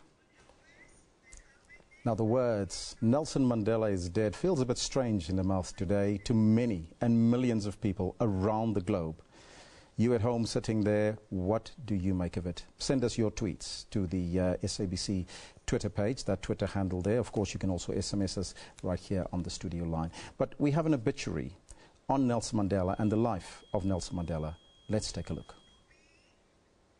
Nelson Rolihlahla Mandela was born on the 18th July 1918 in the rural Tembuland village of Mvezo on the banks of the Mbashe River. Mvezo is in the district of Mthatha in the Eastern Cape. He was a member of the Madiba clan.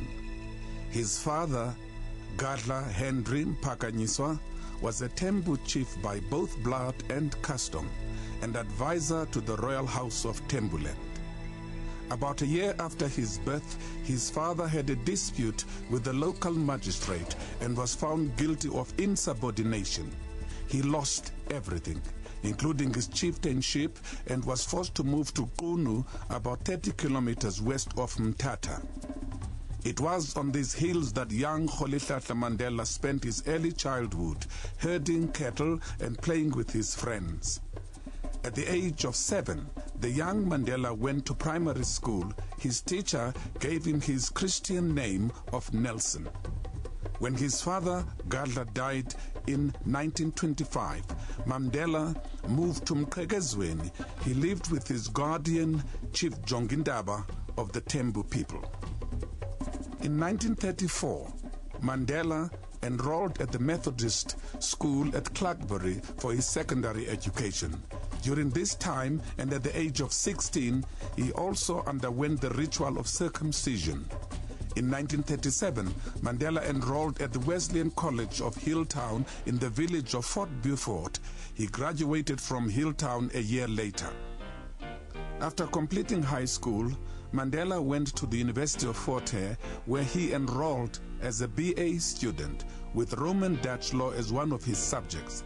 It was also at this university where he met Oliver Tambo, the man that he would one day succeed as the president of the African National Congress.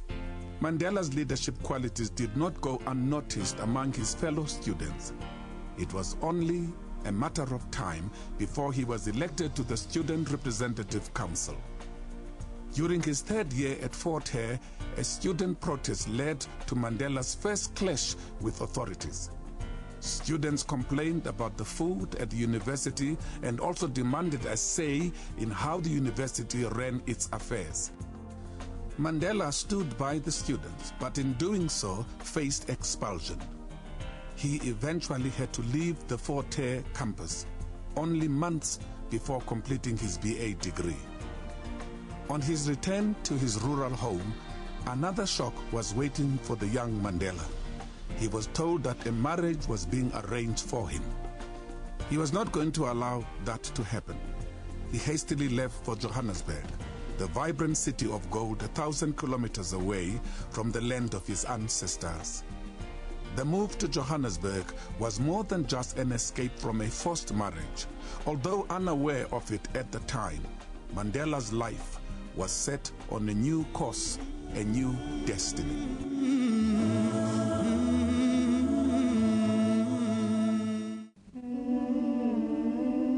Nelson Mandela was an ambitious young man in his early 20s when he took a job as a security guard at a mine and rented a tiny room in the township of Alexandra. It was here in the big city of Johannesburg that he first came face to face with the harsh realities of apartheid and poverty. He became friends with Walter Sisulu, an estate agent who helped him get a job at a white law firm. Mandela's political involvement in the anti-apartheid struggle grew. He completed his BA degree through UNISA in 1942 and enrolled for an LLB in 1943, the same year he joined the ANC. 1944 was another big year for the hard-working law student.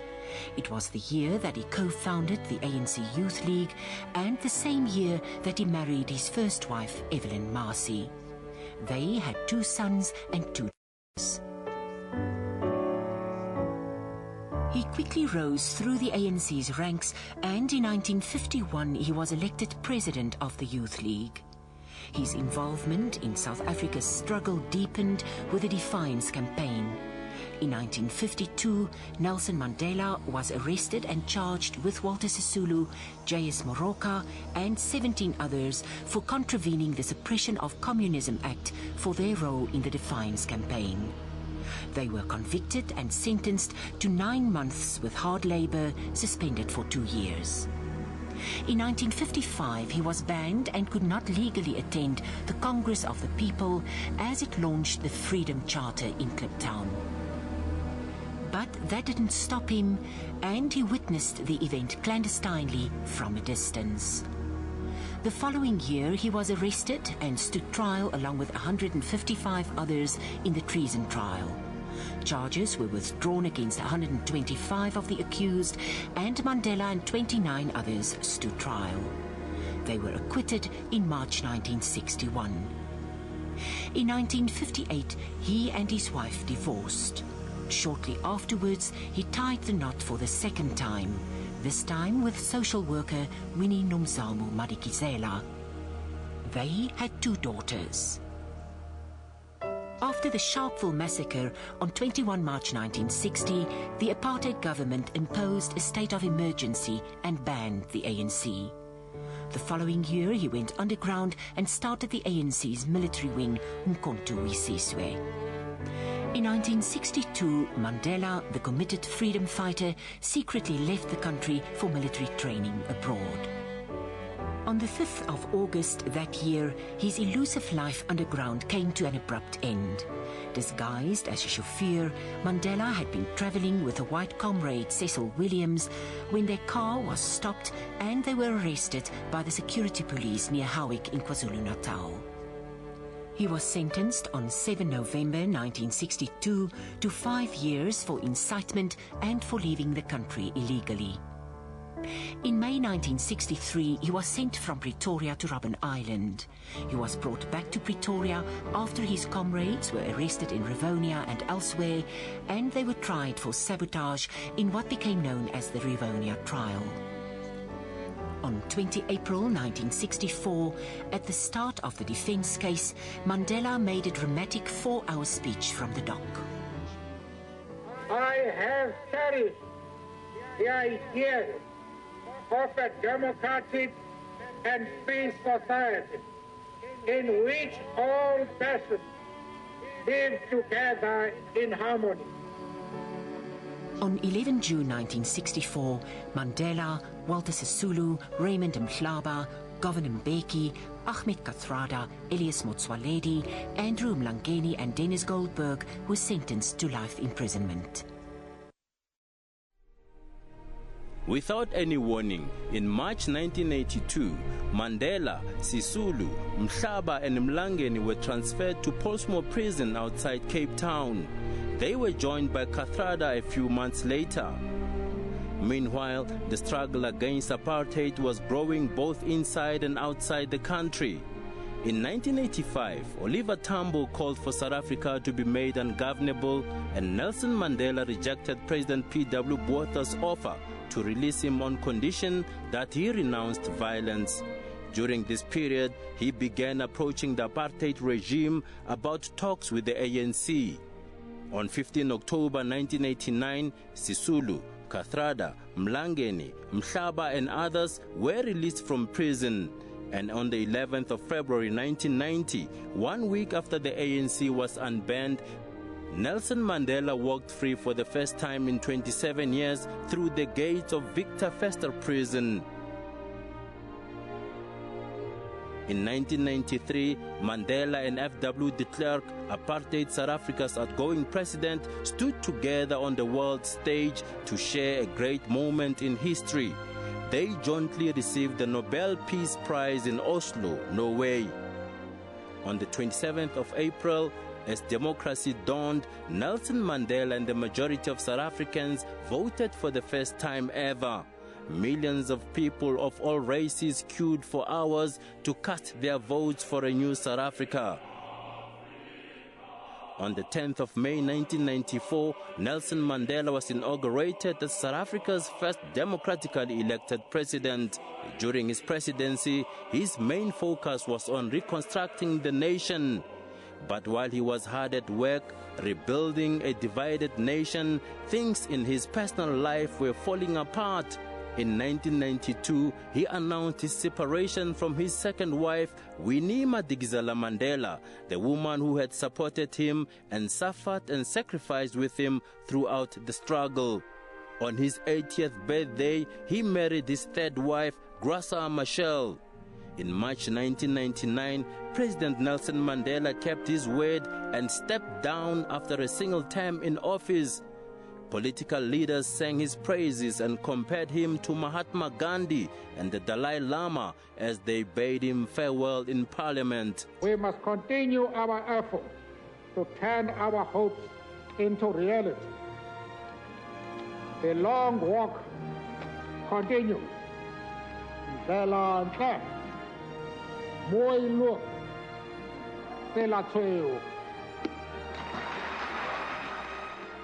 But the calls kept on coming, and Madiba continued to meet with leading figures around the world. He also turned his attention to important causes. He became known as the children's champion after he founded the Nelson Mandela Children's Fund. In the coming years, he set up other charities which he asked to continue his work. His 90th birthday celebrations in 2008 lasted for nearly an entire year, with celebrations at home and abroad. Concerts were held, coins were minted, and stamps were printed in honor of the man who brought his country to freedom.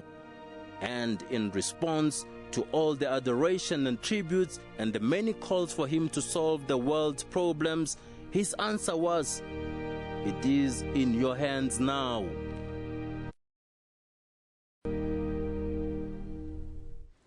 What a challenge. It's in our hands. Qunu was quiet this morning as residents absorbed the news of Madiba's death. Our reporter Janine Lee is there for us. Janine, what's happening there? And just give us a sense of how people are feeling there in Qunu. Well, what's happened is it's been a fairly quiet day here outside the Nelson Mandela, or the late Nelson Mandela's rural home.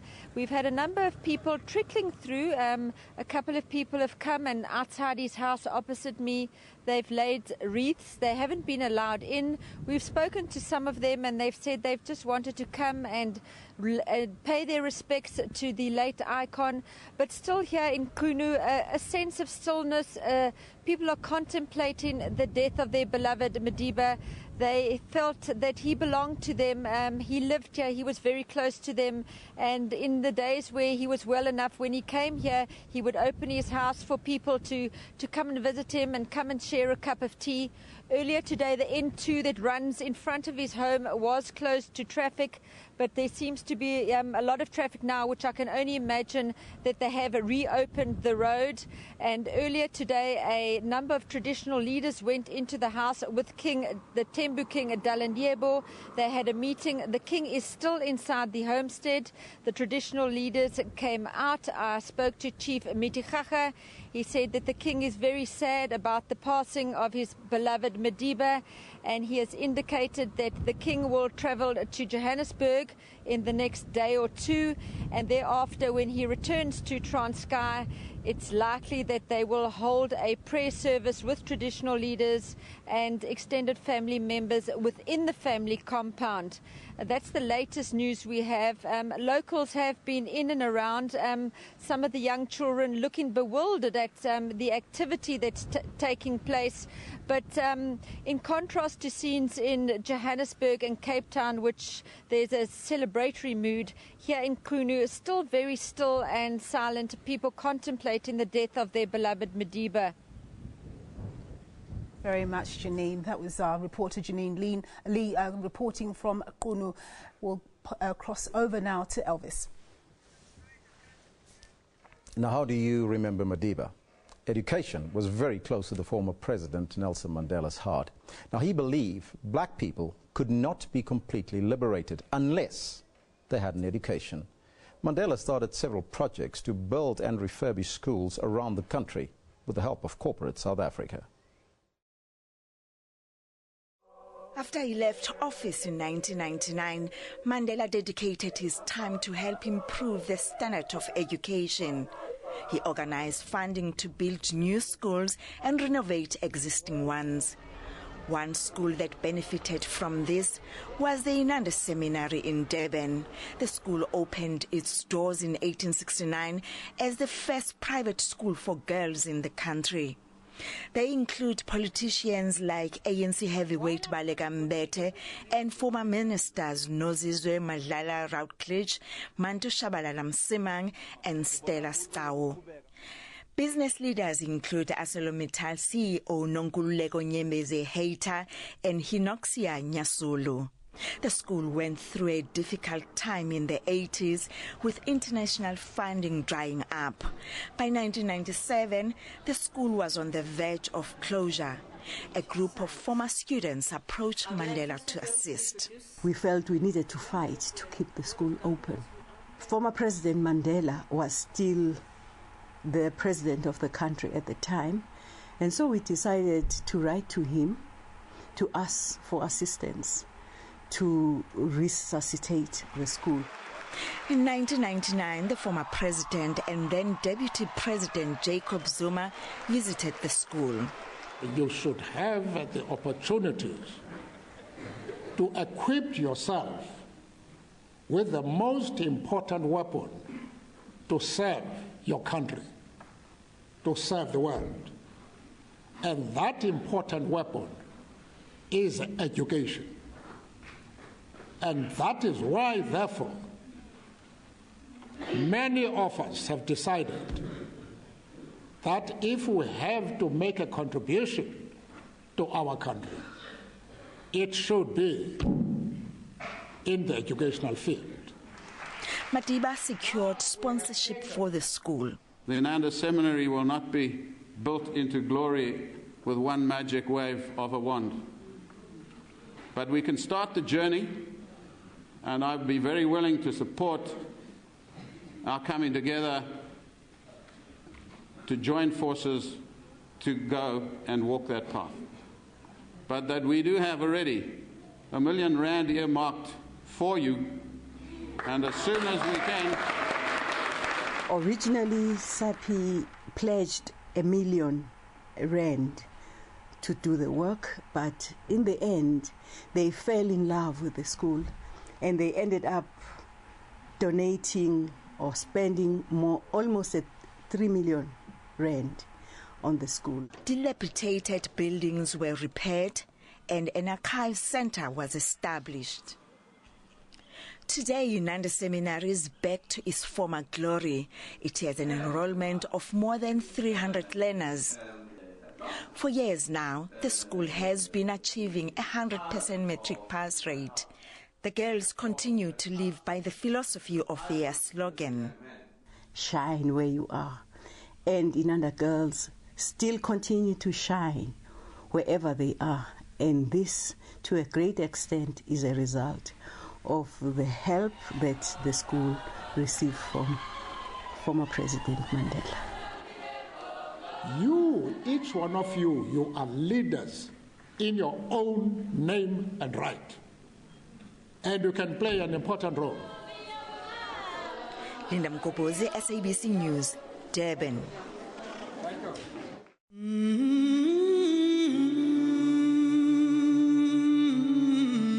Friends, comrades, and fellow South Africans, I greet you all in the name of peace, democracy, and freedom for all. I stand here before you not as a prophet, but as a humble servant of you, the people.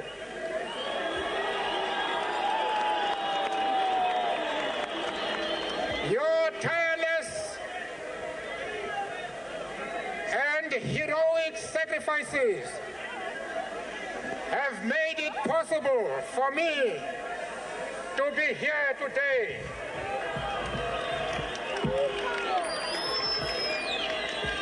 I therefore place the remaining years of my life in your hands.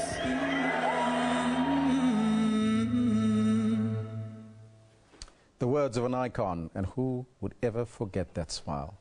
Now, the banking sector is among the many institutions that have paid tribute to the late former President Nelson Mandela.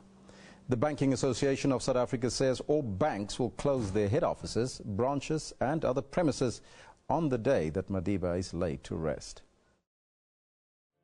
When Madiba took office in 1994, the prime interest rate was 25%. The country's economy was in dire straits, and his strategy was one of uniting former enemies to work together to grow the economy.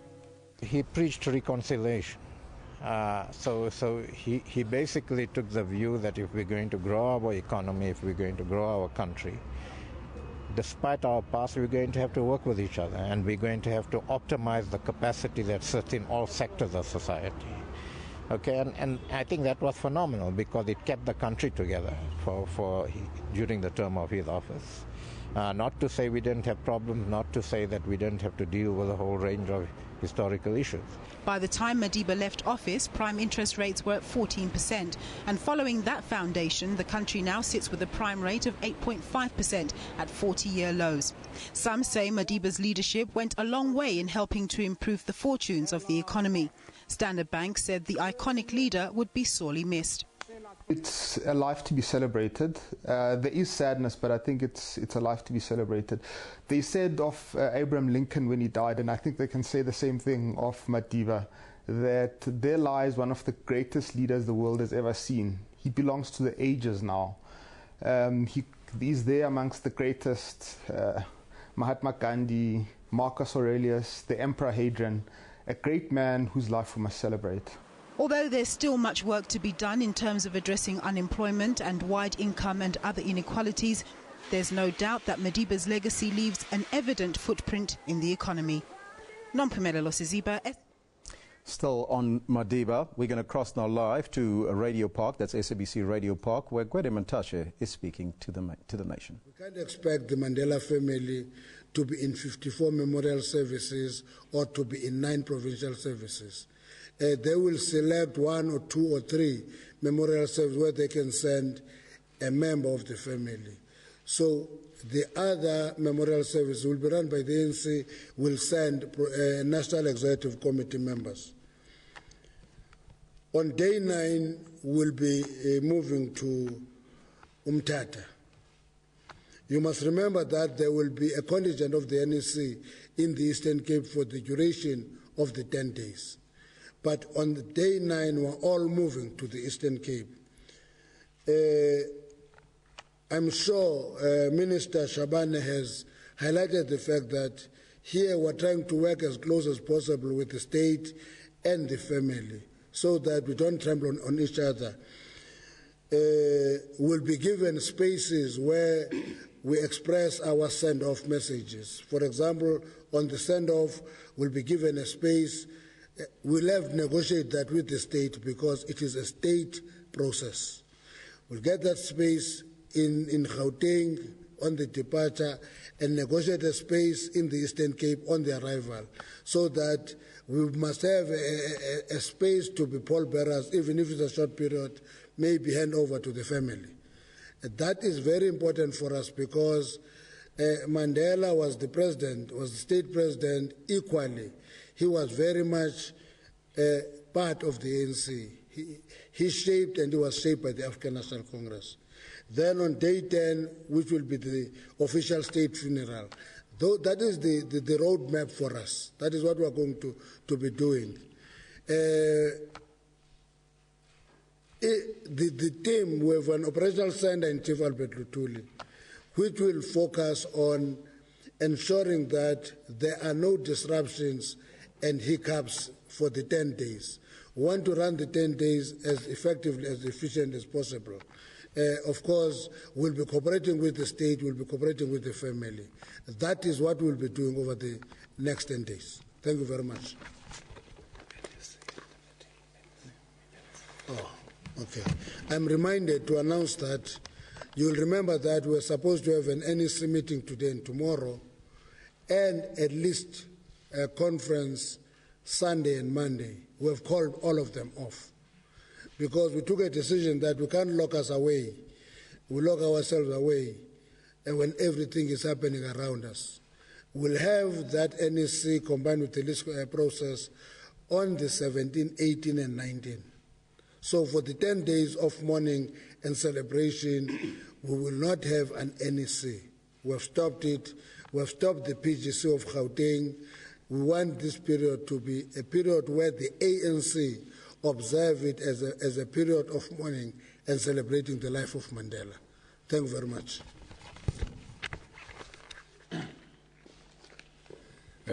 Thank you very much, SG.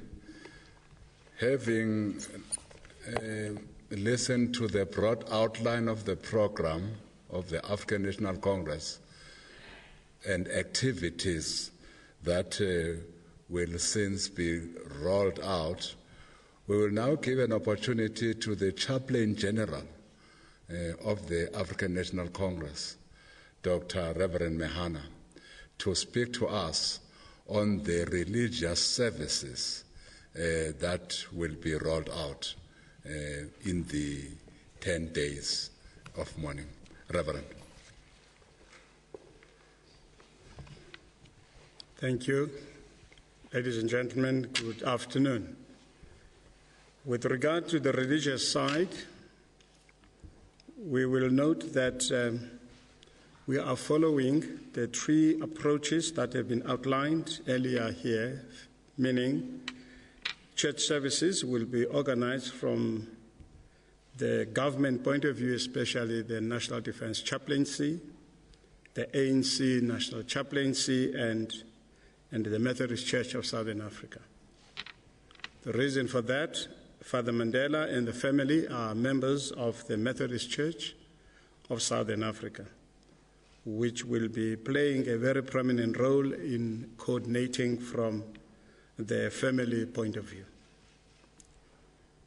From today until the day when we depart at this day 9, there will be services, prayer services at home, starting between 1800 and 1930 hours. And these services, because Tata Mandela, while he is and his family Methodist, but he's larger than just one denomination. So those prayer services will be organized and be run on the basis of ecumenism and interfaith basis. And the lineup has been made in terms of who will be leading these services on a daily basis as informed by ecumenism and interfaith. Also, given the fact that the President has called on all spiritual and religious organizations to provide time on Sunday to observe and pray for the family and also for the nation. We are encouraging as well that while these prayer services during the week leading up to the funeral will be happening at home, but also where possible, these spiritual and religious formations, we ask that you conduct or provide time to conduct these prayer services in your own context, at your own local arrangement. Also, with regard to the official memorial service, the church will be playing a prominent role working with the state, because that will be a state official memorial service. But arrangements have been made that these three areas, they work together to ensure that that service is conducted with all the dignity it deserves.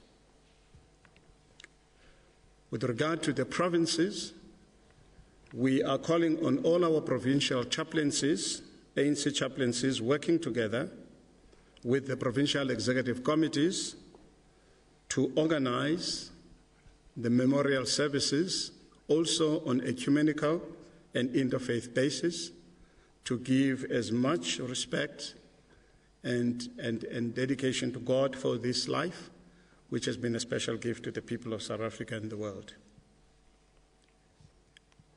So we call upon the provinces to let the head office know as soon as possible when those arrangements have been made. Similarly,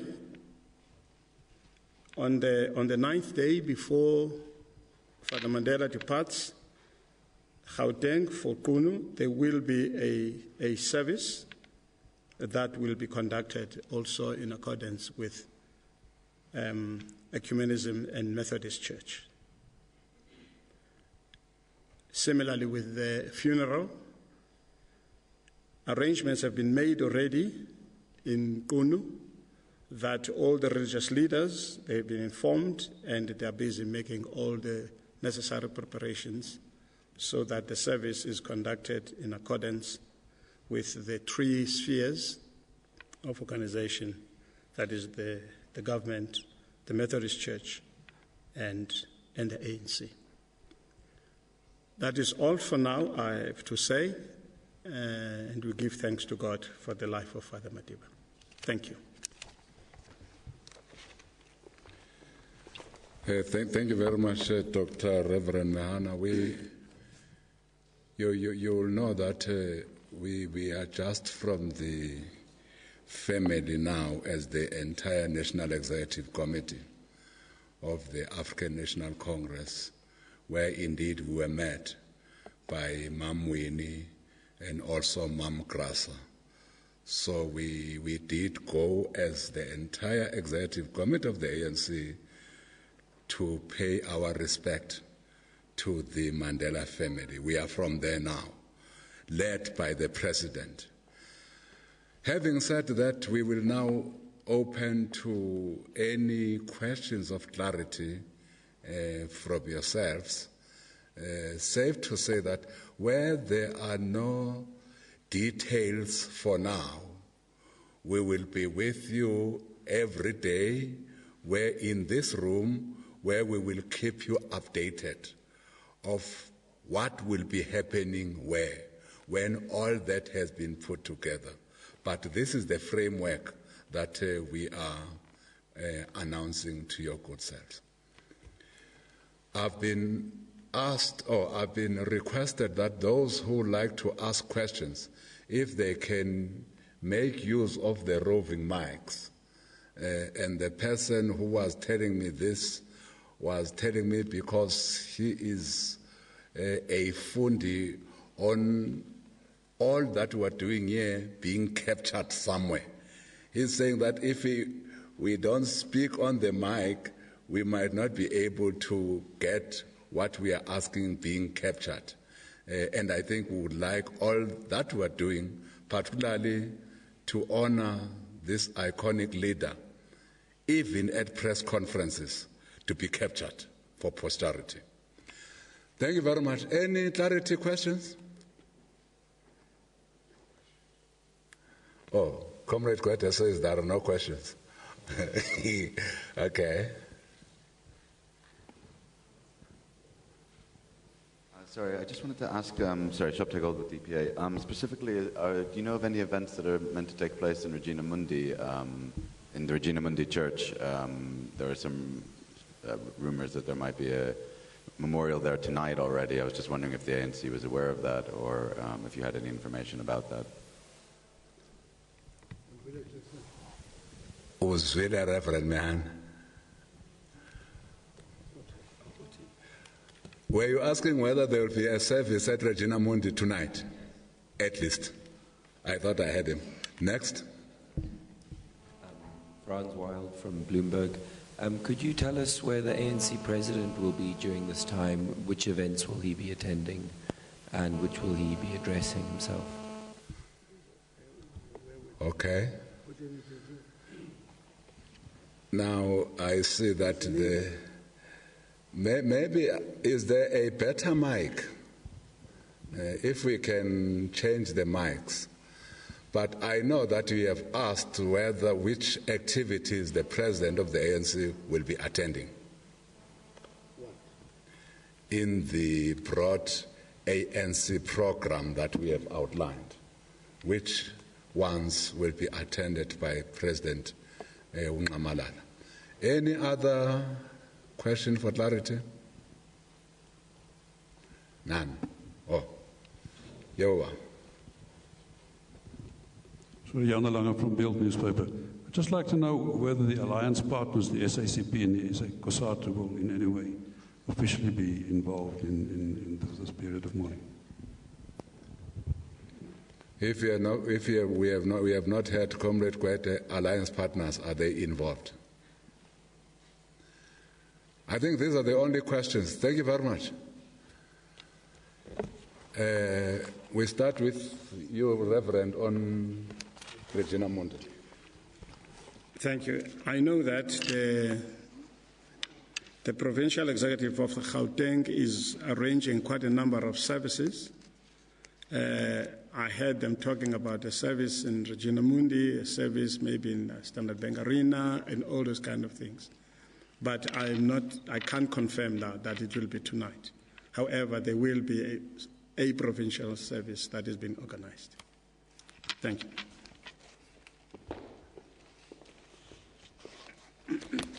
And what we're not going to do is to stop initiatives that are taken by institution or organization or any group in society, because Mandela is an icon of South Africa for everybody. It's an icon of the world.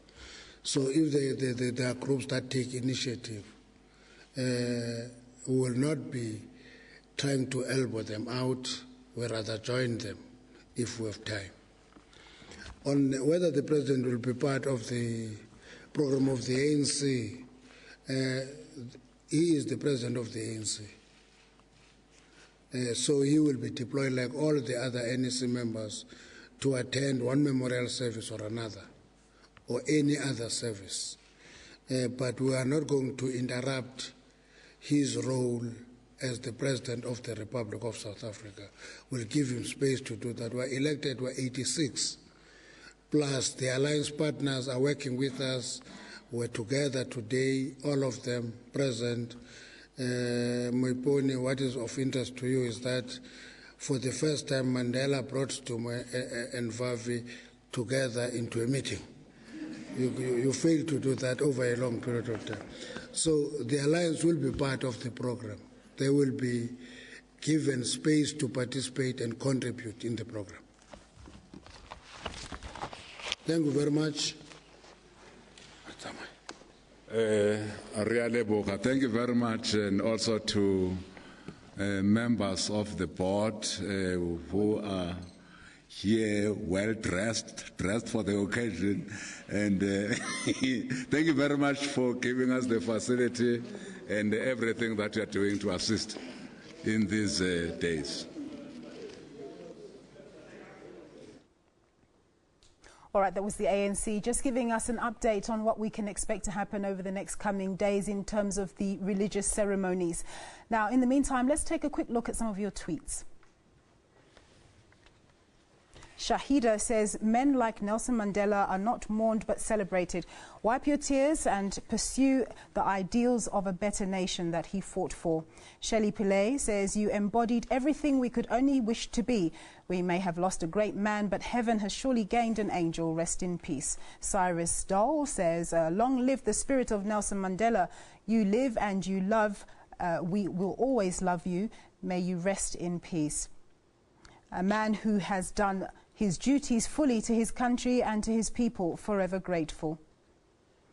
And then one last one, a father of the nation, a rare character, what a leader. You will always be in our hearts. May your soul rest in peace. Some lovely messages there. Keep them coming through. Now we have my colleague Gunter, who's at the JSC, to tell us what's been happening at the markets. Well, Nompu, yeah, we've had an interesting 5 minutes, just as we speak. U.S. jobs numbers were released, and it disappointed the market. Expectations were around 214,000 jobs to be added. Only 203,000 were added. And so we've seen now that the market is rallying. In fact, we've got the JSE well into the black about.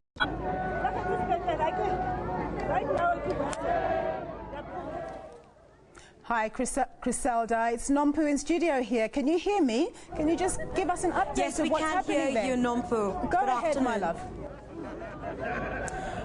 Well, Nompu, we continue to see hundreds of people come through here to Vilakazi Street in Soweto to come and pay their respects to former President Nelson Mandela. I tell you, there's so much activity taking place here. Young and old have come, as you can see, so many posters out here of the former president, in everyone from this area basically saying they're here to come and share in a celebration of life of somebody who fought selflessly for the liberation of this country.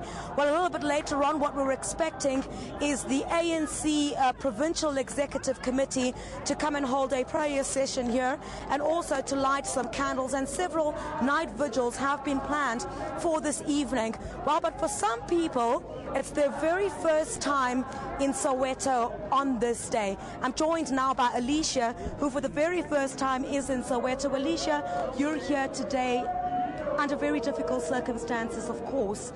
Tell us a bit about your being here today. I saw you near the Nelson Mandela house, chatting to some of your friends and basically sharing a bit about Nelson Mandela. Absolutely. So we were actually pre-booked to be here as our team's year-end function. Unfortunately, Madiba passed away yesterday, and now we are in a situation where we are basically part of history. So I'm very, very sad, but very excited and glad to be part of this as well. Some of my colleagues are educating us a little bit, giving us a little bit of a history lesson. We went to the Mandela house, took a few pictures, and we need to go to the Hector Peters house next, where my colleagues will give us some more tips on what, not tips, but information on what happened. Where else do you plan to go in Soweto? Oh, actually, in the hands of my colleague Tandi. So I don't know. Right. She knows everything here. But you know, as you know, Madiba never saw people as white or black. Yes. People were always people to Nelson Mandela. And how would you, as a white South African, want to see the legacy of Nelson Mandela continue to be upheld moving forward? I think I heard this morning over the radio, it was such a nice analogy from PJ Powers, where Madiba said he doesn't want everybody to be the same. He wants everybody to be a piece of fruit in a fruit salad and complement each other. And she said this morning it was such a nice analogy, and I felt, geez, it's a nice analogy for me as well. So I would like all of us to have that in mind. And yes, we are different. Yes, we've got different backgrounds, but we must complement each other to make Africa a formidable country. And it's your first time in Soweto, the dancing and the celebration? I love it. I love it. I love it. I enjoy it very, very much. I'm just standing here watching, taking photos. I'm really enjoying it. All right, Alicia, thank you very much for your time. Very first time in Soweto, but obviously under very difficult circumstances. But clearly, Alicia, is very excited to be here. Excitement that we're seeing from so many of these people. Let me just walk out of the shot just a little bit and show you a bit of what is taking place here right next to me. They're not getting tired. This is what has been going on the entire day, and this is what we're expecting to take place here. Well, the ANC Provincial Executive Committee, led by the ANC Chair, Gauteng Chair, Poma Shatile, expected here any minute now to light candles and have a prayer session. We'll come back to you a bit later with much more. Thanks very much, Griselda. Let's cross over to Elvis now. That's Griselda Lewis from Vilakazi Street in Soweto. Now, if you haven't been there, make a turn in Vilakazi Street. Very diverse population there, and people just really enjoying. As you can see, it's more of a celebration, really, of the life and times of Nelson Mandela taking place right there. Now, the South African business community says it's deeply saddened by the passing of Nelson Mandela. Business leadership South Africa says that Mandela's first enduring economic legacy is the clearing up of the mess that the outstanding government left behind. Now, while Business Unity South Africa says his crucial support of the creation of NEDLAC remains one of the pillars of democracy and continues to thank Madiba for, NAFCOC pledges to make sure his dream of a children's hospital becomes a reality. Economists say the lack of reaction from the markets is a good indication of Madiba's legacy.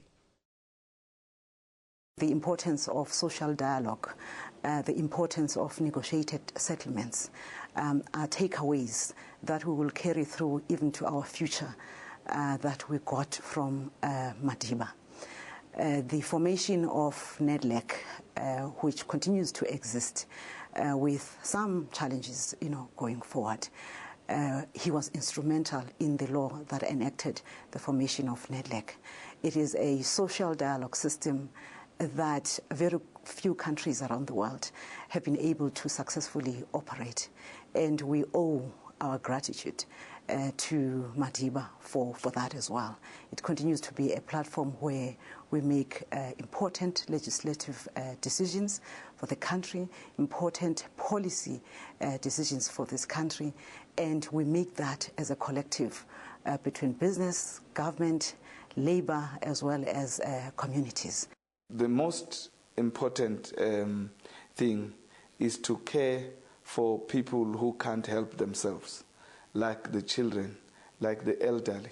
I think he did quite a lot. And we think one very important thing that we're going to have to do is to make sure that his dream of quality leaders and his dream of having a children's hospital happens. As business people, we must make it happen. The lack of reaction tells us we have a stable country. The lack of a market reaction tells us that we are a country at peace, that the systems and institutions that actually underpin the country are in fact stronger than the individuals. And that is important because we've seen the same in Europe, for instance, when the Greeks suggest they possibly might have a referendum over their bailout, and there's pandemonium around global markets. And that just shows you the difference, where you've got things that are stable and settled.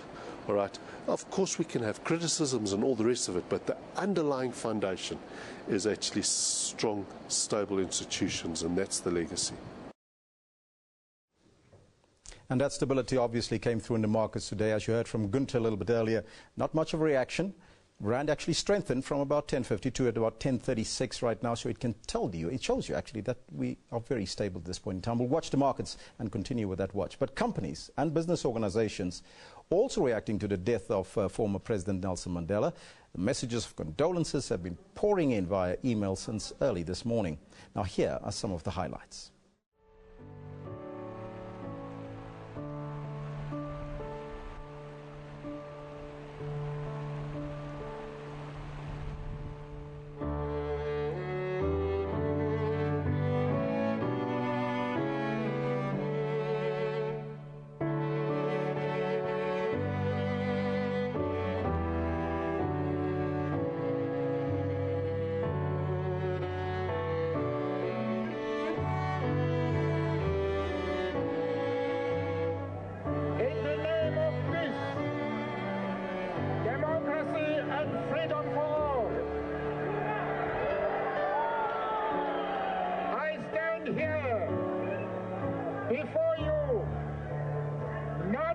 a prophet, but as a humble servant of you, the people.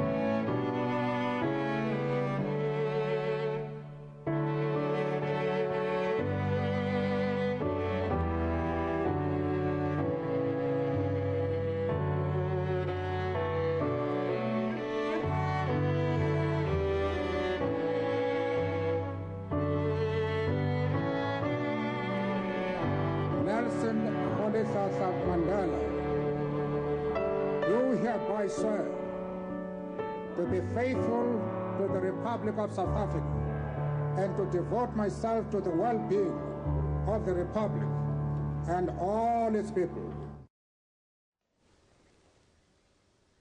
Some wonderful tributes to an absolutely incredible man. Now you can visit our website www.sabc.co.za/Mandela and read more about our icon. Mourn with the world. 4 ways to leave your tribute to Mandela. Now in East Africa, has joined the rest of the world in mourning Madiba's death. Rwanda's Paul Kagame tweeted that Mandela will continue to live in the hearts of Africans.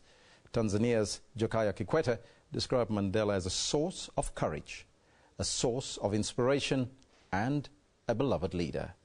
Kenya's President Uhuru Kenyatta, in a recorded video message, urged the world to emulate Mandela. It is with profound sorrow that I have learned of the passing away of Shujaa Nelson Mandela, former President of the Republic of South Africa, and indeed an outstanding African statesman and icon. On behalf of the government and people of the Republic of Kenya, and on my own behalf, I wish to express our deepest condolence to the family and friends of the late Mandela and to the people of the Republic of South Africa. I have dispatched messages of heartfelt sympathy to His Excellency President Jacob Zuma and to Mama Gracia Machel.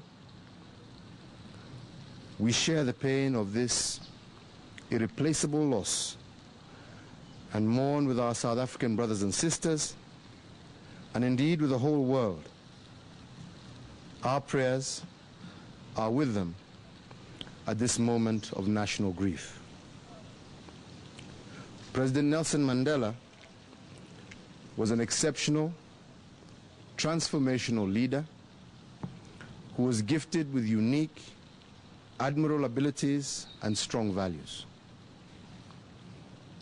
He believed in the noble principles of equity, justice, cohesiveness, and inclusiveness in governance. He had faith and confidence in the ability of his people to realize the dream of a free, united, and prosperous South Africa. Mandela lived and worked for a world in which people should live together in peace and tranquility, regardless of color, race, or religion. His strong belief in Africa and its people epitomized the best of the Pan-Africanism spirit. His courage to confront apartheid transcended across the world and propelled the fight against colonialism and discrimination. As a free man, President Mandela led the fight to free Africa, not only from the political bondage, but equally important, from the scourge of disease, poverty, poor governance, and illiteracy, all ills of the modern world. President Nelson Mandela embodied the power of hope and believed equally in the power of forgiveness. He bequeathed us the understanding that we can and should unconditionally forgive those who wrong us. He was a firm believer that reconciliation is an imperative and indeed is possible. His life story teaches the great lesson of the power of will in turning adversity to victory. In his humility, President Mandela did what was right, made tremendous sacrifices, and did not seek any form of personal praise. In short, President Mandela's name is cast on the echelons of history. His image and standing among all men will forever stand tall. Madiba's story defined and reflected the history and struggles of our continent. In President Mandela, we learn never to backtrack in our journey to chart our destiny. We have the responsibility of living by the ideals he stood for. Only the truly exceptional people leave their mark in the world, and Nelson Mandela was one of those.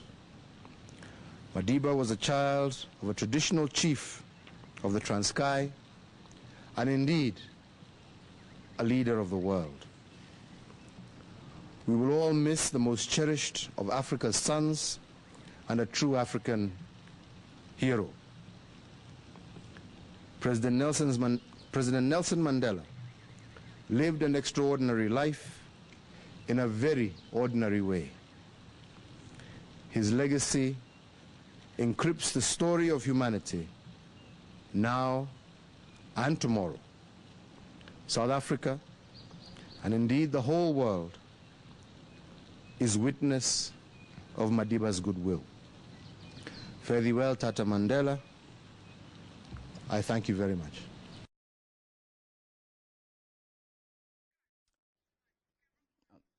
And that was Kenyan President Uhuru Kenyatta. That was Kenyan President Uhuru Kenyatta there speaking to the nation. I like what he said there, turning adversary into victory.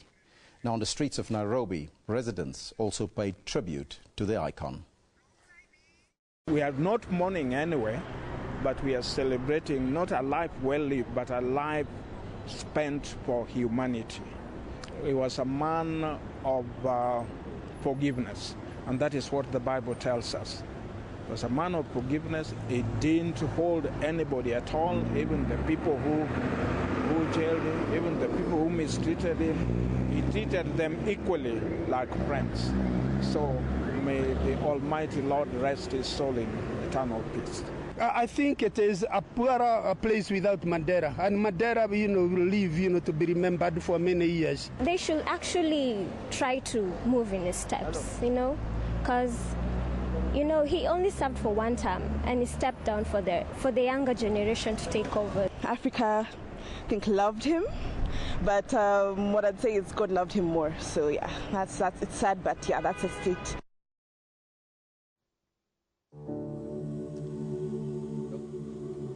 The Kenyan people there talking about Madiba, and can you imagine? I mean, the entire world knew Nelson Mandela. Wherever I travel in the world, people normally ask me, who is Nelson Mandela? And you would tell them that he's an icon of note. How would you remember him? You can let us know here on our Twitter handle @SABC News. Let's take a look at some of those tweets that are still coming through. On the Twitter page, Sasanda2-1 says, rest in peace, Tata. I had a privilege to study in one of your schools that you renovated, Dalinyebo High School. And Tlengiwe says, may your soul rest in peace, Dada Nelson Mandela. Makosonke says, to many, you are the symbol of peace, justice, integrity and freedom. Goodbye, Mandela. Those are heavy words, and from fun time jokes, let's hope there's no joke here. Oh, bless your soul, Dada Madiba, may your soul rest. We know now you're in heaven. Heaven has one more beautiful angel. And Junior Austin says, rest in peace, Tata Mandela. We love you. You always meant a lot to us. Right, well, Nigerians have also expressed their sadness over the death of former President Nelson Mandela. President Goodluck Jonathan has dubbed Mandela as one of mankind's greatest liberators. He said Mandela will always be remembered as a wise, courageous and compassionate leader and an icon of true democracy. Described as an inspiration to people all over the world and one who has made unparalleled personal sacrifices in Africa and other parts of the world that shook off the shackles of colonialism, emotion was running high.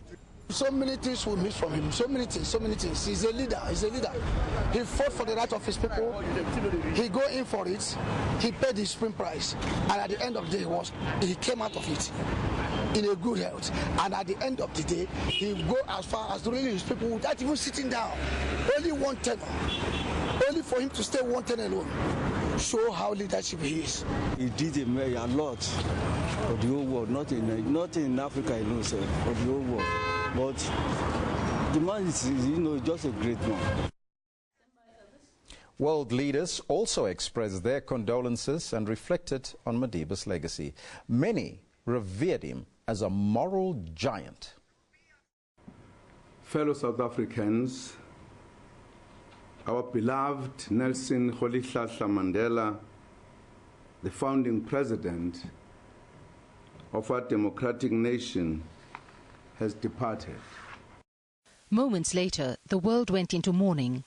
At the White House, the flag was lowered to half-mast. Nelson Mandela, he achieved more than could be expected of any man. And today he's gone home. And we've lost one of the most influential, courageous, and profoundly good human beings that any of us will share time with on this earth. He no longer belongs to us. He belongs to the ages. There was a moment of silence at the UN Security Council. Nelson Mandela was a giant for justice and a down-to-earth human inspiration. Many around the world were greatly influenced by his selfless struggle for human dignity, equality and freedom. India's Prime Minister Manmohan Singh said Mandela was the conscience of the world. He represented the conscience of the world. In a world marked by division, his was an example of working for reconciliation and harmony, and we are not likely to see another of his kind for a long time to come. India honoured Madiba with the country's highest civilian order in 1990. He was only the third person of non-Indian origin and the second non-citizen to receive it. Like the Mahatma who had inspired him, he was a leader who belonged to all humanity, a towering beacon for all who cherish freedom, democracy and social justice. The European Union said Mandela's example of courage and freedom was bigger than death and would stay in people's hearts. There are some persons that we will never like to know that they have disappeared. Nelson Mandela was one of those persons, a great man that left his mark, not only in his native South Africa, not only in Africa, but all over the world. His name will be not only in the history books, but in the hearts and minds of many people around the world that will never forget his example of courage and freedom, but also of tolerance and spirit of reconciliation. What a great example Nelson Mandela was, Nelson Mandela is, because this example will be bigger than death. France lauded him as a great fighter against apartheid and racism. The Chinese President Xi Jinping said his country would always remember Madiba's extraordinary contribution to the development of bilateral relations and the cause of human progress. Down under, the South African flag was flown at half-mast at the High Commission in Canberra. Former Australian Prime Minister Bob Hawke was in power when Madiba was elected as South African president. Well, what they should remember was the greatness of spirit of the man. He loved his country, and he was so huge a personality that he was able, as I say, to forgive those who had treated him so abominably. 27 years in the prime of his life incarcerated, and yet he was a huge enough man to say, well, I've got to put that behind me. I can't live in a past of hatred. He said, I've got to look to the future and cooperate with everyone. Tibet's spiritual leader, the Dalai Lama, urged Madiba's followers to translate their sadness into determination to carry his spirit of peace forward. Great, I think, peacemaker. I think a very practical, and I think a determined leader. I had a few occasions met him. I really admire. Certainly, I'm one of the admirers. So therefore, at this moment, firstly, very sad. And in a statement of condolences to South Africa, Cuban President Raul Castro said Nelson Mandela would be remembered for the height of his example, the greatness of his achievements, and the firmness of his convictions in the struggle against apartheid, and for his invaluable contribution to the building of a new South Africa.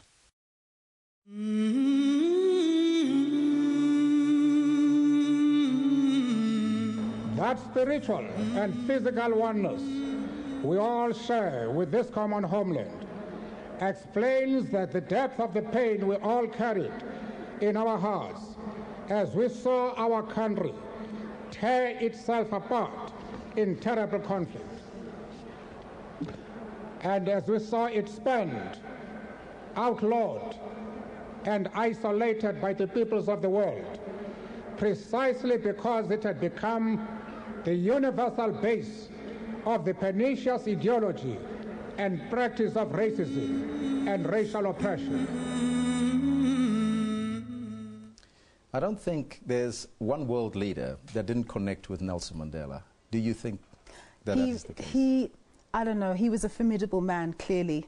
And there was something in his great stature, but humility, I suppose, that drew him or drew them to him. And that was the key, wasn't it? I think so. I listened to Bill Clinton this morning, and he said, when Tata used to call him, and he said, my president, and he says, when Nelson Mandela started with that phrase, my president, then you know something is coming.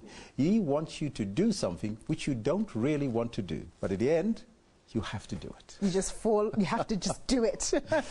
Now, the question is, what's your thoughts on the great legend, the great icon, Nelson Mandela? I would like to get your thoughts, and that Twitter handle again for us is SABC News, at SABC News Online. Send us your tweets and your thoughts on the matter, and we'll read them as we continue during the course of this program. I'm just wondering, obviously there's going to be a massive keenness by world leaders to come to Qunu. But I remember Gwede Mantashe, the Secretary General of the ANC this morning, saying that, you know, there may be real challenges in terms of infrastructure at Mthatha, being able to hold people. So that's going to be an interesting one to see how it all pans out. Well, yeah, it's going to be very interesting, but I'm sure, you know, there's a panel that obviously handle these type of things, and I'm sure they'll pull it through. But it is going to be difficult to get through all those arrangements. Now, yeah, let's look at the program, so to speak. If you okay, just yeah, give us a rundown for those who've missed it really this morning. That's right. The ANC earlier gave a press briefing just telling us what the official program is going to be over the next coming days. On the 8th of December, which is this coming Sunday, they're urging all citizens to go to their places of faith, to churches, mosques, synagogues, box where they can pray for the Mandela family as well as for the nation. And on the 10th of December, there'll be the official state memorial service. That's going to be held at FNB Stadium, that being a key venue. It was the place where Chris Hani had his funeral. It's the place where we had the inaugural World Cup match. It's a very significant place, so that's where that will be happening. And I think you have some dates as well? Yeah, on the 11th to the 13th of December, the President will lie in state at the Union Buildings in Pretoria. So that's from the 11th until the 13th of December. And then, of course, the official burial on the 15th, as we know. There was another date on the 14th and so on, but we'll get some more of those details. But on the 15th is Nelson Mandela will be laid to rest in Qunu in the Eastern Cape. All right, now, Nelson Mandela's goddaughter, Tanya von Anscheveld, has joined other mourners in laying flowers outside South Africa House in London. Her father was former President Mandela's lawyer and was arrested at the same time as he was. Tanya's father, James Cantor, was Madiba's lawyer in the 1963 Rivonia trial. It culminated in Madiba being charged with capital offences. Cantor also found himself under arrest. His daughter says she heard the news about the former South African president's death at the Leicester Square premiere of the movie Mandela, The Long Walk to Freedom. For me, the sort of abiding legacy would be the fact that, what he wanted was to attain dignity, freedom, choice, opportunity for all South Africans.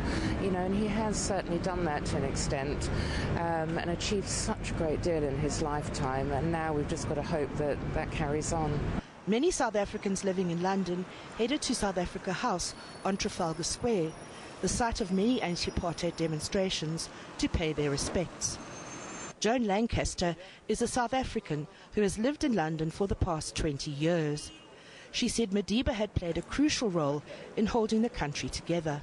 It's so sad he's gone because he was the uniting figure. That is who he was. He allowed all South Africans to have great pride in being South African. He taught us to live with joy and hope and love. Others laid South African flags and personal messages to South Africa's first black president at the gates of the building. Shiraj Shafi says he met Mandela when he was a young man, and his father was an ANC freedom fighter in exile. It's because of him that South Africa is where they are today. And if it wasn't for those forgiveness and reconciliation, I am sorry to say a lot of people would have lost their lives, including people close to me, my family in South Africa, would have been still in a state of civil war. A book of condolence has been set up at the High Commission. British Prime Minister David Cameron visited it to deliver his own message to the South African people. Now, remember, you can engage also with us, and the Twitter handle is, of course, at SABC News Online. Send us your thoughts and your condolences and tributes to the late former President Nelson Mandela. Now, President Jacob Zuma addressed the nation just before midnight. Fellow South Africans, our beloved Nelson Mandela, the founding president of our democratic nation, has departed. He passed on peacefully in the company of his family around 2050 on the 5th of December 2013.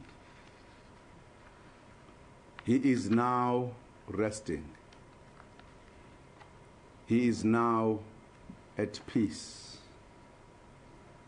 Our nation has lost its greatest son. Our people have lost a father.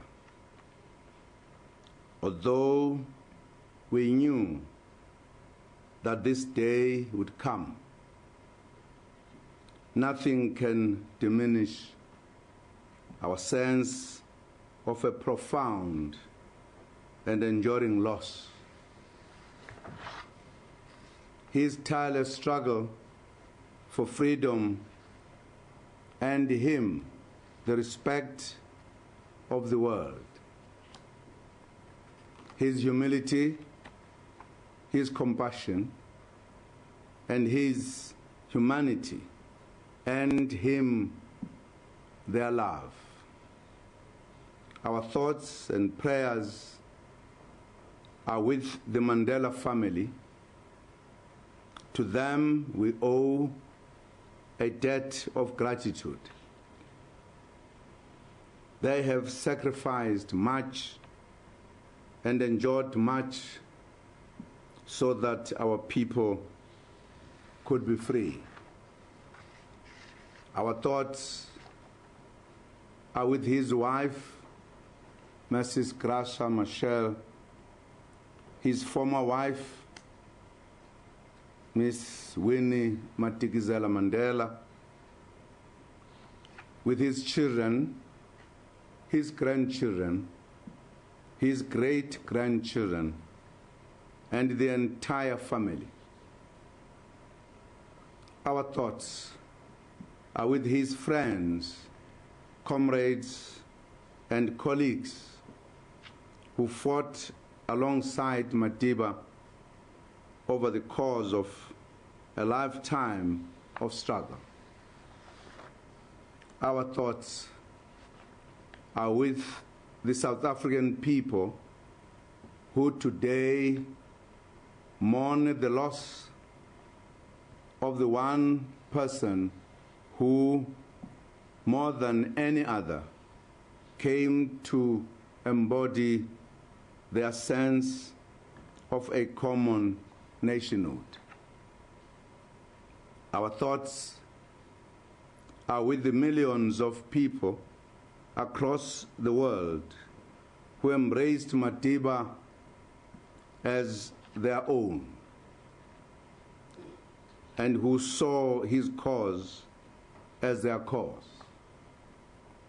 This is the moment of our deepest sorrow.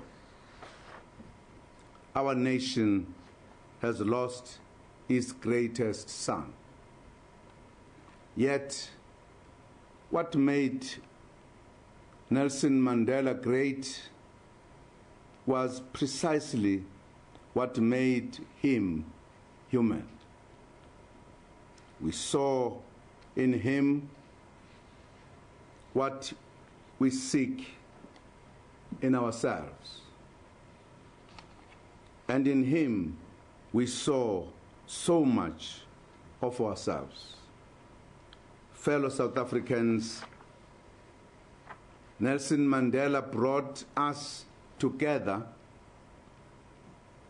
and it is together that we will bid him farewell. Our beloved Madiba will be accorded a state funeral. I have ordered that all flags of the Republic of South Africa be lowered to half-mast from tomorrow, 6 December, and to remain at half-mast until after the funeral. As we gather to pay our last respects, let us conduct ourselves with the dignity and respect that Madiba personified. Let us be mindful of his wishes and the wishes of his family. As we gather wherever we are in the country and wherever we are in the world, let us recall the values for which Madiba fought. Let us reaffirm his vision of a society in which none is exploited, oppressed, or dispossessed by another. Let us commit ourselves to strive together sparing neither strength nor courage to build a united, non-racial, non-sexist, democratic, and prosperous South Africa. Let us express each in our own way the deep gratitude we feel for a life spent in service of the people of this country and in the cause of humanity. That is indeed the moment of our deepest sorrow. Yet it must also be the moment of our greatest determination. A determination to live as Madiba has lived, to strive as he has strived, and to not rest until we have realized his vision of a truly united South Africa, a peaceful and prosperous Africa, and a better world. We will always love you, Madiba. May your soul rest in peace. God bless Africa. Nkosi sikelele Africa.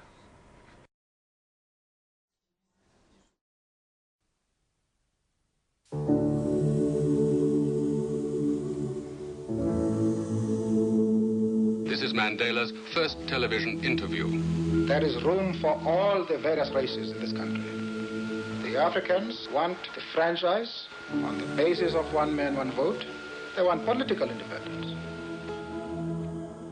No one is born hating another person for the color of their skin, religion, or background.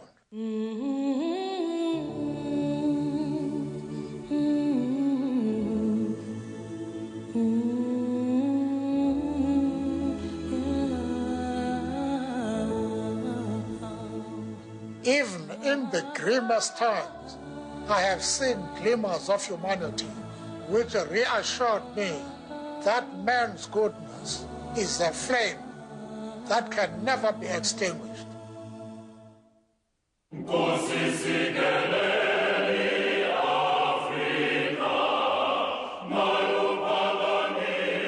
Mr. Nelson Mandela, a free man taking his first steps into a new South Africa. Amandla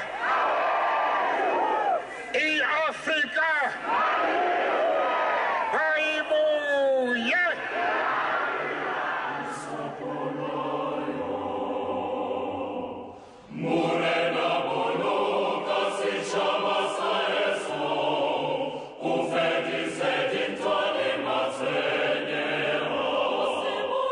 Never, never, and never again shall it be that this beautiful land will again experience the oppression of one by another.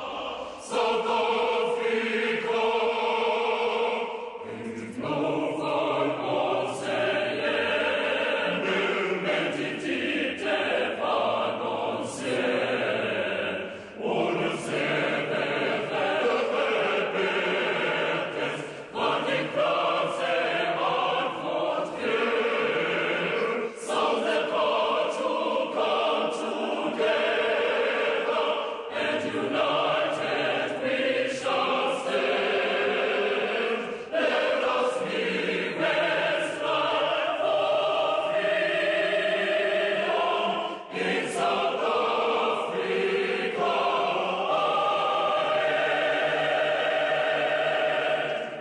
let freedom reign.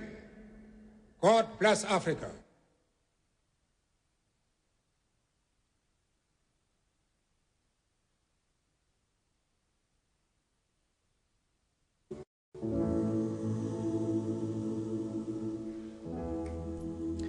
You you are joining us live here on SABC News, Channel 404 on DSTV.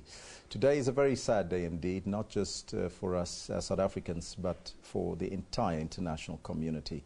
We remember Madiba, Tata Madiba, as he's been so well known here in South Africa.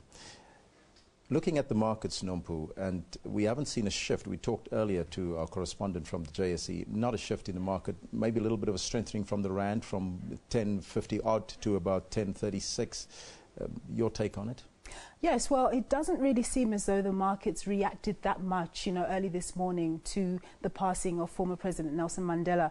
But, like you say, there has been strengthening of the rand, but that's been more of a factor of external forces, such as news coming out of the US and so on. But one of the things that analysts said in our piece earlier is that it's actually a good thing because, it shows that South Africa is seen as a stable nation.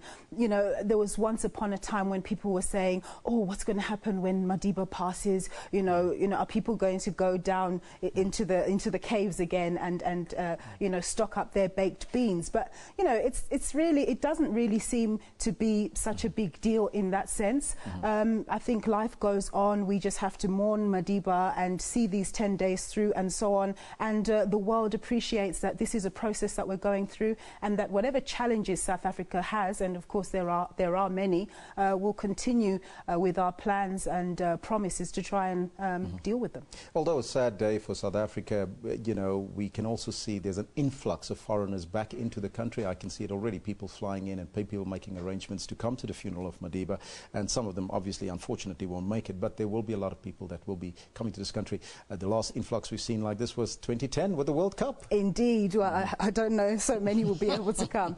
But yeah, look, it's really positive, and I think it speaks to the man that, any fears or inhibitions people have about South Africa, when they think about Madiba, they think of his greatness and they'd be willing, to fly across the shores and come and celebrate his life. Interesting, you're talking about transportation. South African Airways says that it's going to be able to provide chartered air transport services for invited mourners to the funeral of the former President Nelson Mandela. However, it doesn't go into details about costs or anything like that, but we'll make sure from the business desk that we find out a little bit more about that. So if you have been formally invited to the funeral in Qunu on the 15th of December, we'll give you advice as to what services you can get from South African Airways if you're not on a scheduled flight. Now, there's a number of things that Nelson Mandela, people would remember him for his wonderful smile, that beautiful smile that he had. And of course, he was such a person, shall we call it, he had this natural instinct just to mingle and talk to anybody and everybody. Absolutely. I can remember when he met, somebody relayed the story when he met the Queen Elizabeth in London, and he says, "Ah, Elizabeth," and he went to her and says, "How do you stay so beautiful?" And these were the things that he did. Although people were cringing because this is a fox power, but he didn't really care because he was a human being. Exactly. Over to you, Nompu. In fact, now we're going to go to our next story with Nelson Mandela, who will be remembered as a man who recognized the significance of sport in the culture of South Africa and used it to unite this country. Now, for many years, before Mandela's release from prison in 1990, South Africa's apartheid policy meant that the country was outlawed from many international sports. In a fast-changing political climate which followed steps by Pretoria to end apartheid and racial segregation in sport, South Africa was readmitted to the Olympic movement in 1991. Other sporting bodies were quick to follow the IOC's lead. Although they could use a number of strategies against the political movement itself, against sports, you see, they were really paralyzed. There was nothing that they could do. And for them, to be regarded as the polecat of the world and to be isolated from sports completely was one of the biggest blows against South Africa. When it came to sports, Mandela had the ability to inspire inspirational figures and leave global stars starstruck.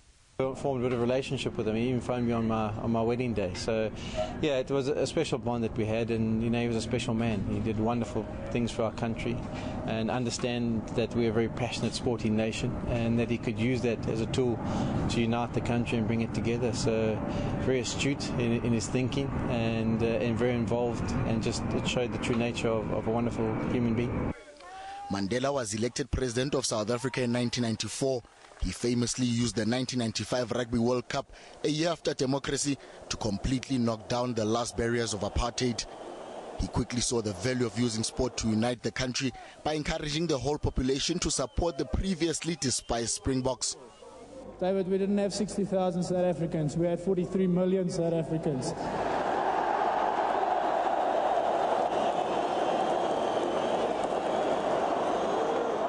Mandela continued to use his charisma to influence the power brokers and stars of international sport. Towards the end of his life, Mandela was still instrumental in helping South Africa win its bid to host the 2010 FIFA World Cup after an initial failure to trying to land the 2006 tournament.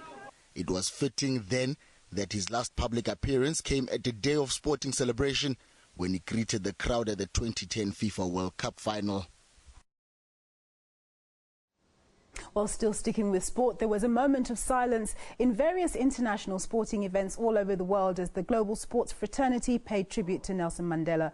The 95-year-old international icon died last night in Johannesburg. South Africa's Ernie Els led the moment of silence. The 4-times major winner said Madiba was always proud of the sporting athletes of South Africa and their impact on the nation and the world. Els is South Africa's most successful golfer since the nation's first democratic elections in 1994. He was joined in the moment of silence by the whole field in the Nedbank Golf Challenge, including countrymen Charles Schwartzel, Louis Oosthuizen and Darren Figart. World #1 golfer Tiger Woods also paid tribute to Madiba and recalled meeting the former president at his home in 1998. He certainly had an impact on my life and certainly my father, and I think that time frame in which when he came out could have, the country could have got fallen apart. It could have gone a lot of different ways, and he led it to where it's at now, and and the world's going to miss him.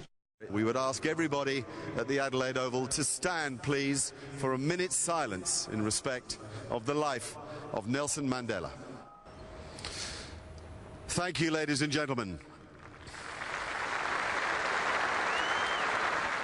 The second day of the second Ashes cricket test between Australia and England at the Adelaide Oval started with a minute's silence.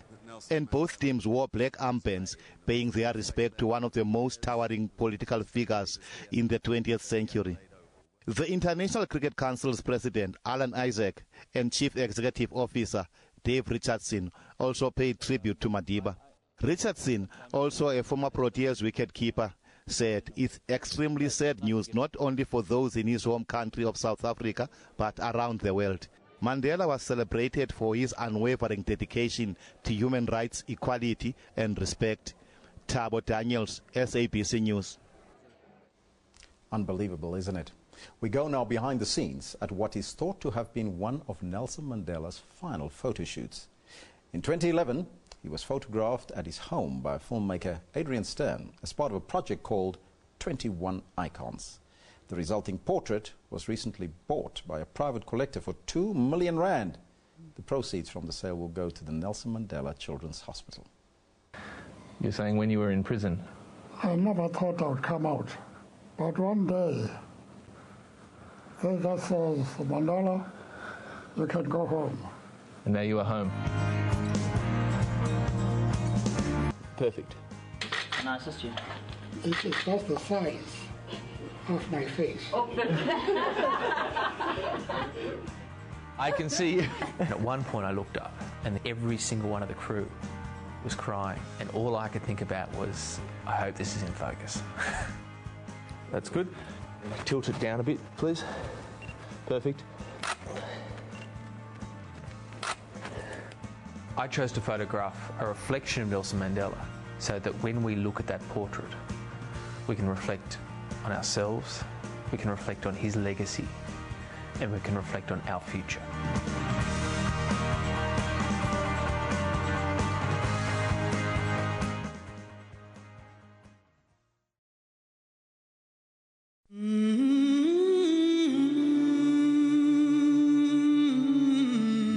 Never, never, and never again shall it be that this beautiful land will again experience the oppression of one by another.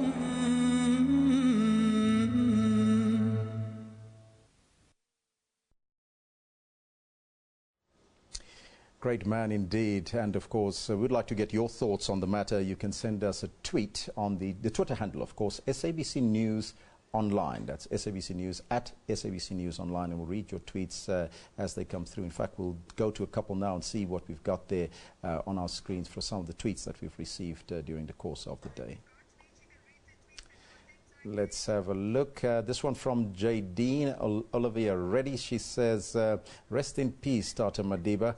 You will be missed dearly. Thanks for everything that you have done for this country. You will be remembered. Another tweet, it was good having Nelson Mandela around, and even though he has departed, we'll continue living in his legacy. Rest in peace. Shozi Mbali says, courage is not the absence of fear, but the triumph over it, the words of an amazing worldwide icon. Tata, indeed, you will be missed. Walter John, rest in peace, Nelson Mandela. May you have good rest. And Lux says, I remember strong words of a strong man. The time of the healing of the wounds has come. May he rest in peace. It is amazing how just one man can inspire such hope and inspiration and make us so proud. Tributes from various heads of state and leaders continue to pour in for former President Nelson Mandela. Tonight our thoughts and prayers are with the Mandela family in South Africa. They're grieving the loss of a man, a moral giant who embodied the dignity and the courage and the hope and sought to bring about justice not only in South Africa, but I think to inspire millions around the world, and he did that. The idea that every single human being ought to be free and that oppression can end and justice can prevail. Today, a new low, low, lots of pain. And yet one can find solace in the fact that he accomplished the mission of using his mind, body, and suffering to end the racist political apartheid system, the political dimension of it. And at a critical point, he chose to get ahead rather than get even. He chose reconciliation over revenge and retaliation. And in Washington, D.C., the American flag was being flown at half-mast. His courage was undeniable, and his loyalty to all the people of South Africa was redeeming, not just for him, but for South Africa. I'd ask you to join me to pause to honor Nelson Mandela with a moment of silence. I would like to express my extreme grief at the passing away of a man who stood for human rights and for equality in this world. He made us all understand that nobody should be penalized for the color of his skin, but the circumstances into which he is born. He also made us understand that we can change the world. We can change the world by changing attitudes, by changing perceptions. For this reason, I would like to pay him tribute as a great human being who raised the standard of humanity. He fought for the abolishment of apartheid with a strong will. On nation building, he made a major achievement with focus on reconciliation of the people. He was a great leader. Nelson Mandela was one of the great figures of Africa, arguably one of the great figures of the last century. He was the father of modern South Africa, a multiracial, pluralist democracy where people were judged, to use Martin Luther King's phrase, on the content of their character, not the colour of their skin. So, a truly great man. He loved his country, and he he was so huge a personality that he was able, as I say, to forgive those who had treated him so abominably. 27 years in the prime of his life incarcerated, and yet he was a huge enough man to say, well, I've got to put that behind me. I can't live in a past of hatred. He said, I've got to look to the future and cooperate with everyone. In the absence of this icon of humanity, struggler, fighter, crusader against all injustice, the whole world bows down and remembers the contribution of this great personality. And after the demise of Mahatma Gandhi, we did not have anyone like him. Hoy día hemos perdido un hombre.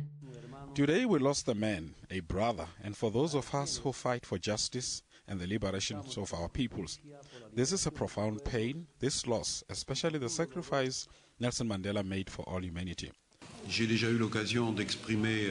have already had the opportunity to express my condolences, my sadness, which is shared, of course, by the French and others as well, because we have shared together the loss of this great personality, this great fighter against apartheid, against racism.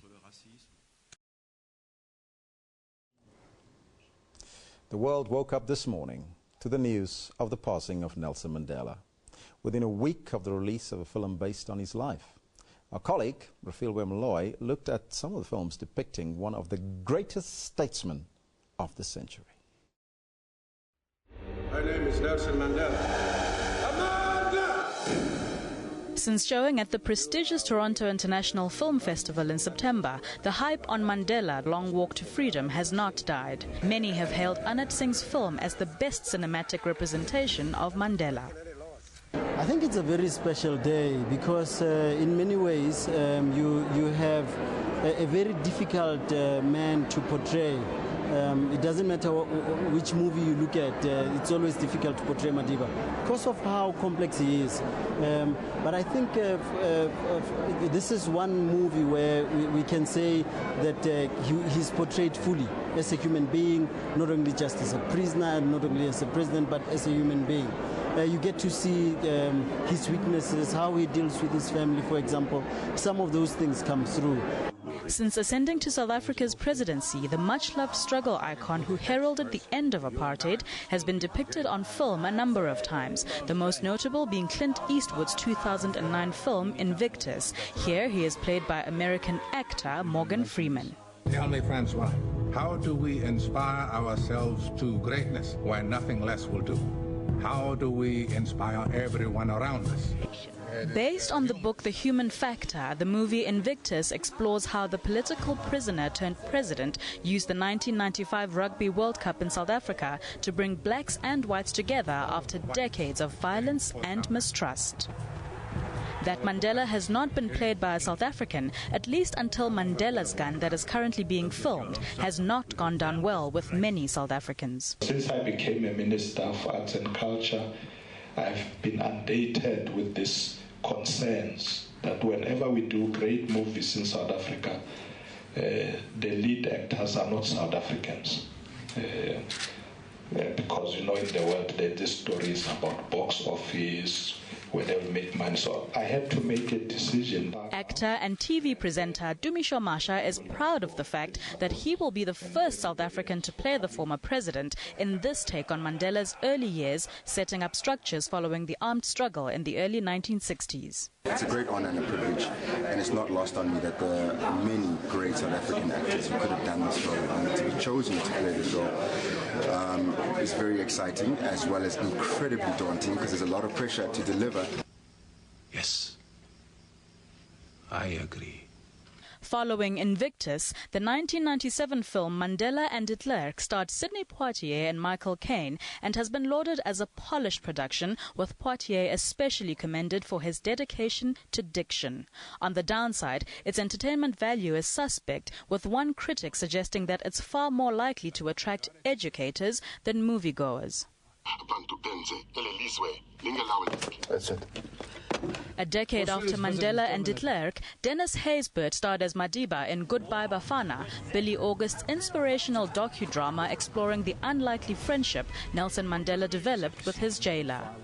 Performances notwithstanding, South African filmmakers have been less than complimentary about the tendency to go abroad for castings.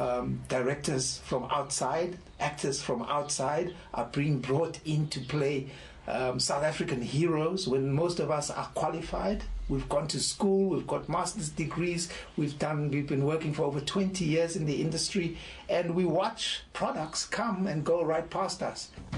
As Daryl Roth's 2011 Winnie has shown, international stars do not guarantee success. I will not allow the selfless efforts of my husband to be abandoned.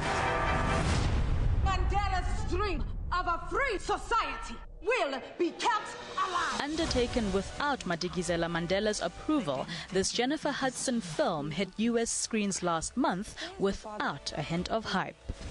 The lukewarm response abroad to Winnie has left the film producers and distributors unsure of a South African release date.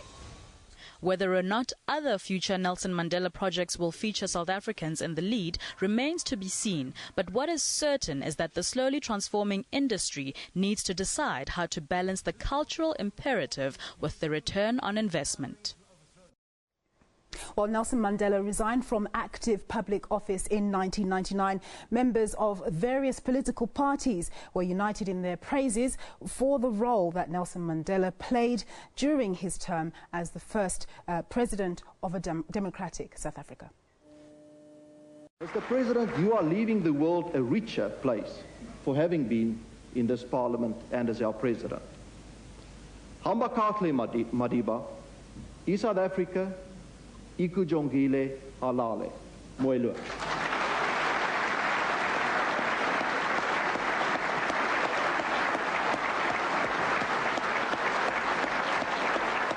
If we manage to conduct the elections without violence and intimidation, this will be the best tribute we can pay to President Mandela's monumental contribution to the liberation of our country. Kumla Gokolo Madiba, Mungameli Ungeleyo.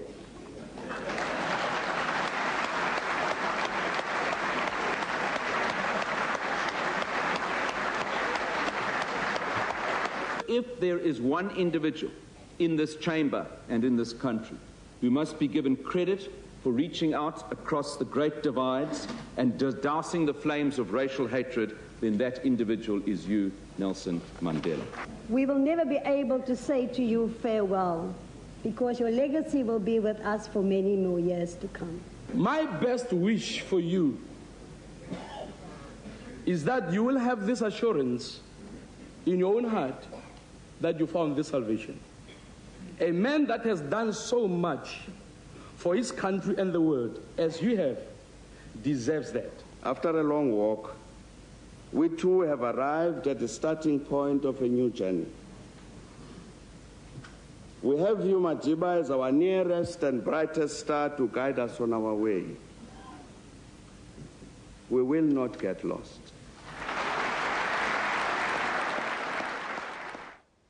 Well, our reporter Criselda Lewis has been in Soweto for much of the day. Criselda, tell us what's the vibe there. Well, Nompu, from the last time that I spoke to you, the crowd has really grown outside here, outside the Nelson Mandela House here in Vilakazi Street in Soweto. People continue to come through. As you can see here, the African National Congress about to get underway a service to pray for the late Nelson Mandela. People still coming through to put flowers and to also light some candles to pay tribute to a world icon, to a man who has stood for greatness in this country and also around the world. But joining me now, and who's just about given a prayer service here in Vilakazi Street, is the Anglican Archbishop Thabo Makgoba. Archbishop, thank you very much for joining us this afternoon. You're welcome. Obviously, you're here to pray for the family of Nelson Mandela, yes. and of course to share a word in prayer with the Sowetans who have gathered here today. Yes, yes, indeed. We are shocked, and we are grieving, and we are mourning the loss of Tata Madiba, but we are equally celebrating, as you can hear, a life well lived.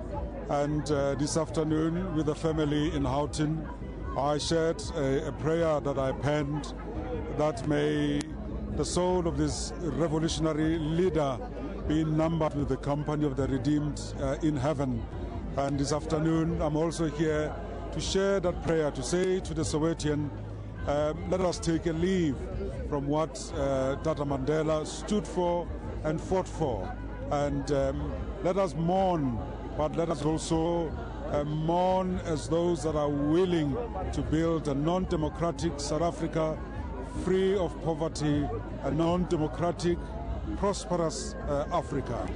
It must be consoling for you, Arch, because I recall when the former president was in hospital, the last hospital stay, you had come out saying that it is time for him to rest. So at this point, do you feel that, yes, he is no longer here, many are grieving, but it was time for him to rest?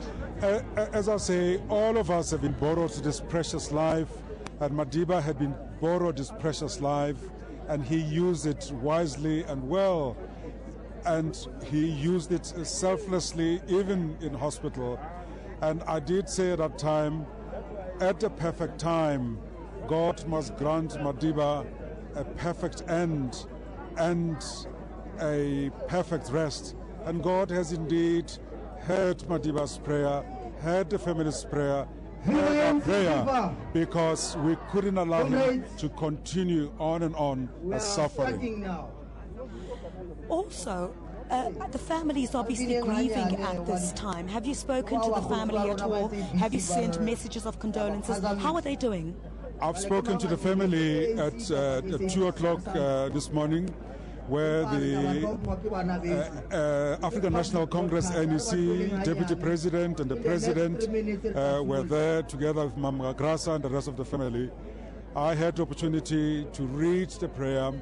Of course they are shocked, of course they are pained, but they are strengthened by the fact that millions of South Africans, millions of people out there are holding them in their prayer. And I hope that in a feeble way, that little prayer that I wrote and offered will also strengthen not only them, but will strengthen the rest of God's people in South Africa and Africa.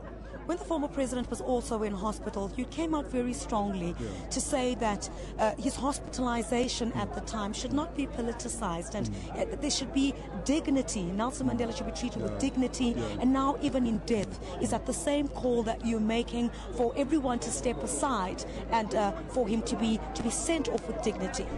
I think we have to realize the nature and the stature of Madiba, and that is why it's going to be very important to organize memorial services everywhere in the country, so that there's no frustration of everybody wanting to go to Qunu. We need to create an avenue for people to vent out, to sing, to cry, to pray, because if we do that, we will be according not only Mandela's family the dignity, but all South Africans the dignity to pay their last respect. And I also appeal that we should also take a lead from the leadership of the country, take a lead from the family. If they say, please, don't do bottleneck at FNB Stadium, don't do a bottleneck in Qunu, let's respect. But every home, every stadium, every shabin, every shul, every mosque, every church should be a place of prayer. So you don't need to pack in one place. Use those that are around you and send this wonderful child of God home with that dignity and respect.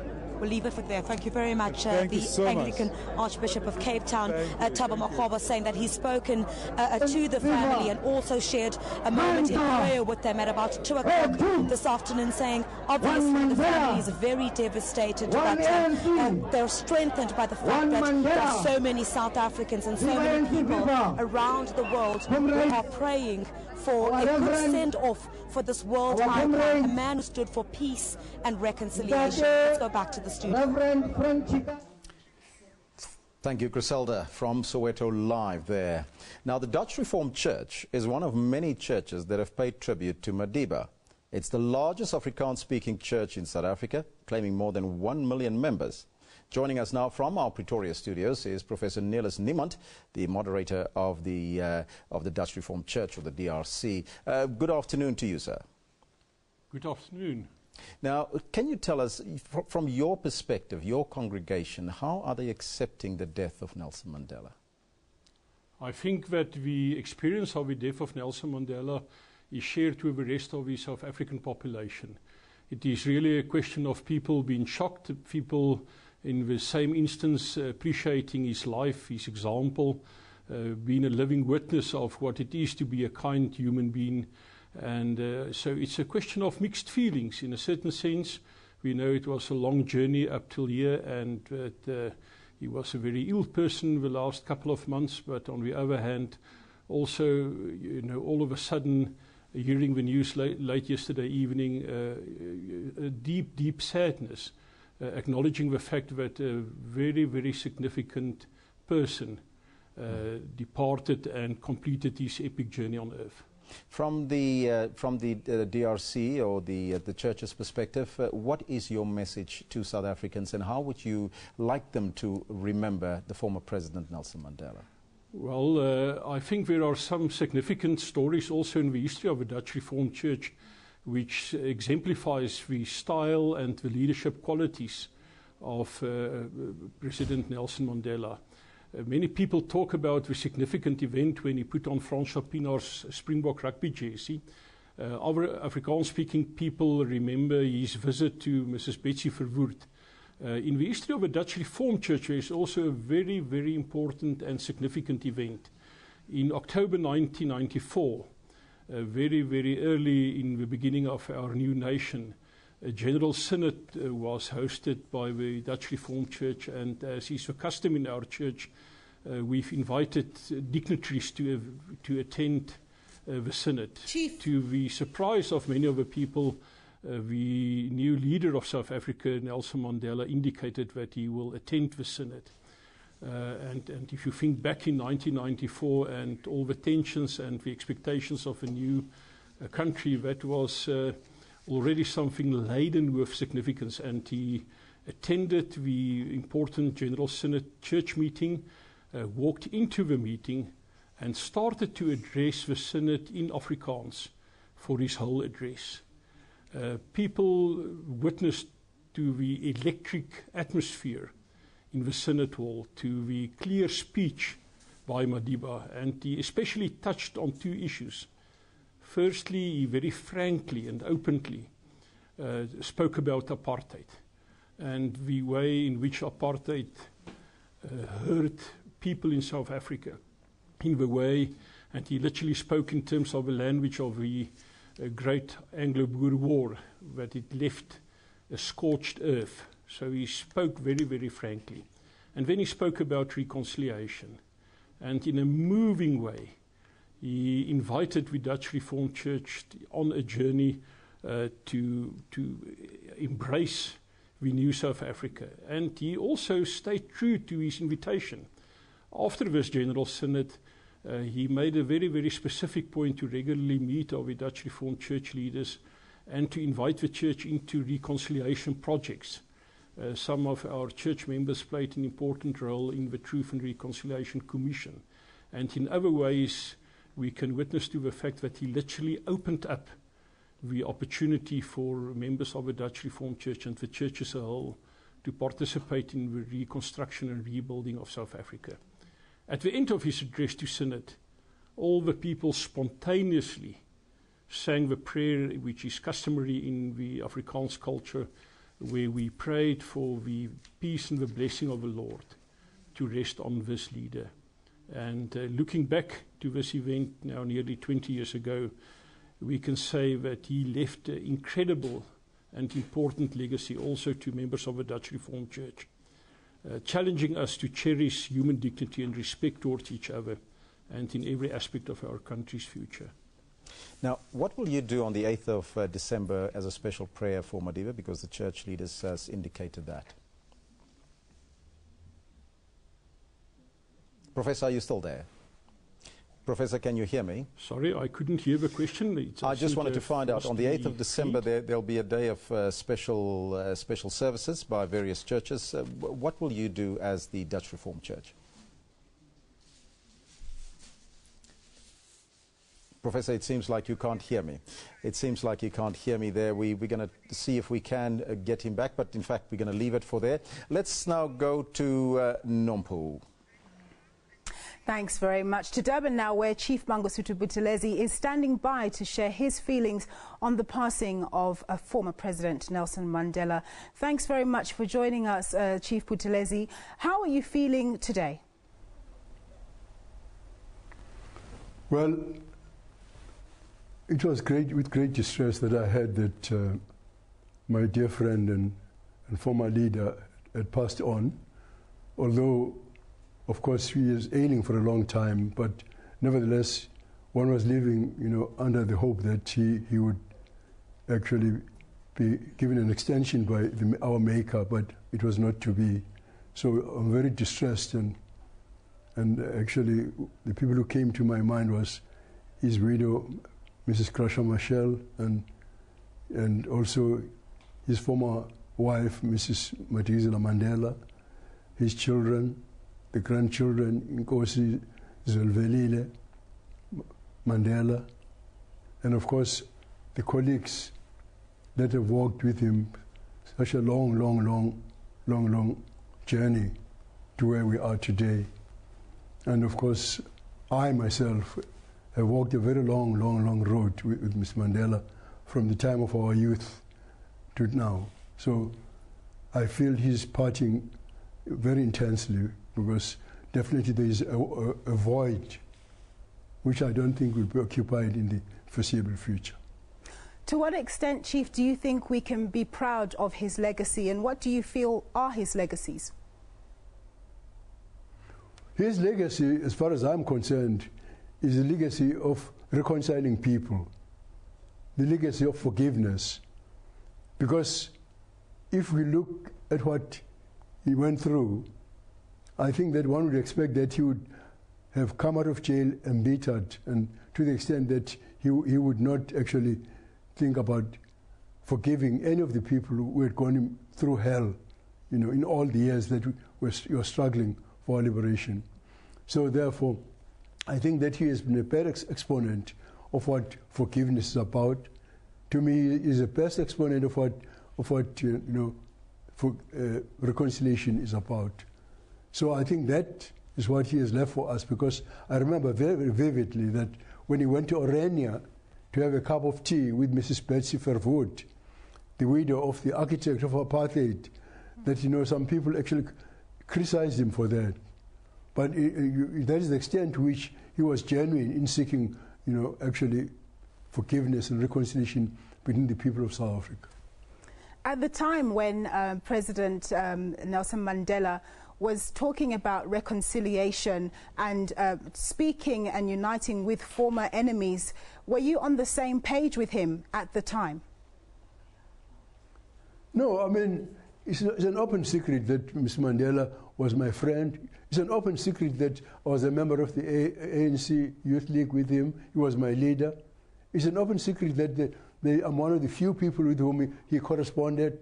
Even when the ANC differed with me on the issue of economic sanctions against South Africa, which I opposed, and also the armed struggle, but it never severed the good relationship that we had with him, to the extent that in 1989, before he was released, he actually wrote to me to say that as soon as he was released, he must come out. It's a fact also that there are few people who surpassed me in campaigning for his release.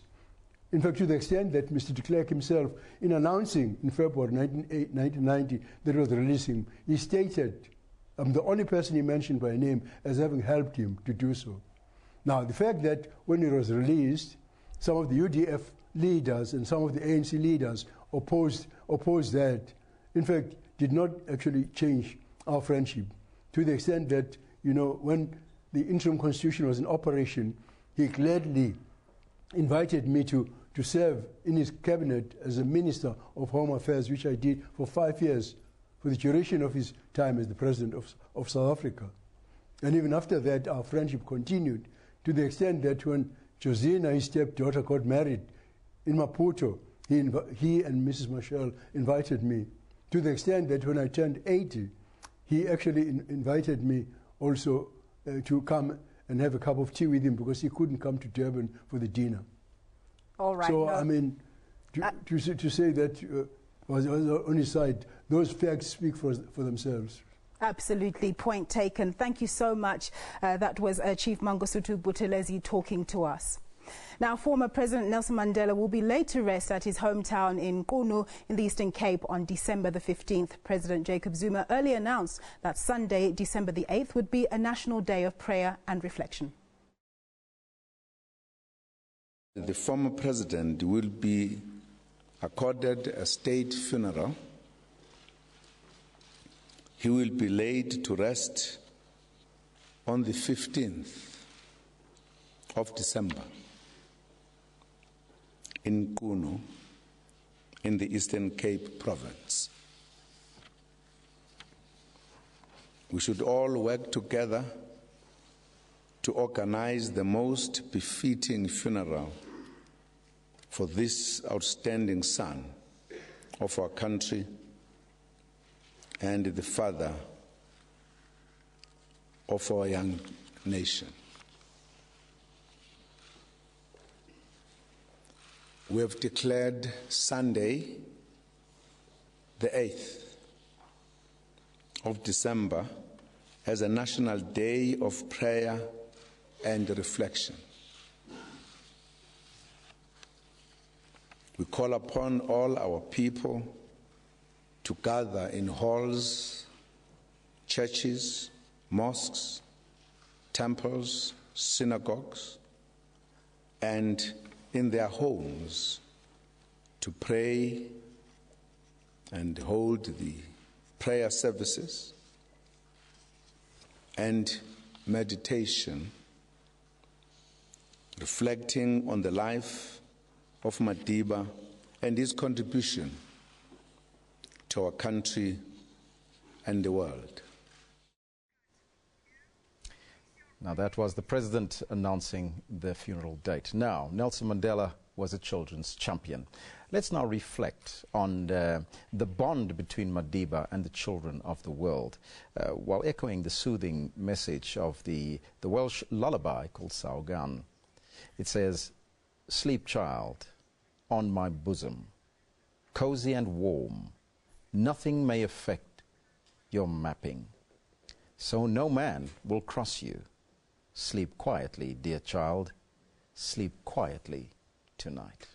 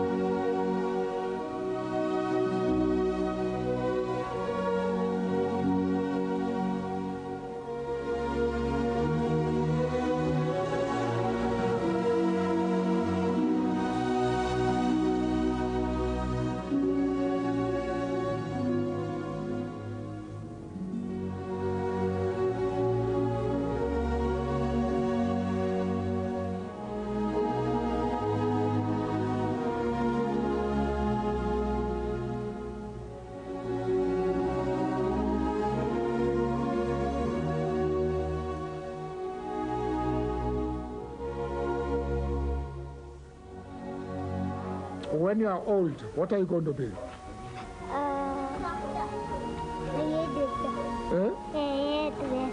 A hairdresser. Oh, very good. Will you be able to turn my hair and make it black? Yeah. You will? Oh, very good.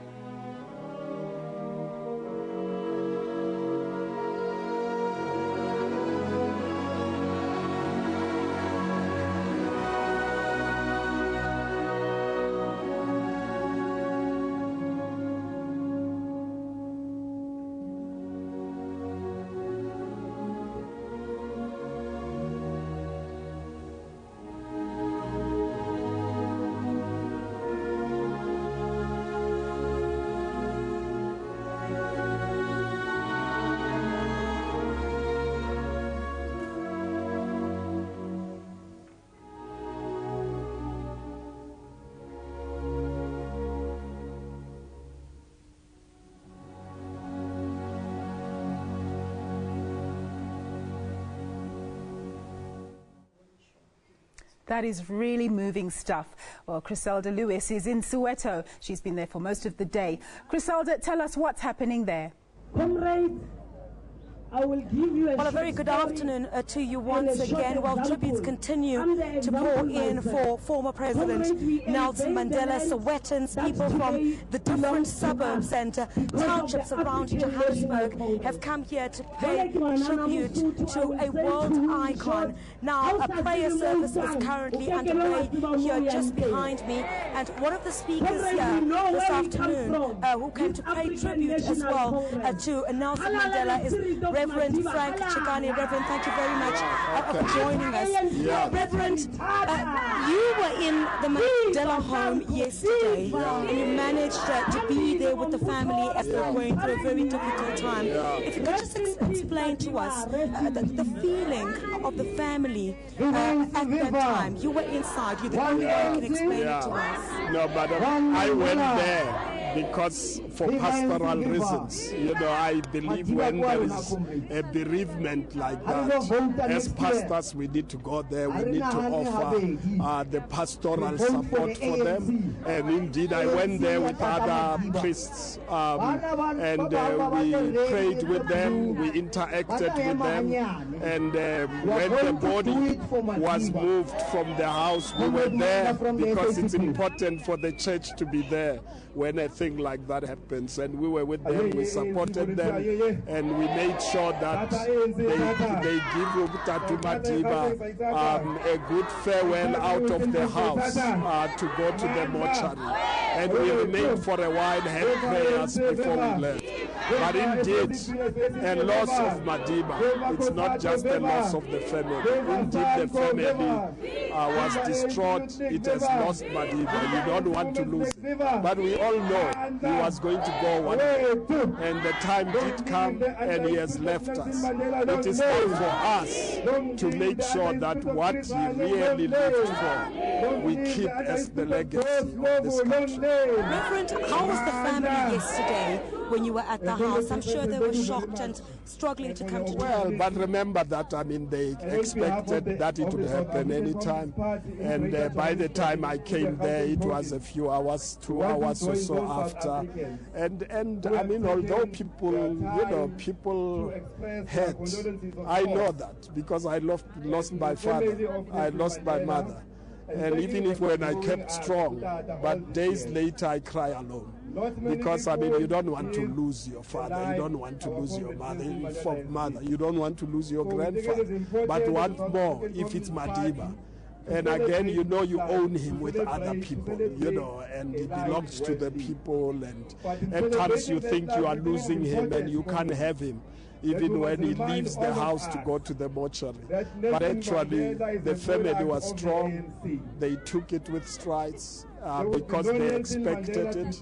And I believe that they will, with our support, they will be able to keep it. Did you manage to share some words with Mama Graça Michelle yesterday? Yeah, but that was pastoral. It was inside the house, and they chose that we should not, you know, that's why there were no cameras there. So it was for the family. When you are a pastor, you keep the confidentiality. Right. You spoke a few minutes ago, Reverend, saying that there is no one like Madiba. If anyone wants to produce someone like Madiba, they first have to spend 27 years in jail. Yes. Yeah, you can't produce Madiba because Madiba is a product of the struggle. He was a lawyer, the middle class, could have lived a lovely life, but he sacrificed his family, he sacrificed his profession, went into the armed struggle, and he got arrested, tortured, and sentenced to death first. You know what I'm talking about? It was almost like you are going forever. And then, of course, it became life sentence instead of death. And he spent all the 27 years in jail. If you want to produce a Mandela, the quality of a person, and I always say the quality of the people like Sulu, the quality of people like Government, those types of people were produced by the struggle. They were not produced by money. They were not produced by self-interest. They never struggled for themselves. They always struggled for other people. And because of that, you produce a quality that's above anything that's self-interest. You know what determines who you are? It's your self-interest. And you know, your weaknesses there don't count because you die for the nation. You speak so profoundly. And what legacy would you want to, what would you say to South Africa and to the rest of the world? How Madiba's legacy should move forward from this day? I would say to South Africa and to the world, Madiba died for a society that will be just for all the people of South Africa and the world. Justice was the critical issue. It's not money, it's not power, but it is justice. And until we make sure that the poor get out of poverty, we have failed to achieve the legacy of Madiba. Even in the world, poverty there in the world, violence, terrorism, killings of one against another. That is not what Mandela left us. So we need, as South Africans, to build a country that can represent what Mandela stood for. Reverend, I'm afraid we have to leave it there. Thank you very much for your time. Reverend Frank Chikane telling us there that he was at the Mandela home yesterday and that he was there for pastoral reasons, and that, well, the family, like any other, saddened, but they were expecting it. Madiba had been in hospital for 3 months already, where he was being treated for a recurring lung infection. So the family coping, but we're expecting it to happen, whether it was now or whether at a later stage. As you can see here behind me, this entire crowd here has burst into song, basically celebrating the former president. We're expecting these celebrations, these tributes to continue late into the night as many more people come through here to Vilakazi Street in Soweto. Thanks so much, Griselda. That was our reporter, Griselda Lewis, reporting from Soweto and speaking to Reverend Frank Chikane. Let's take a look at a few tweets on the economy. Well, Chris Hart, a well-known economist, says poignant reminiscence of Mandela's legacy by two stalwarts at the launch of the third Mandela colloquium last night. Michael Jordan, who's about to be a former CEO of FNB, says the stars are not wanted now. Put out everyone, pack up the moon and dismantle the sun. Yo, that's deep. And George Glynis says, today I woke to the saddest news that Nelson Mandela had died. True legend, example for us all. Walk with angels and rest in peace. Condolences to the family. And United Nations Chief Ban Ki-moon says, I will never forget his selfless and deep sense of shared purpose. Sharing some more tributes with us, Maulana Ibrahim Bam from the Muslim organization, the Jamaatul Al-Ulama. He joins us now in studio. Good afternoon and welcome. Good afternoon to you and good afternoon to all the viewers. If we look at the passing of Nelson Mandela, was it expected from the Muslim community that he would pass? Well, I suppose throughout the country, there was the sense of the inevitable having to pass one day.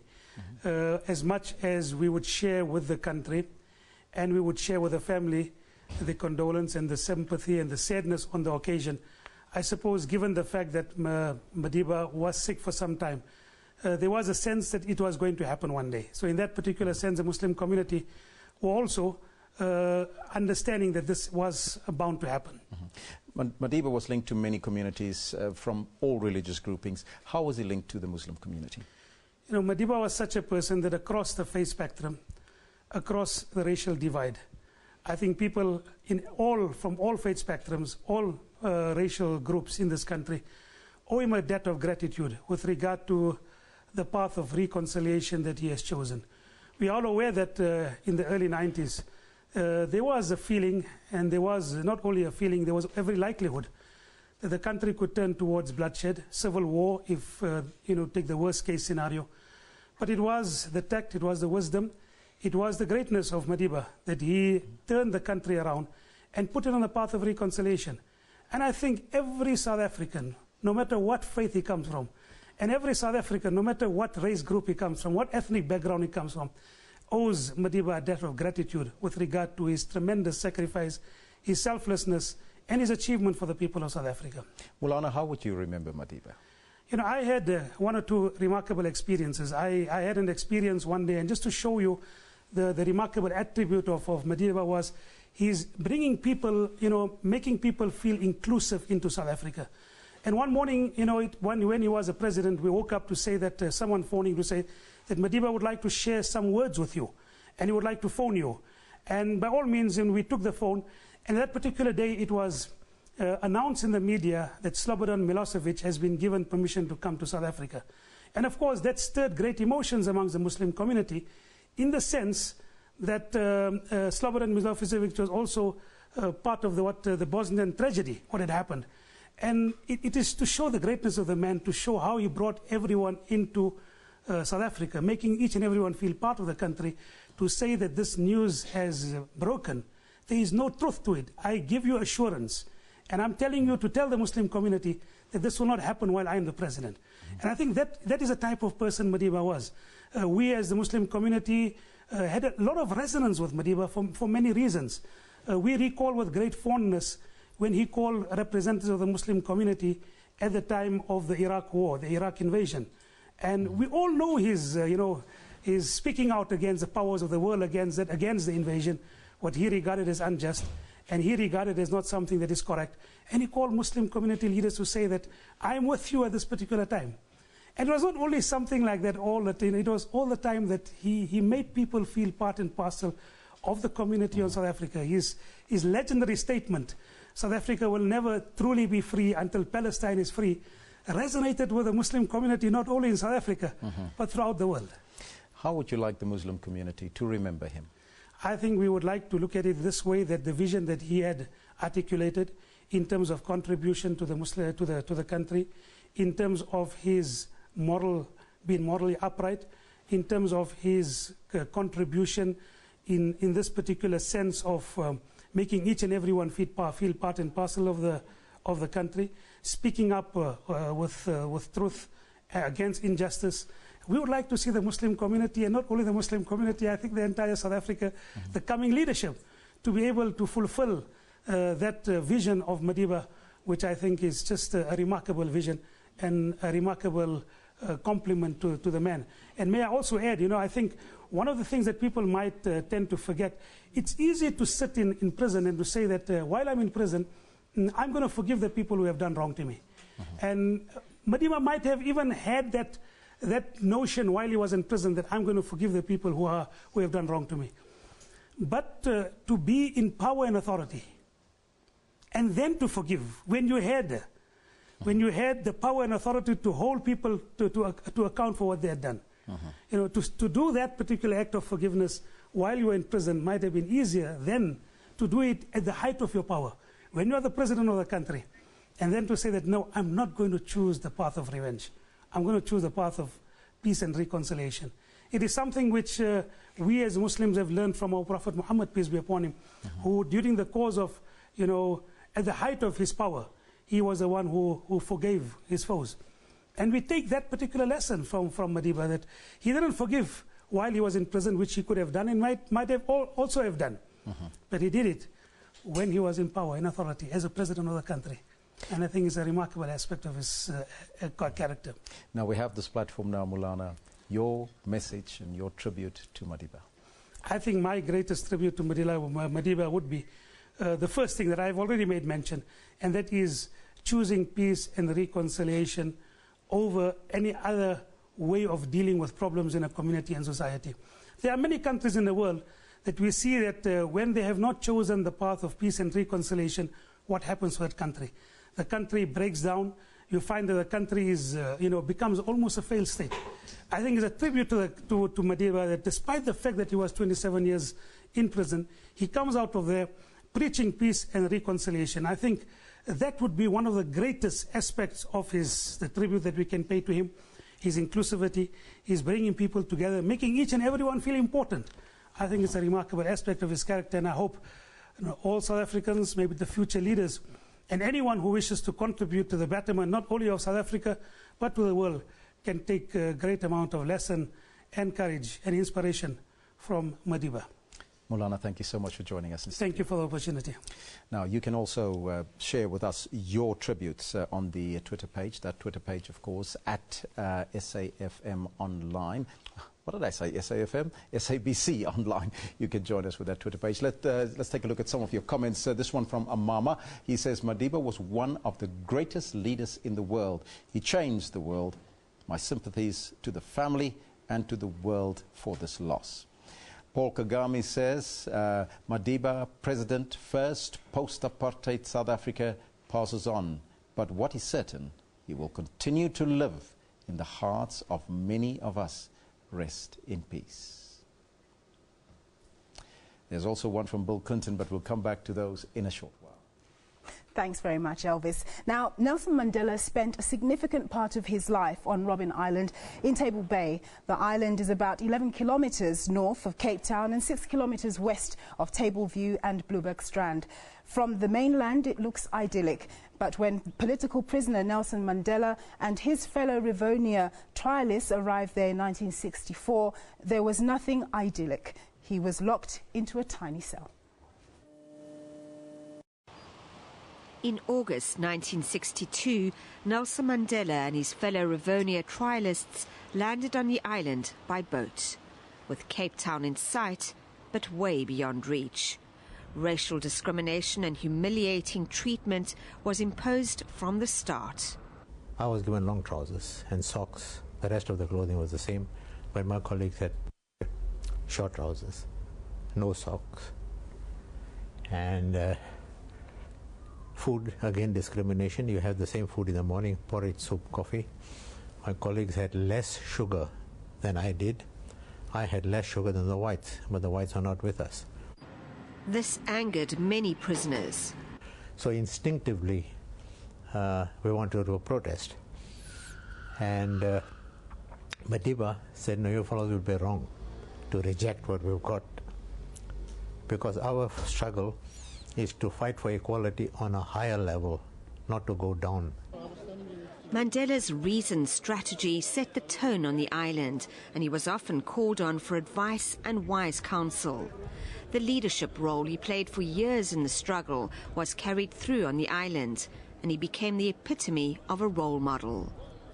Mandela himself, though, always stressed the importance of collective leadership and the vision of his fellow Rivonia trialists, especially Walter Sisulu, Govan Mbeki, Raymond Mhlaba and Kathrada. The group at the top was known as the High Organ. I was amongst very capable comrades with a high standard of literacy, and we shared moments together which enriched one's spirit and one's attitude.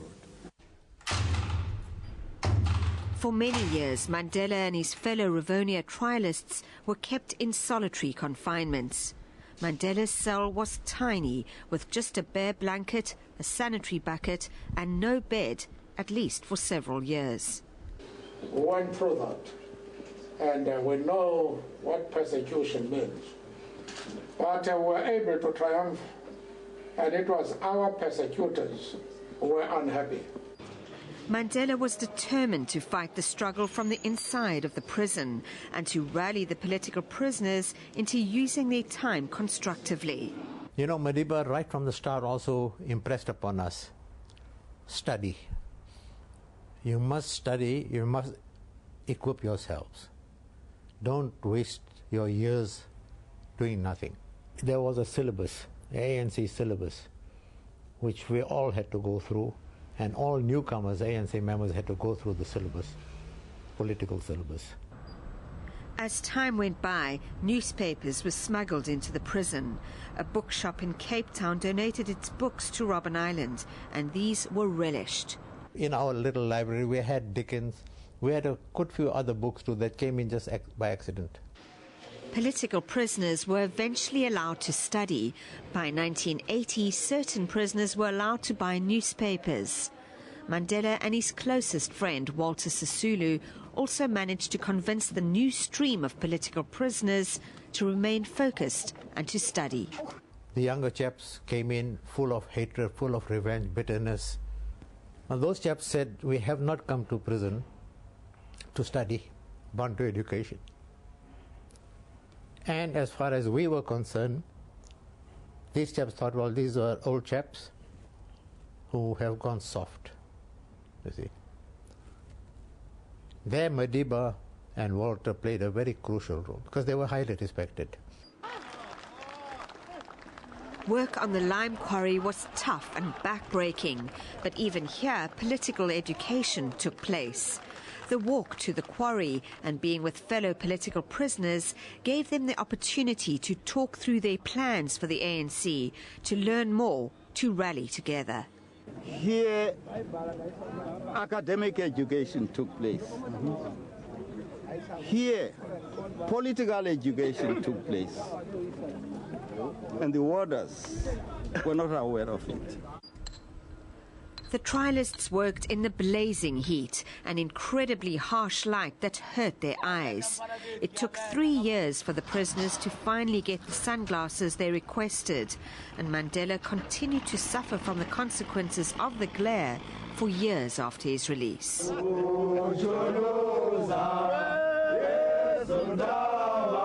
Singing struggle songs bonded the political prisoners together and gave them hope. Now, Bambidolo means the peak goes up slowly. They are singing a song in harmony. And it goes down, goes there. And while it is there, the fellows are doing it. And they are still singing. And the foreman is listening to the beautiful music. That was resistance. Mandela lived through great tragedy during his years at Robben Island. His mother and son both died while he was in prison. He wasn't allowed to attend their funerals. In his book, he said he didn't have words to express the sorrow and the loss he felt. But he reined in his emotions, confiding only initially in... Now, Professor Patika Ntuli is an international renowned poet, a writer, sculptor, and academic. Now, during his years in exile, Ntuli also worked closely with organizations such as Amnesty International and Index on Censorship. Now, he returned to South Africa in 1994 and began lecturing at the University of the Witwatersrand. Now, he joins us now in studio. Professor, good afternoon to you. Good afternoon, and good afternoon to the viewers. It must have been a very long day for you as well. You were very closely linked to Madiba. It's been a very long day. First, when the news is broken, to you, you say the old man has rested. It's only after you have uttered those words that you just realize that you are almost in denial. How long have you known Madiba? I think we who were actually been in exile, he actually dominated. The Free Mandela, things, the poems that we compose were just everything about him. And coming back into South Africa and, sitting one-to-one, actually with him, then to begin to feel the pulse, the pace, the warmth and the trajectory of his thought is an absolutely very humbling experience. Have you collaborated with him on any of your projects? I mean, through the organizations that he worked up in it. And one of the beautiful things I really love about Madiba is that it was during the anti-apartheid days that I met my wife. So which is a very good things. But then in terms of the conceptualization, the discussion of the ideas around him, the building of the film No Long to Freedom, there was an earlier one that was done that I narrated together with in a kind of Anand thing. And also coming from a perspective of indigenous knowledge kind of systems, I also valued his sense of African rootedness, while at the same time he is an international figure of absolute note. How would you remember him? I would just remember him first as a very humorous, very humble person, a person who has got an ability to transcend himself, whose mind can overrun his feelings, and those feelings can control, actually his mind. Somebody who believes, ultimately that we may come from different perspectives, religions, whatever orientations, but at the very heart of it, we are all one. Our heart beats as one. Did you ever write a poem about Madiba? Yes, I have. I've just reserved it from Soweto, but in short, I would say a giant tree has fallen, scattering 1 billion bright leaves that replicate themselves in 1 million messages of love, peace, and reconciliation. Lidumela dlula. Lightning has struck and it has passed like a comet that blazes across the sky, leaving a line to be followed. On his footsteps we shall tread ever so gently, ever questioning ourselves that if I may err, if I may do something wrong, if I'm in any situation, I may ask myself, if Madiba was in this position, would he act in this manner or would he not act in this manner? Son of Allah, of Qedume, Bomoyi, Ntembu. Professor, thank you so much. Thank you you. just come from the house right now. What I is just came the from the house. It's there is so much dignity. There is so much grief. It's as if palpably he is in there. Magaziwe was there. Winnie was there. The former President Thabo Mbeki and a number of other powerful people were just actually all there. And there was actually laughter and kind of a celebration actually of this life. But when we actually look again at the body language, you find that if at all I were to paint a picture as a painter, they would make a very brilliant thing, the commingling, the cauldron of feeling and emotion battling within these individuals.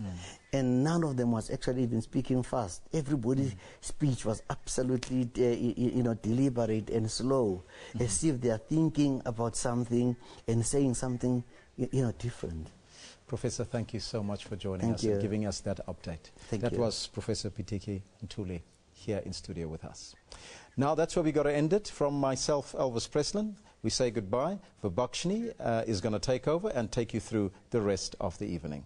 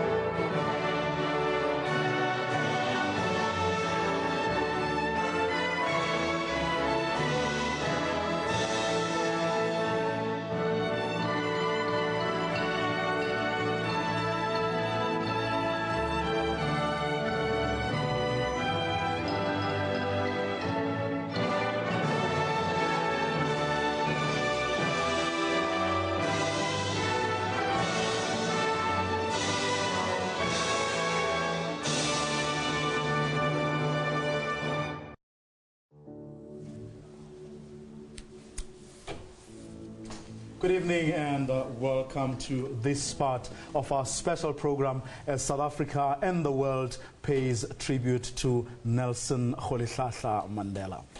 A very good evening. I'm Vabakshini Chetty. Many would describe Nelson Mandela as South Africa's savior, but the humble statesman was very quick to argue that he was no messiah, that he was just an ordinary man who became a leader under extraordinary circumstances. And that's exactly how we will remember Nelson Mandela, an extraordinary world leader. The funeral of the iconic leader will take place on December 15th. President Jacob Zuma gave details at a press briefing earlier today. He said the country had lost a great son and leader. The president also thanked South Africans and the world for the dignified manner in which they had responded to Madiba's passing. Sunday, the 8th of December, will be a day of prayer and meditation. On Tuesday, the 10th, an official memorial service will take place at the FNB Stadium from the 11th to the 13th. Madiba's remains will lie in state at the Union Buildings. He will be buried at Qunu in the Eastern Cape on Sunday, the 15th. Parliament will reconvene for a joint sitting on Monday at 2 p.m. The public has been invited to attend.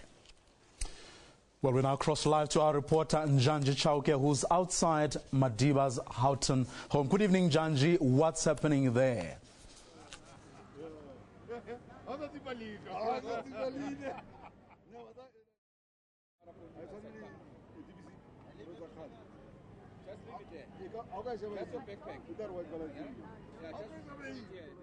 Okay, it seems we're having a problem establishing that link there outside Madiba's home. Well, Archbishop Desmond Tutu paid a moving tribute to Madiba today. Tutu was a clarion voice at the height of the struggle and repeatedly called for the release of Mandela. The weekly Eucharist in the pre-dawn hours, scores streamed here after Madiba's passing. Today, we are devastated.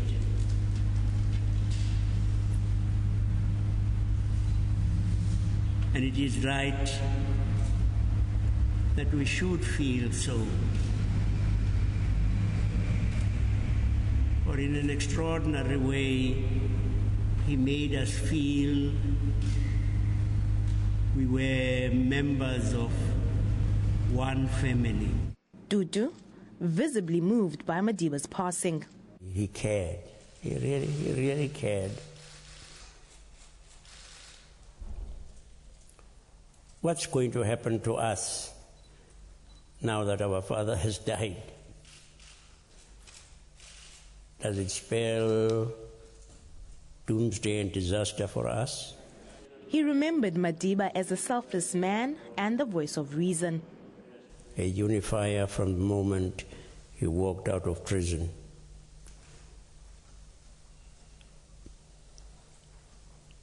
He taught us extraordinarily practical lessons about forgiveness and compassion and reconciliation. Soon after his tribute, a short prayer for the nation. God, you have given us an incredible gift. Help us to emulate him. Help us, this fantastic country, to be the best memorial we can ever erect. A South Africa where all of us flourish. Soweto Solwandle, SABC News, Cape Town. And that was Archbishop Emeritus Desmond Tutu. He's a man known for his humor and that infectious laugh. And today, a rather sad and somber moment, heartfelt moment, as he paid tribute to icon Nelson Mandela. Let's now try back with our reporter Njanji Chauke, who's outside Mandela's Houghton home.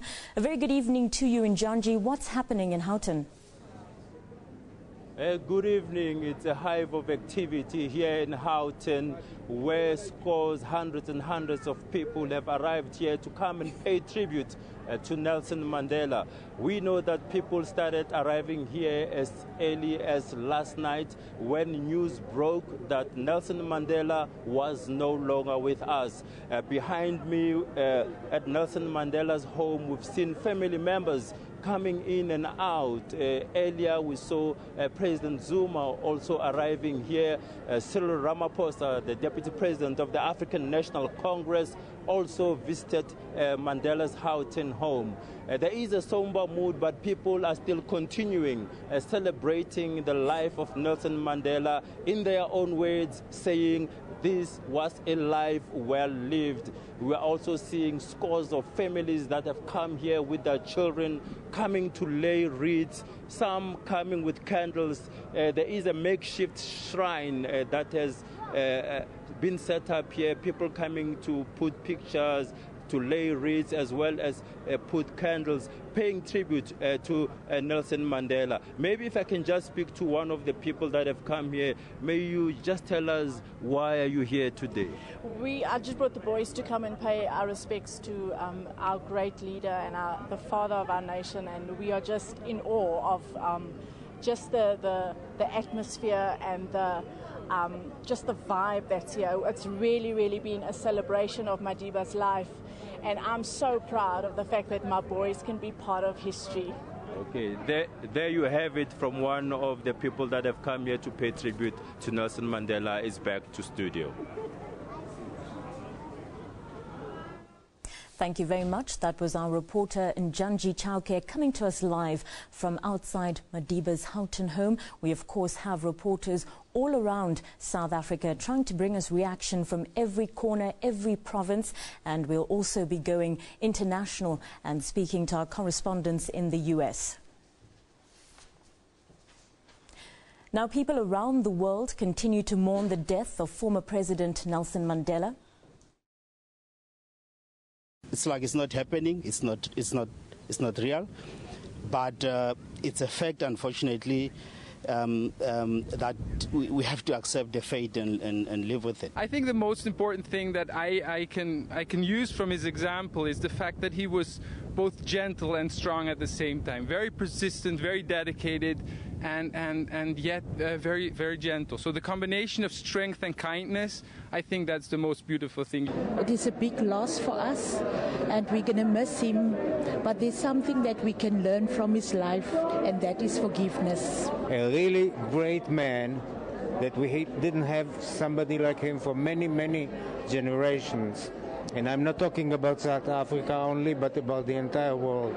Sad news, really. Sad news. It affected everybody who's in the whole world, in fact. Yeah, it's sad news, and there's nobody who's going to be replacing. He gave us a lot of wisdom and all the strength he could give us. And we all miss him and love him.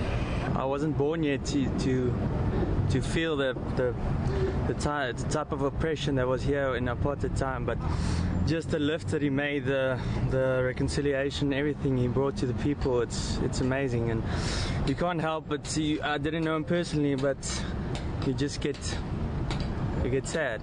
We lost him, but I look forward to seeing the future where people can step into his footsteps and follow him as a leader. The opportunities that we have, the things that we own, is through his heartaches. Thank you, Madiba, what you have done for our country. I know that you were in God's hands, and God guided you to do what you did for our country. Rest in peace, Madiba. You were a wonderful man. Our South Africans from all walks of life paying tribute to this world icon. If you just joined us, you're watching a special broadcast. We're celebrating the life and times of Nelson Mandela. Well, some of the tweets there that people continue to post. Jakaya Kikwete saying the world has lost one of its greatest citizens, a voice of courage, a source of inspiration, and a beloved leader to us all. Noor Al-Hussein tweeting saying, "Rest in peace, dearest Madiba." You can keep those tributes coming in. You can tweet us at SABC News Online. Well, our correspondent in Washington, Nina Maria Potts, is standing by. Good evening, Nina.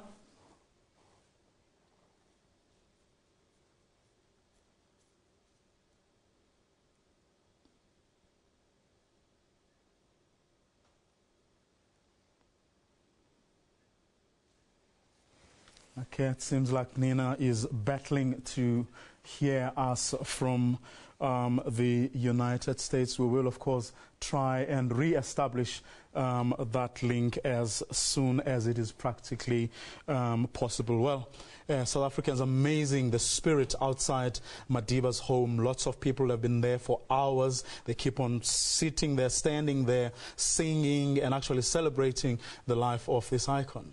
A very sad and somber moment, but as you're saying, South Africans are rallying together, they're coming together, and they're going to be celebrating the legacy that was Nelson Mandela and is Nelson Mandela, because that legacy will continue to inspire people the world over. Now, the news of the passing away of former President Nelson Mandela has been greeted with shock in Bali in Indonesia. That's where the ministers of trade from the 159 World Trade Organization member countries are meeting.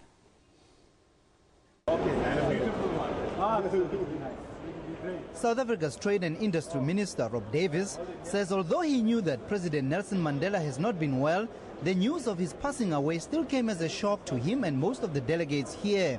We're shocked and we are feeling immensely sad. We had a meeting of the delegation this morning, and all of us who spoke, and it was most of us on the delegation, which consists of representatives of NEDLAC constituencies, parliamentarians, government officials, many of us who spoke talked about the way in which Madiba had personally touched our lives.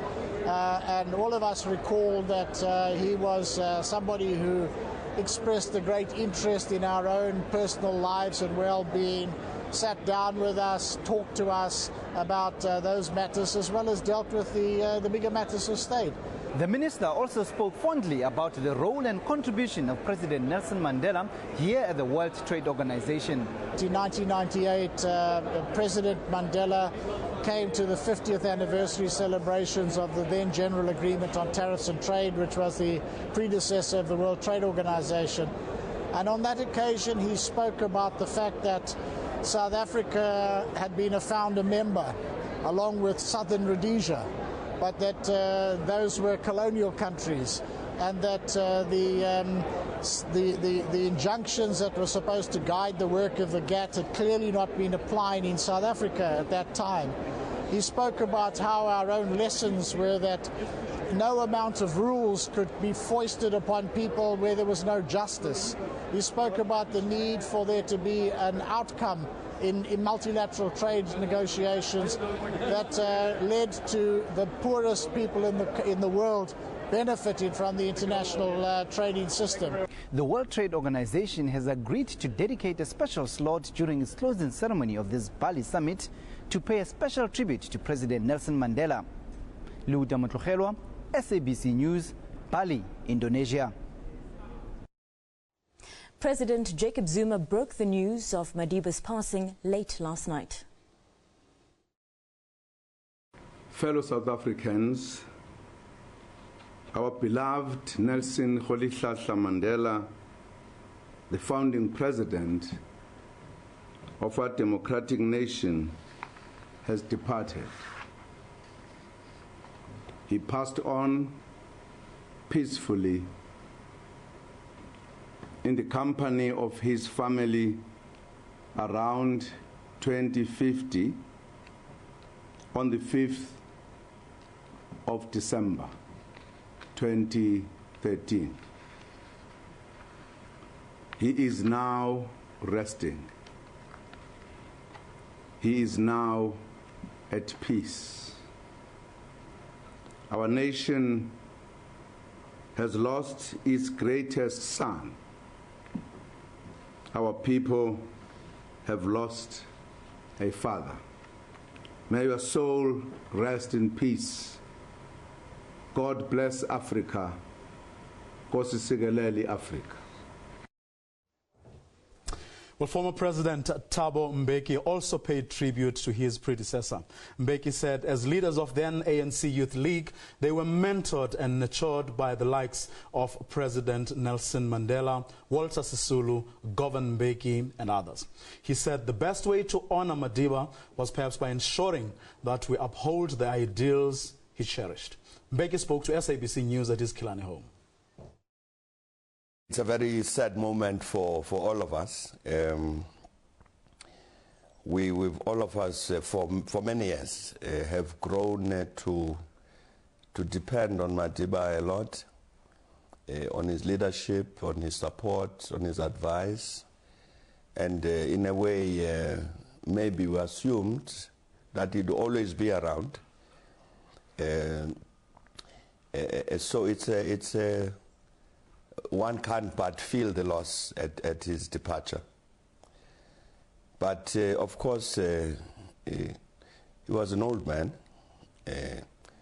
He's been sickly for some time. And indeed, all of us dreaded the moment when it would be announced, as happened last night, that he had passed away. But I think that those of us who were fortunate enough to know him, to work with him, to rely very directly on his leadership, I think we have an obligation to really to answer to ourselves a very important question, which is what should we do to make sure that we sustain the vision and the views and the objectives towards which he dedicated his whole life. We now cross live to our reporter in Cape Town, Lucanio Kalata, where an interfaith service hosted by the city of Cape Town is underway. A very good evening to you, Lucanio. Have people come out in their numbers to pay their respects and offer prayers for Nelson Mandela?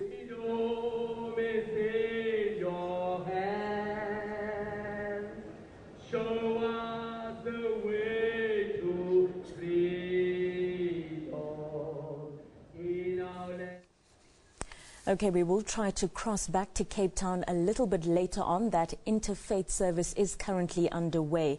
Now, they were joint Nobel Peace Laureates, enemies who shook hands. Today, former President F.W. de Klerk glorified Madiba as one of the greatest people of the past century. Erstwhile enemies, until de Klerk has a road to Damascus change of heart. He extended the hand of friendship and, on the 2nd of February 1990, announced to a stunned nation the imminent release of the world's most famous prisoner. Together they led democracy talks. De Klerk described knowing and working with Madiba as a privilege. He was a great man. He was a very special man. I think his greatest legacy to South Africa and to the world is the emphasis which he has always put on the need for reconciliation, on the importance of human rights. In the case of South Africa, and that applies also to other parts of the world, the need to promote equality. He was a man of great integrity. And I think the biggest tribute we can pay to him here in South Africa is to uphold the Constitution, which he and his team and I and my team negotiated since 1990 right through until 1996. That Constitution encapsulates the values for which he stood. He spoke too of tensions, especially during negotiations, but they found a way to work through these differences. And this we succeeded in achieving in South Africa. There was accommodation from our side of the main concerns of Mr. Mandela and the ANC. But there was also strong accommodation from Mr. Mandela's side of the main concerns of especially the white minority in South Africa. De Klerk says he believes the majority of white Afrikaans people appreciated the way he reached out to them. They saw that he was sincere when he said, I'm reaching out, I want to build bridges, I want reconciliation in South Africa. Of course there's a small minority. It's the same minority which still calls me and Ruth Meyer and others, my government when I was president, traitors. It's the same who plan in dark corners ugly deeds. There are those. De Klerk says all South Africans should and could do more to bring the country to a better future. I today honor Nelson Mandela. I pay tribute to him, and with sadness in my heart, I celebrate his life.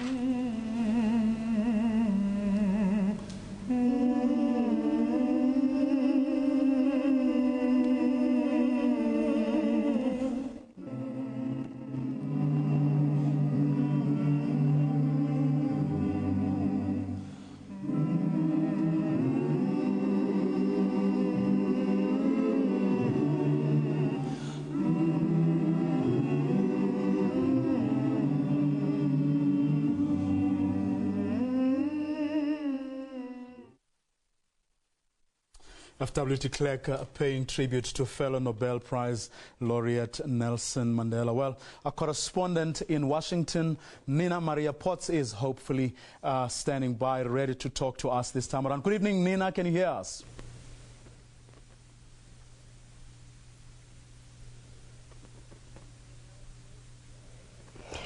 Well, the latest from Washington is that the passing away of Nelson Mandela has caused widespread emotional turmoil, I would say. There has been an overwhelming response, both from the administration, former friends of Nelson Mandela, and from ordinary Americans in the street. Nelson Mandela as a global icon and a statesman truly representing not just an icon for the African-American community, but also for the white community as well.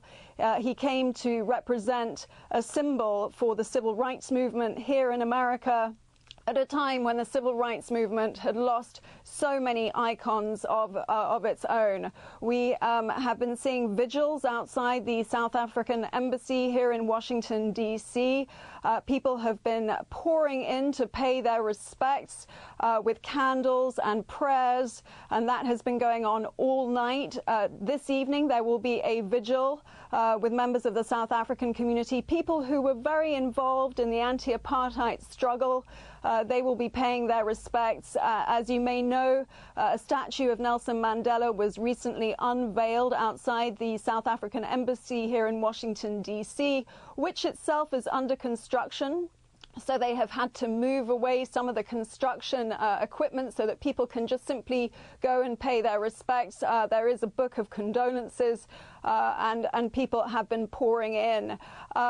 President Obama speaking immediately after news broke of the passing away of Nelson Mandela yesterday, and speaking in very personal terms about what he meant to him. And of course, President Obama, being America's first black president, he said that Nelson Mandela was really the driving force behind everything that President Obama has attempted to achieve. So he really spoke in very emotional terms about the passing of Nelson Mandela. We've heard also from former President Bill Clinton, who was a very good and close friend of Nelson Mandela. If you remember, Nelson Mandela really intervened at a crucial time in Bill Clinton's presidency during the Monica Lewinsky scandal. And Nelson Mandela is remembered as an icon, as somebody who had this enormous capacity to forgive. And he reminded the American people that forgiveness was essential to the country's ability to reconcile its political differences. So Bill Clinton owes, I think, a huge amount to Nelson Mandela for intervening at a very difficult time in his career.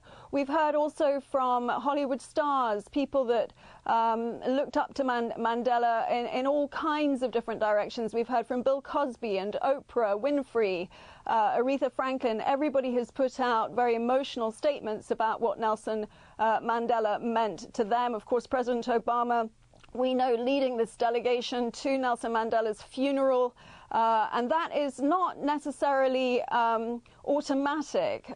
Usually it's the vice president, the US vice president, that would go to funerals of heads of state, but the fact that President Obama is going is indicative of how much Nelson Mandela means to this country.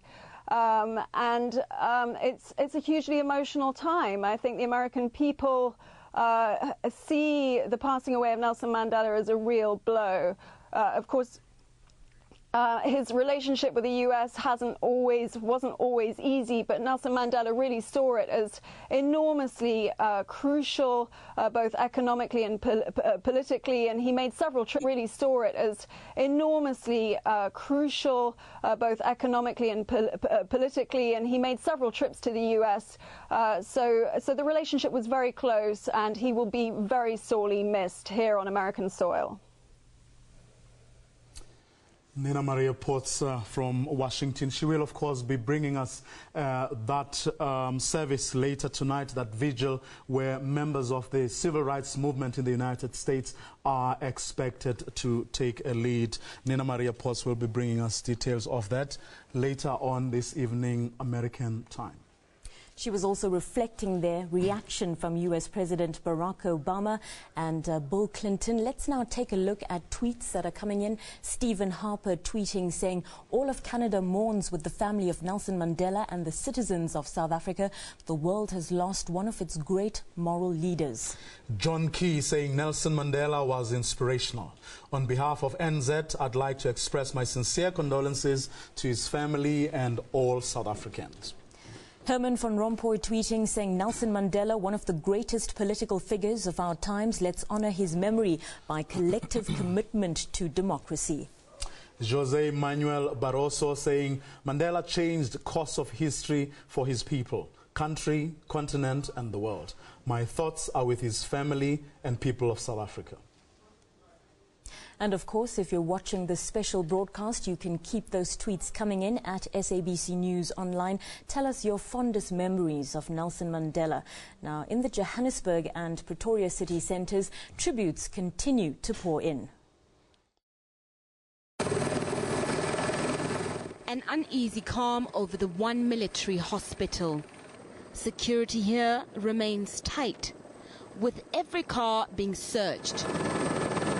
Cars line the parking area of the Union buildings, where Madiba's body will lie in state next week. For Captain Church, the news of Madiba's death was especially hard. He flew Mandela on numerous occasions during his presidency. What made him such a true gentleman that even whenever we flew him, etc., he took the time to get to know our names, our family's names, and it was a great pleasure and a great honour to have been able to fly Mr. Mandela around. Over the city of Pretoria, a sombre mood as the nation battles to come to grips with their loss. In the Johannesburg city centre, more grief and sadness. Hey, I feel so very bad. My heart is broken. Mandela is our father. Nelson Mandela was no longer father of South Africa only. He was father of nations. May his soul rest in peace. We loved him. I think the whole world, they are sad about the loss of the icon. Young and old, the poor and the working class united in grief. Alicia Matebula is a street vendor. She praised Mandela's values. I'm asking myself, how will Africa be without Nelson Mandela? How will it be? In the city centre, street artists drew pictures of Mandela, hoping to capture the magic that Madiba exuded. Pedestrians and motorists drove the length of the Mandela Bridge, hoping to make some connection. the Nelson Mandela Bridge, an iconic structure in Johannesburg CBD skyline. Opened in 2003 by former President Nelson Mandela, it creates a link between the Braamfontein CBD and the inner city. A symbol of hope, a symbol of unity, the tenets that Nelson Mandela stood for as a liberation icon in South Africa. Nozintombi Mia, SABC News, Johannesburg.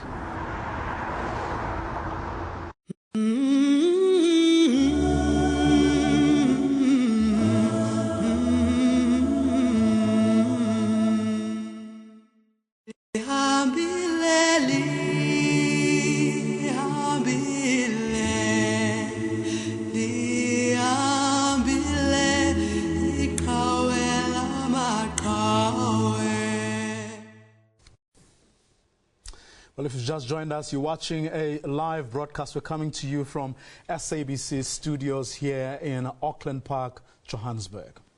Well, we're going to see now if we can re-establish that link with our reporter in Cape Town, Lukhanyo Kalata, where an interfaith service hosted by the City of Cape Town is currently underway.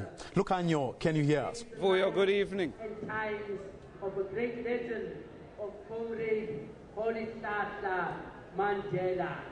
Vuyo, good evening, and yes, welcome to Cape Town, where we are just watching almost the end of this celebration here at the Grand Parade. If I pan to my left-hand side, you'll see that's where the stage is, and the whole City Council and some of the religious leaders that have come to gather here to celebrate Tata Madiba's life. All the leaders are about to go on stage right now to finish off the proceedings. To my right is where all the thousands of people had gathered who had come to pay their last respects to Tata Mandela. Now, just behind me is where people could come for this whole afternoon and lay down flowers in tribute to Tata Nelson Mandela. I'm sure you can hear behind me that it's a little bit loud, but Reverend Chris Nissen, who was emceeing this event, is busy singing a song right now that says Nelson Mandela uliqhawe. Translated, it means Nelson Mandela, you are a leader. This gathering has been going on since about 5 o'clock this afternoon, and we've seen all kinds of religious leaders who had come and pay tributes to Madiba. We're talking about the Jewish faith, Jewish religion was here. We're talking about the Hindus, they were here. The Christian faith was represented here today. All kinds of religions, and everybody had nothing but praise and kind words for Tata Madiba. Over to you in studio, Vuyo.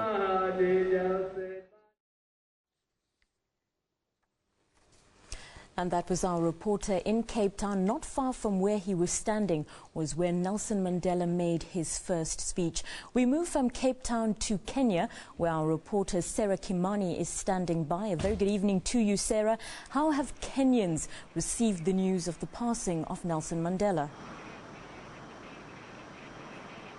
Well, good evening to you. Indeed, it is a sad day here in Nairobi and indeed East African region, where we have been monitoring reactions from both the leaders and the citizens. For Nairobi, where we are this evening, it was utter shock for most people, because by the time Nairobi was going to bed last night, there had been not any news from South Africa. And so we woke up, most Kenyans woke up to the news of the passing of President Nelson Mandela. Some of them, it was indeed SABC or international media houses or social media houses that were breaking the news. Indeed, President Uhuru Kenyatta himself took about 4 hours from the time the day broke here in Nairobi to be able to send any message of condolence. Sarah Kimani there from Kenya. Well, world leaders have also expressed their condolences. Many revered him as a moral giant, and they also hailed him for opting to be a one-term president. At the White House, the flag was lowered to half-mast. Nelson Mandela, he achieved more than could be expected of any man. And today he's gone home.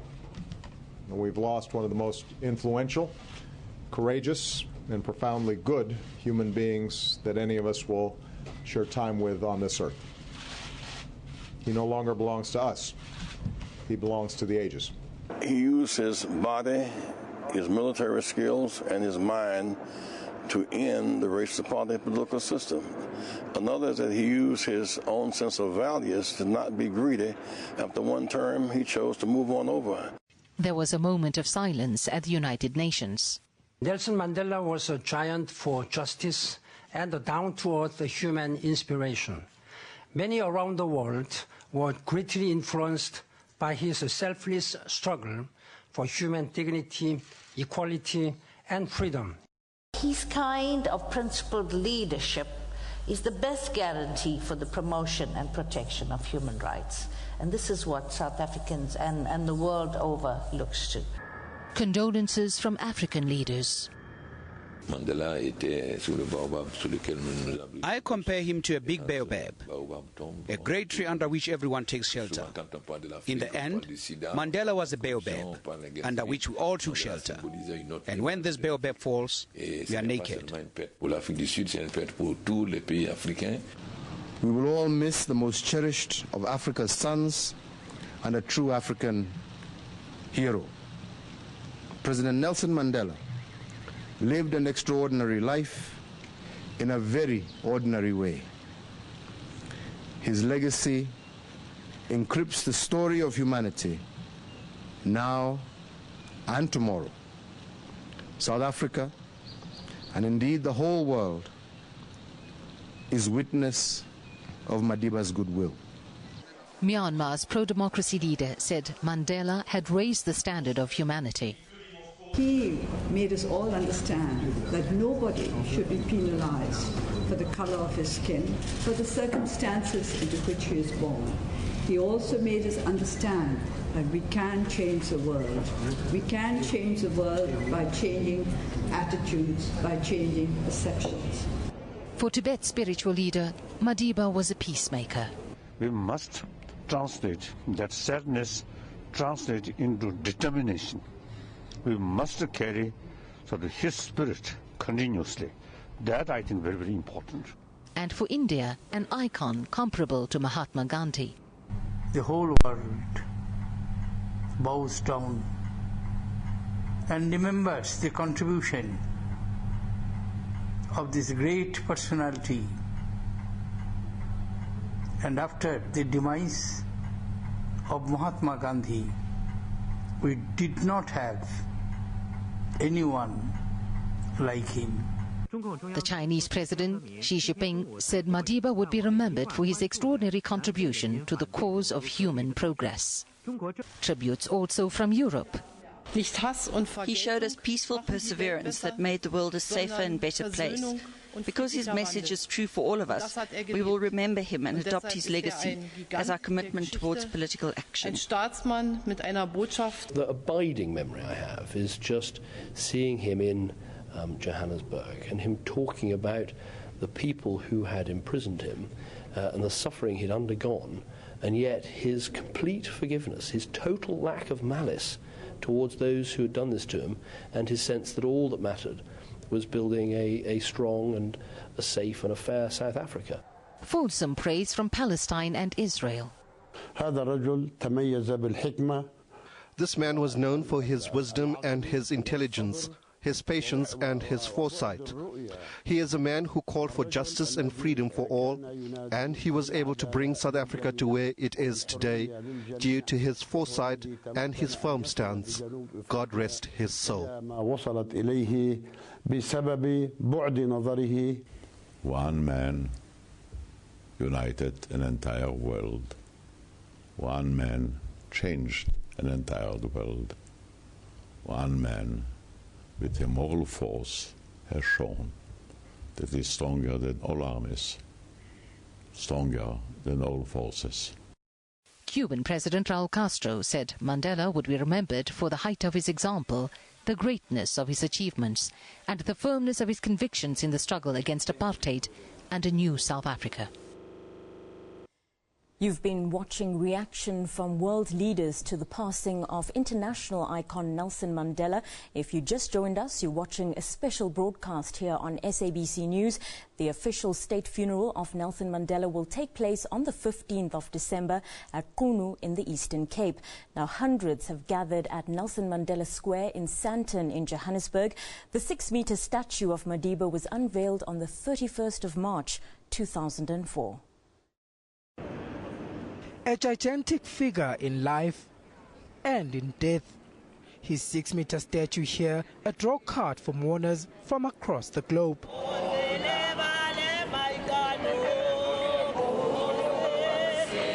His praises were sung. Both young and old paid tributes and notes of condolences.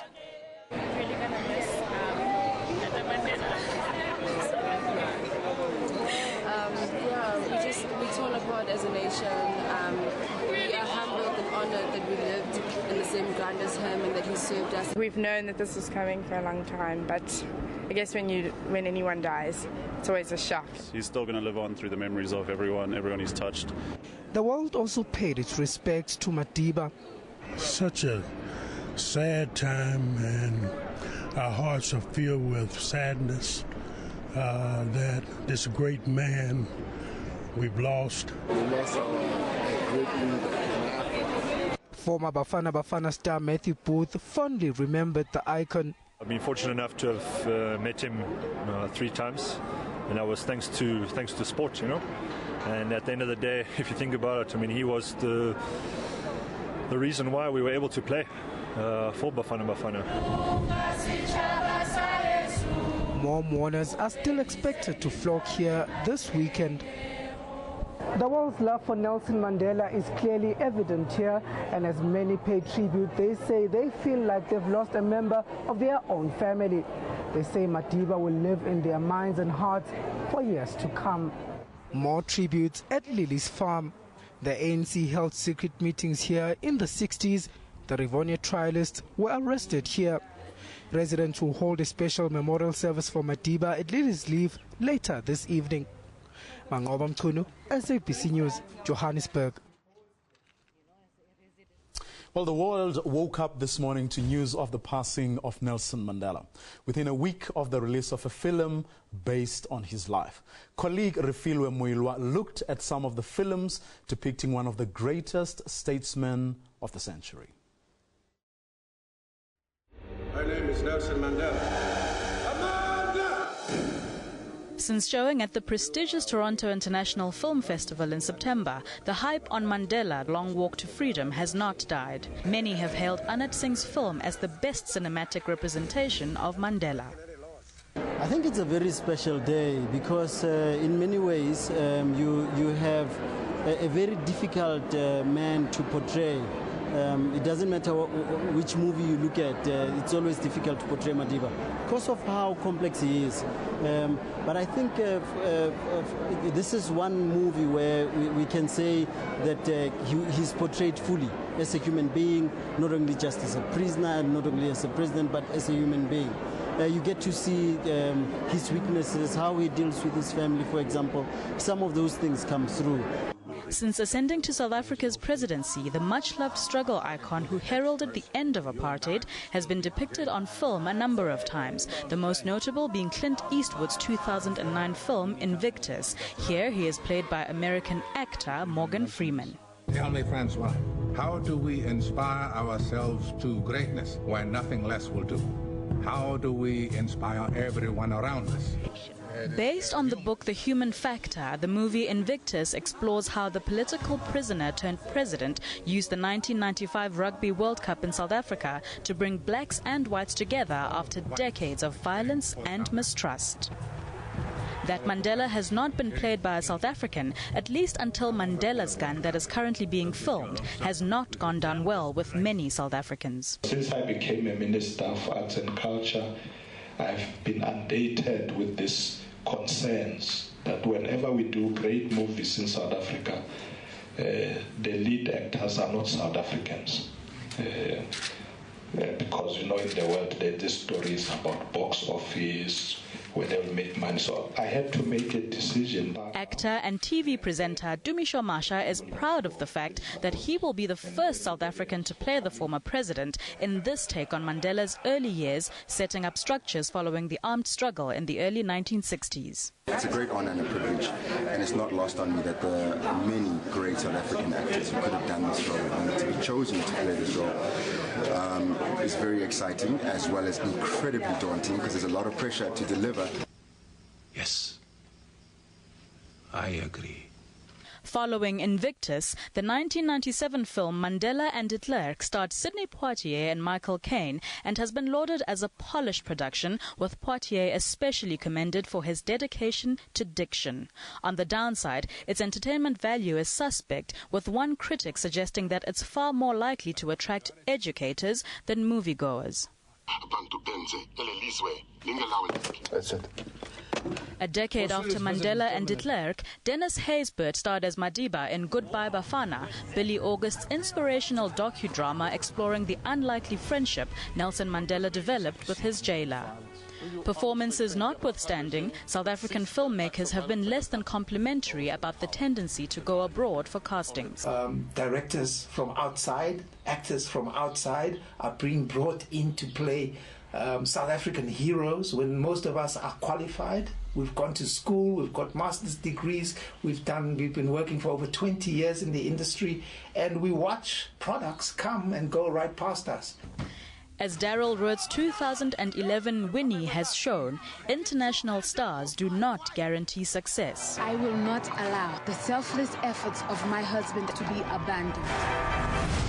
Mandela's dream of a free society will be kept alive. Undertaken without Madikizela Mandela's approval, this Jennifer Hudson film hit US screens last month without a hint of hype. The lukewarm response abroad to Winnie has left the film producers and distributors unsure of a South African release date. Whether or not other future Nelson Mandela projects will feature South Africans in the lead remains to be seen, but what is certain is that the slowly transforming industry needs to decide how to balance the cultural imperative with the return on investment. Well, in Johannesburg, all roads led to Houghton, home of the country's iconic elder statesman, Nelson Mandela. After an extended stay in hospital, he was discharged on September 1st. Since then, he'd been receiving round-the-clock home-based care. From paupers to presidents, hundreds flocked there today to lay wreaths and send condolences. Throngs of South Africans and people from around the globe have gathered here since daybreak, many for hours, all wanting to be part of history, mourning the passing of Madiba as much as celebrating his life. All honoring the legend in their own unique ways. Madiba's favorite people, the children. We wanted to put flowers by Madiba's grave. Madiba was special to all of us. We love him and we would not live like this without him. So do you love Madiba? Madiba was a nice hero. Politicians also formed queues to pay their respects. At the very core, it feels indeed as one that has lost the father of the nation, but equally so one that's lost someone who we all feel like we knew. We lived life and we had an incredible privilege of having lived in a democratic South Africa under his leadership. He believed in consultation, and he did not only consult people of his party, but he consulted everybody, all leaders of political parties. He consulted because he had respect for every individual regardless of their social status. I think that there's more to celebrate. Nelson lived his life and gave all of it, the best part of it, to the people of our country. After cancelling the last ANC-NEC meeting of the year, members arrived in 3 busloads, showing unity in a difficult time. The president emerged after a lengthy visit. He told the crowd he was happy to see them showing a true South African spirit by supporting the Mandela family. Civil society leaders and international artists also paid homage. We have to celebrate that we actually had the honor and the privilege to have had such a great man live amongst us and teach us what he taught us, tolerance and love. I cannot tell you just the weight of celebration and pain that you feel at the same time. It's incredible. More people are expected here for a night vigil. Yoli Sanjamela, SABC News, Gauteng. And what we're witnessing there is people from all walks of life united by their grief and united in celebrating the legacy that is Nelson Mandela. And now we will cross over to Magdal Erasmus. She's standing by with the weather. We can tell you that the official state funeral of Nelson Mandela will take place on December 15th. The ANC has set aside a 10-day program, and we will be keeping you up to date with what's happening on each and every day of that broadcast. Vuyo? Two of us will be back right after the weather.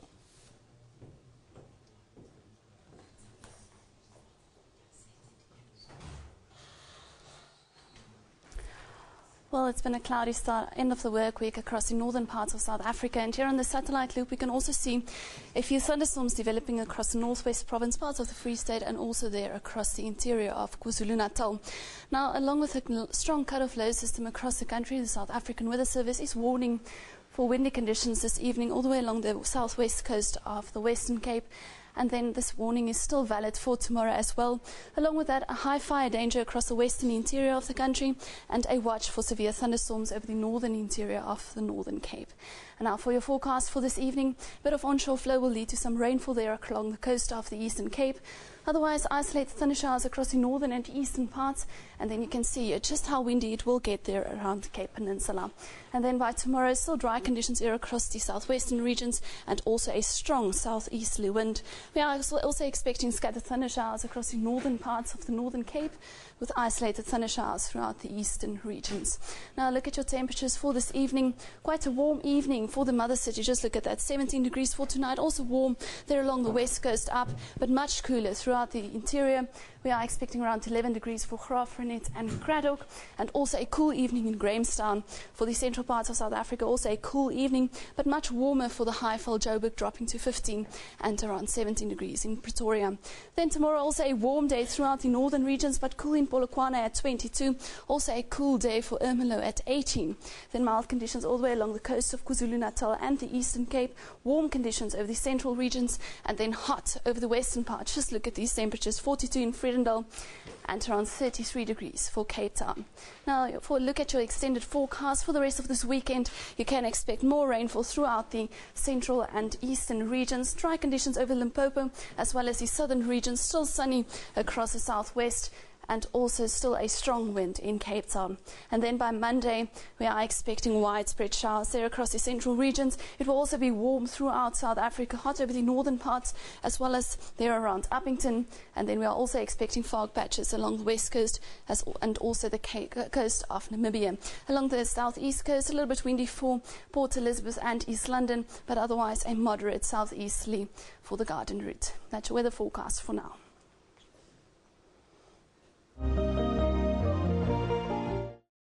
There's Mr. Mandela. Mr. Nelson Mandela, a free man taking his first steps into a new South Africa. And I do believe that without him, it would not have been possible to hold together those disparate parts that were flying all over the place. And that is, I think, his greatest legacy. He always impressed upon us that we must never allow them to impinge on our dignity. We must work as hard as we can, not as hard as they want us to work. I feared that I may have to make a speech at his funeral, whilst he was in jail. That was the phobia that I lived with all the years.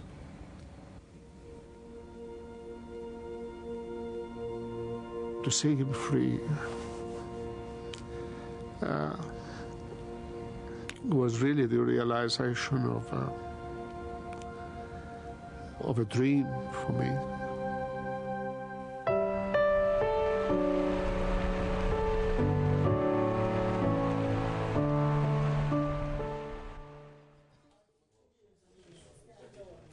Well, a very good evening. You are watching a special broadcast here of Nelson Mandela's passing. I'm Vabakshini Chetty. In studio with me is Vuyo Mvoko. Vuyo, a very good evening to you. A very sad day indeed. A very sad day. I mean, I remember where as soon as we gave that indication that the president was about to make a statement of national importance last night, we were inundated with queries, people wanting to know what has happened to Madiba. It was almost like they could feel it. And as soon as the president put it out there that Madiba had indeed passed on, tributes started pouring. In fact, for a good couple of hours, our Twitter machines were jammed, people just sending their condolences, and it's just been incredible. And in fact, that hashtag Rest in Peace Mandela, it has been trending on Twitter, and it will probably continue to do so for the duration of the period of mourning. Now, the funeral of the iconic leader Nelson Mandela will take place on December 15th. President Jacob Zuma gave details at a press briefing earlier today. He said the country had lost a great son and leader. The president also thanked South Africans and the world for the dignified manner in which they had responded to Madiba's passing.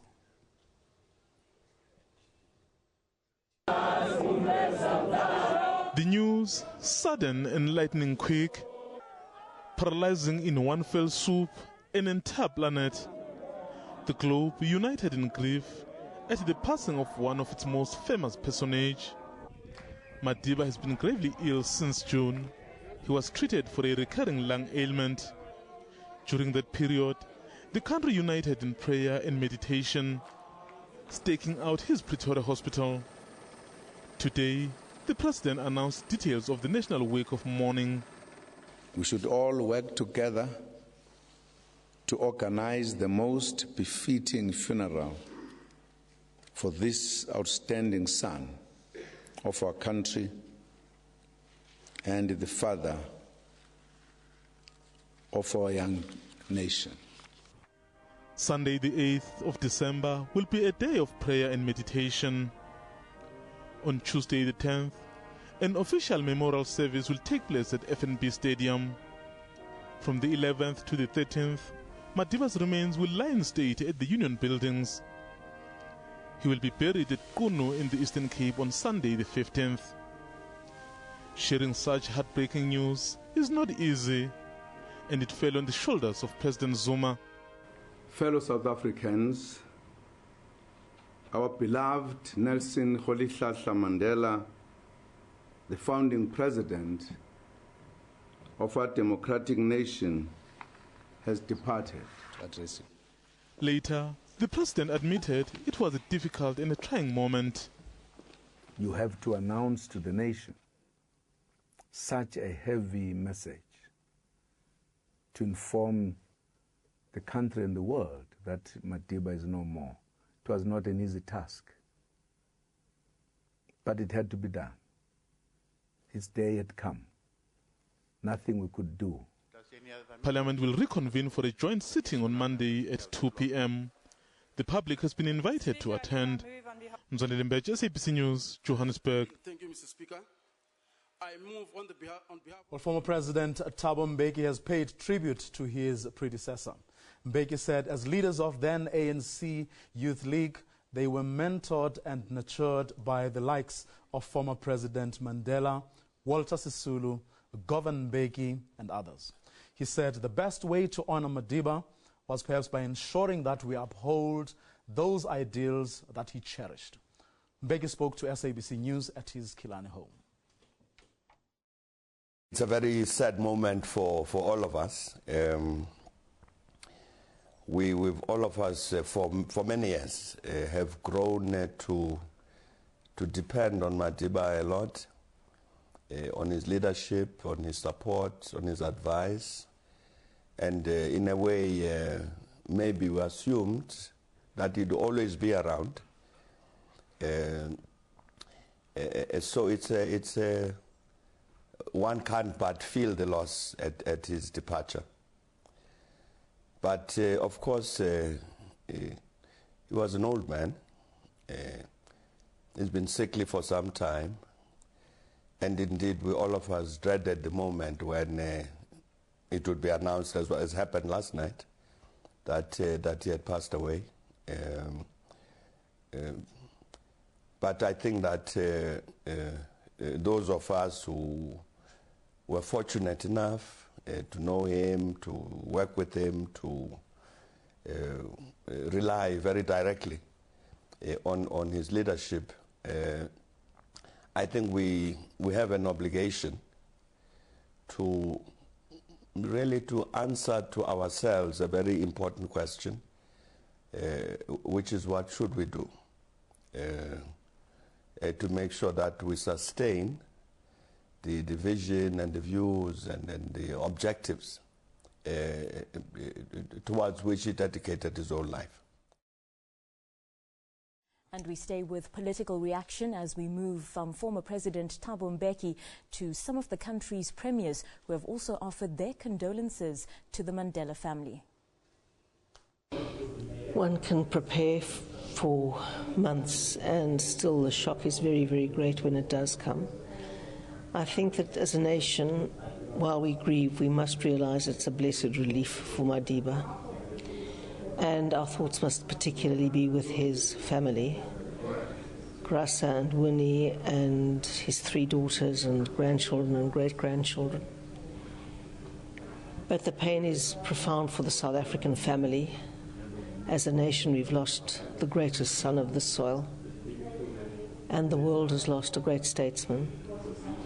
And while we are very honored that we had the privilege of being the nation of one of the world's greatest statesmen, we need to know what a big responsibility that is too, because we now have to live his legacy.